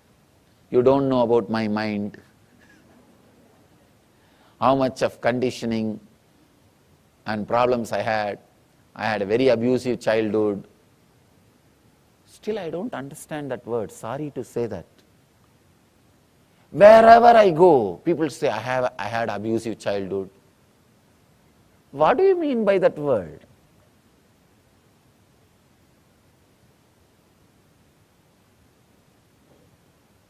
Everywhere people say, I had very abusive childhood, I had very disturbed childhood, I had this problem, that problem. I don't understand. You see, a child takes birth and it grows. Any situation in which it grows can be made into one more complaint. After you grow, you can always complain. Any situation it can be, you can start complaining. You can accept and enjoy any situation. It is just our idea. It is just our idea. We always think others did not have this problem, only I had this problem. So we create an idea, I had abusive childhood, I had this, I had that, I did not have this when I was young, I did not have that when I was young. Constantly judging, there is no scale. There is no scale. The moment you start putting scale, start putting ideas, start saying, no, this is there, that is there, this was there, that was there. Stopping the mind is not that easy. Then now you need to read further. Now you need to read further. Very rare, devoted beings straight away get the click the moment truth is uttered in its pure form. See, in the world, 33% of the people will have straight away the click when the truth is uttered. Other 33 needs a technique or little convincing. Other 33 will never get it. Now, from my experience, I tell you, I'm traveling all over the world. First 33, they need to be told, that's all. They are ready. The deep devotion, with the deep restful awareness, they are ready. They just get it. And something clicks inside them. Yes, what he says is right. So for that 33%, your Yoga Sutra session is over. Relax. Your session is over. Now live, that's all. Remember this one click. Mind is not a thing. It is an action, subtle action. It is your very own subtle action. When you want, you can do it. When you don't want, you can stop it. Mind is one action of your brain. So when you want, you can do it using the brain. When you don't want, you can relax it. That's all. You don't need anything more. If you are second 33, need little convincing, need little logical support, need some techniques, then let's enter into the next sutra. If you are third, I don't know what to do. I don't know what to do. It's an amazing book, very beautifully. Patanjali takes you to the deeper and deeper layers. He's a great master. I can say ultimate master.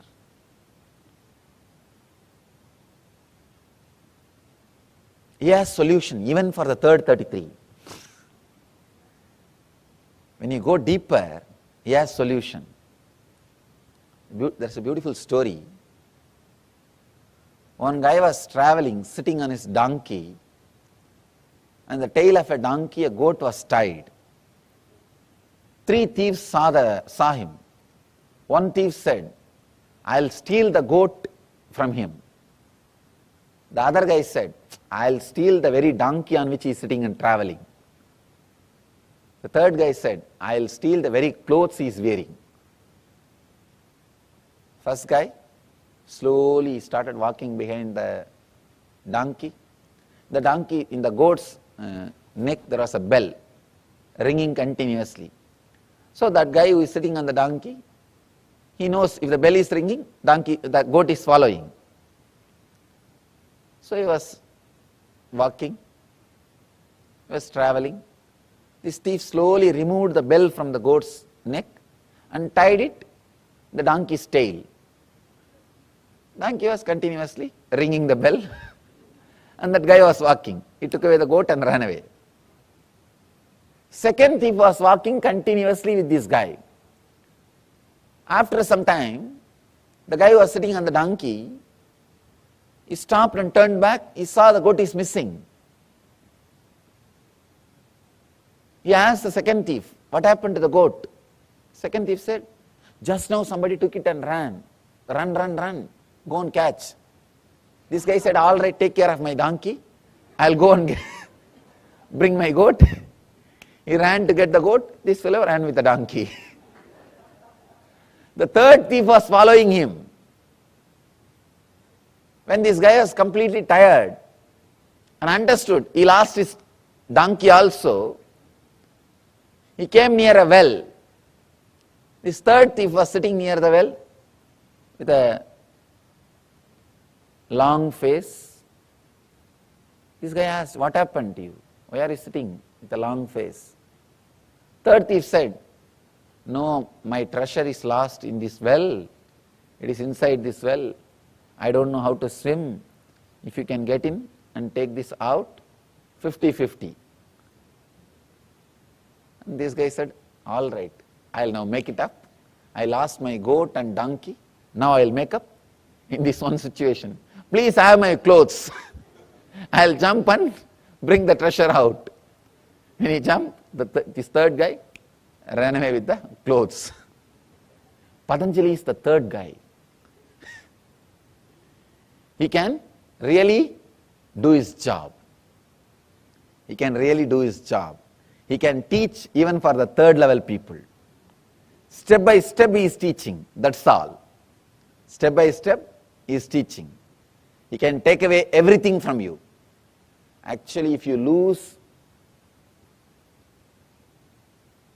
with Patanjali, you will gain ultimately. That's a beautiful saying. Stotra from Ramana Maharshi, a great enlightened master from my hometown. He is singing towards Shiva. He says, I lost me in you and gained you in me. Who is the winner? You gained me, but I gained you. Who is the winner? So if you lose with Patanjali, you will lose you, but you will get Patanjali. Patanjali may have you, but you will have Patanjali. So get ready to lose yourself into Patanjali.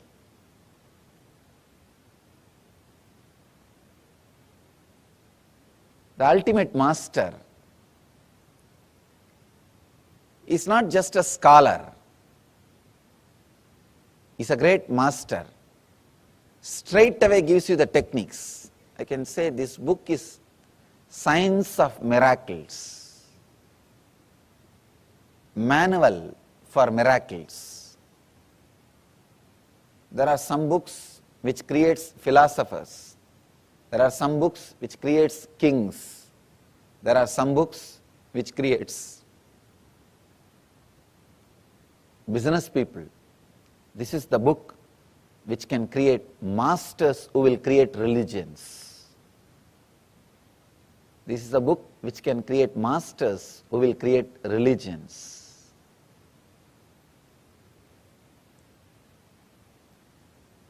He explains and expresses all the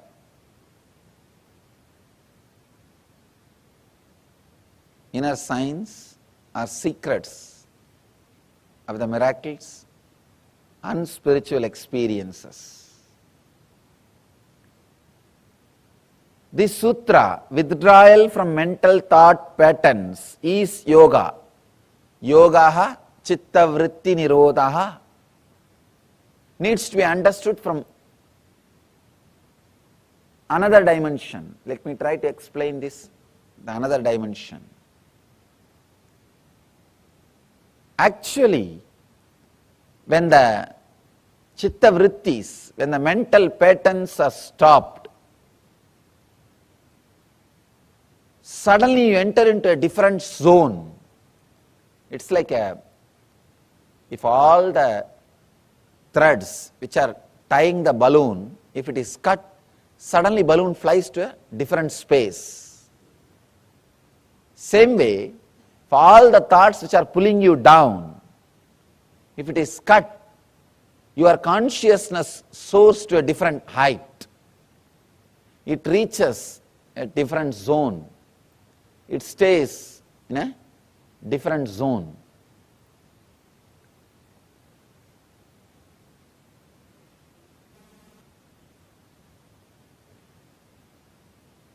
When you look through the window, you see the sky. You experience the sky.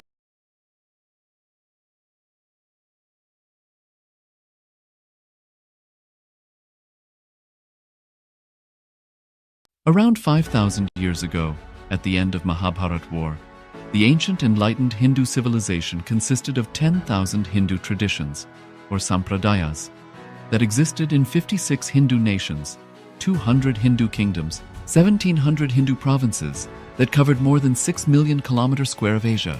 The Supreme Pontiff of Hinduism, SPH, Bhagavan Sri Nithyananda Paramashivoham, is the reviver of Kailasa, this ancient enlightened Hindu civilizational nation.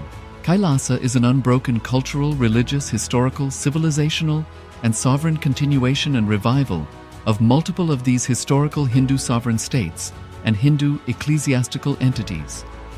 The unbroken continuity of these ancient Hindu nations through Kailasa results in the legal recognition of Kailasa as per the international customary law, particularly the doctrine of continuity.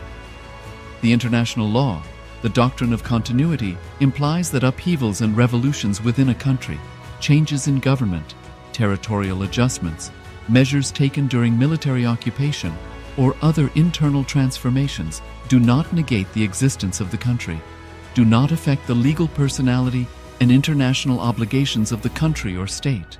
The Vienna Convention on Succession of States in Respect of Treaties, 1978, addresses these principles of the doctrine of continuity as it outlines international law during situation of state succession or continuation. International law recognizes a state's legal personality by recognizing its identity.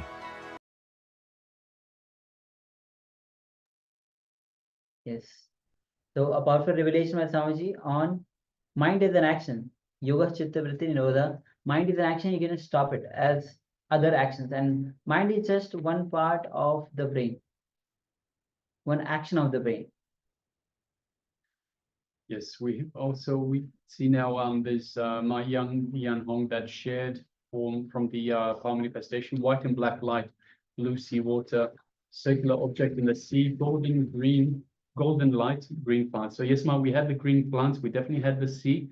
Object in the sea might be the stones. There are some stones, some big rocks that were in the sea, Ma. White and black light. So we had it was bright. It was daytime, so there was a lot of white in the sky, I suppose. Blue sea water. It was crystal clear blue sea water, Ma. So yes, very much spot on. Thank you very much for sharing. Yes. So after this powerful revelation, this is the time that we enter into the internalization exercise, understanding that the first thing that we need to understand that our problems are neither permanent, neither impermanent. And all our understanding about the problems are not right. Did you imagine that the problems which you're thinking about in the morning or the early morning, you're contemplating on it, will it leave your system? But when that problem was there, you'll think, oh, that's a big thing that's gonna be in your space, it's taking your whole life itself. But now it has left your system, left your inner space. Yes, so understand that our idea about love, our idea about pain, about attention, about fear, about worry, about greed, all these ideas are just floating. So they're not permanent, they're not impermanent. They're there, but they're not really there. They're just floating around. They're not clearly rooted or hooked or grounded in your mind. They're all just floating. So this is an important thing to understand. Yes, understand the key. The first key you need to understand, the first truth you need to understand, your problems are not as you think. They are neither permanent, nor impermanent as you think. If you think they are impermanent, they are not impermanent as you think. And if you think they are permanent, they are not permanent as you think. Your ideas about your problems are not right. Yes, so They're neither permanent nor impermanent. They are just floating around. So now let us move into a little exercise. You will require a pen and paper. So requesting everyone, please gather a pen and paper. And we'll display a slide for you to be able to follow this along.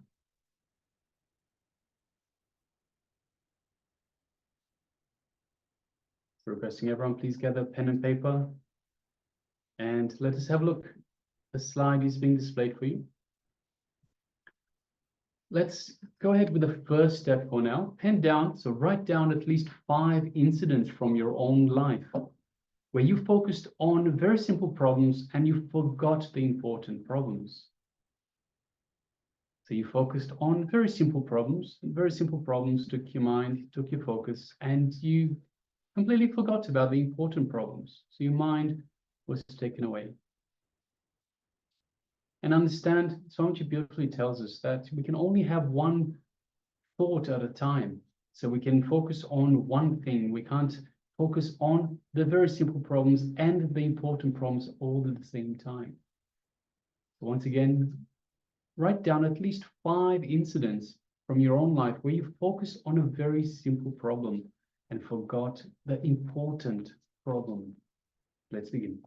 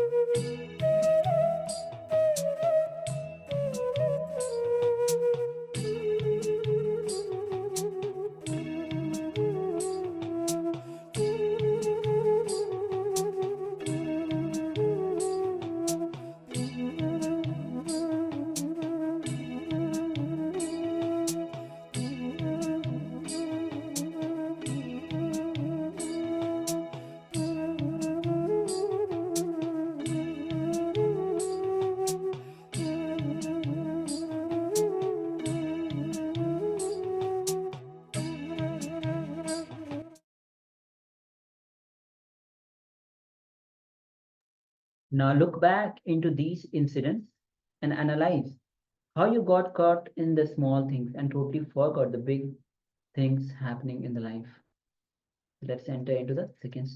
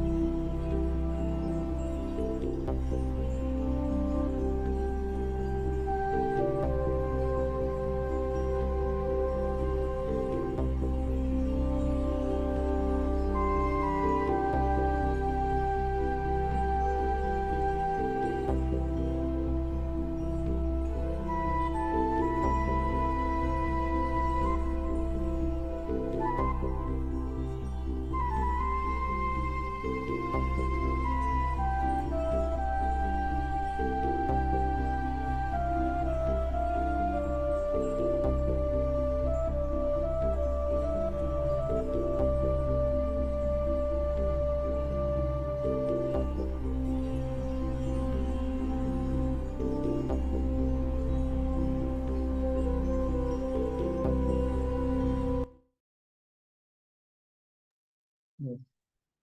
Slowly, you can relax. And now we'll be moving on with the power manifestation. And today's power manifestation is the power of remote vision. And today, before we enter into it, let's enter into the Pramana, the scriptural reference for manifesting this science.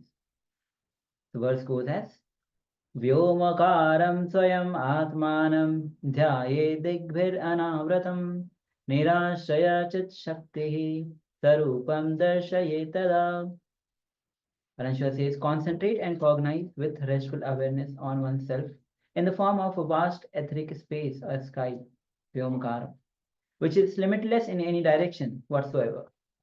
Thus, the Chit Shakti, the power of consciousness, freed from all support, reveals and manifests herself as the form of one's essential nature of the self. So with this, let's get ready to enter into the power manifestation. We'll be manifesting the power of scanning the image. So the acharyas will be having image in front of us. We'll be looking at an image. Through the power of third eye, see what is revealed to you when you are scanning the acharya itself and as the acharyas are looking at the image. So let's get ready to enter into this round of power manifestation. It's requesting everyone to once again sit comfortably with the head, neck, and spine in a straight line. You can close your eyes or you can cover them with an eye band or any piece of cloth. Important is to have the eyes closed to remove the visual stimuli that could distract you from this power manifestation. So let's sit comfortably with the head, neck, and spine in a straight line, eyes closed, and let's once again bring our awareness to our inner space. Let us invoke the Master, the Supreme Pontiff of Hinduism, Swamiji, in our inner space by remembering the essence of Swamiji, by remembering all the sweet moments that you cherish with Swamiji, all of that in your inner space, just below the heart center. And just by mere remembrance of the Master, invoke Swamiji in our inner space, our Anandakanda. So let us do just that. Let us feel the space of oneness with Swamiji. Feel the feeling connection we have to the Master in our inner space. Let us welcome Swamiji in our inner space with love and gratitude. So go ahead and feel all of that in your inner space, your Anandaganda.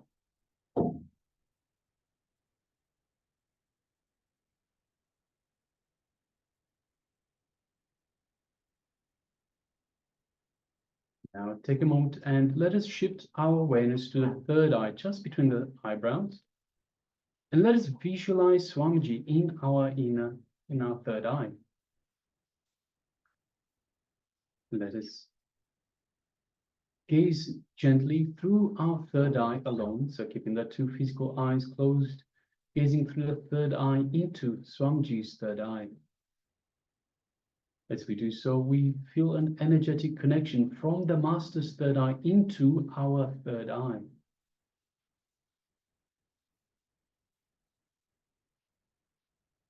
We feel a light build-up of energy in our third eye as Swamiji is awakening our third eye and energizing it for this power manifestation.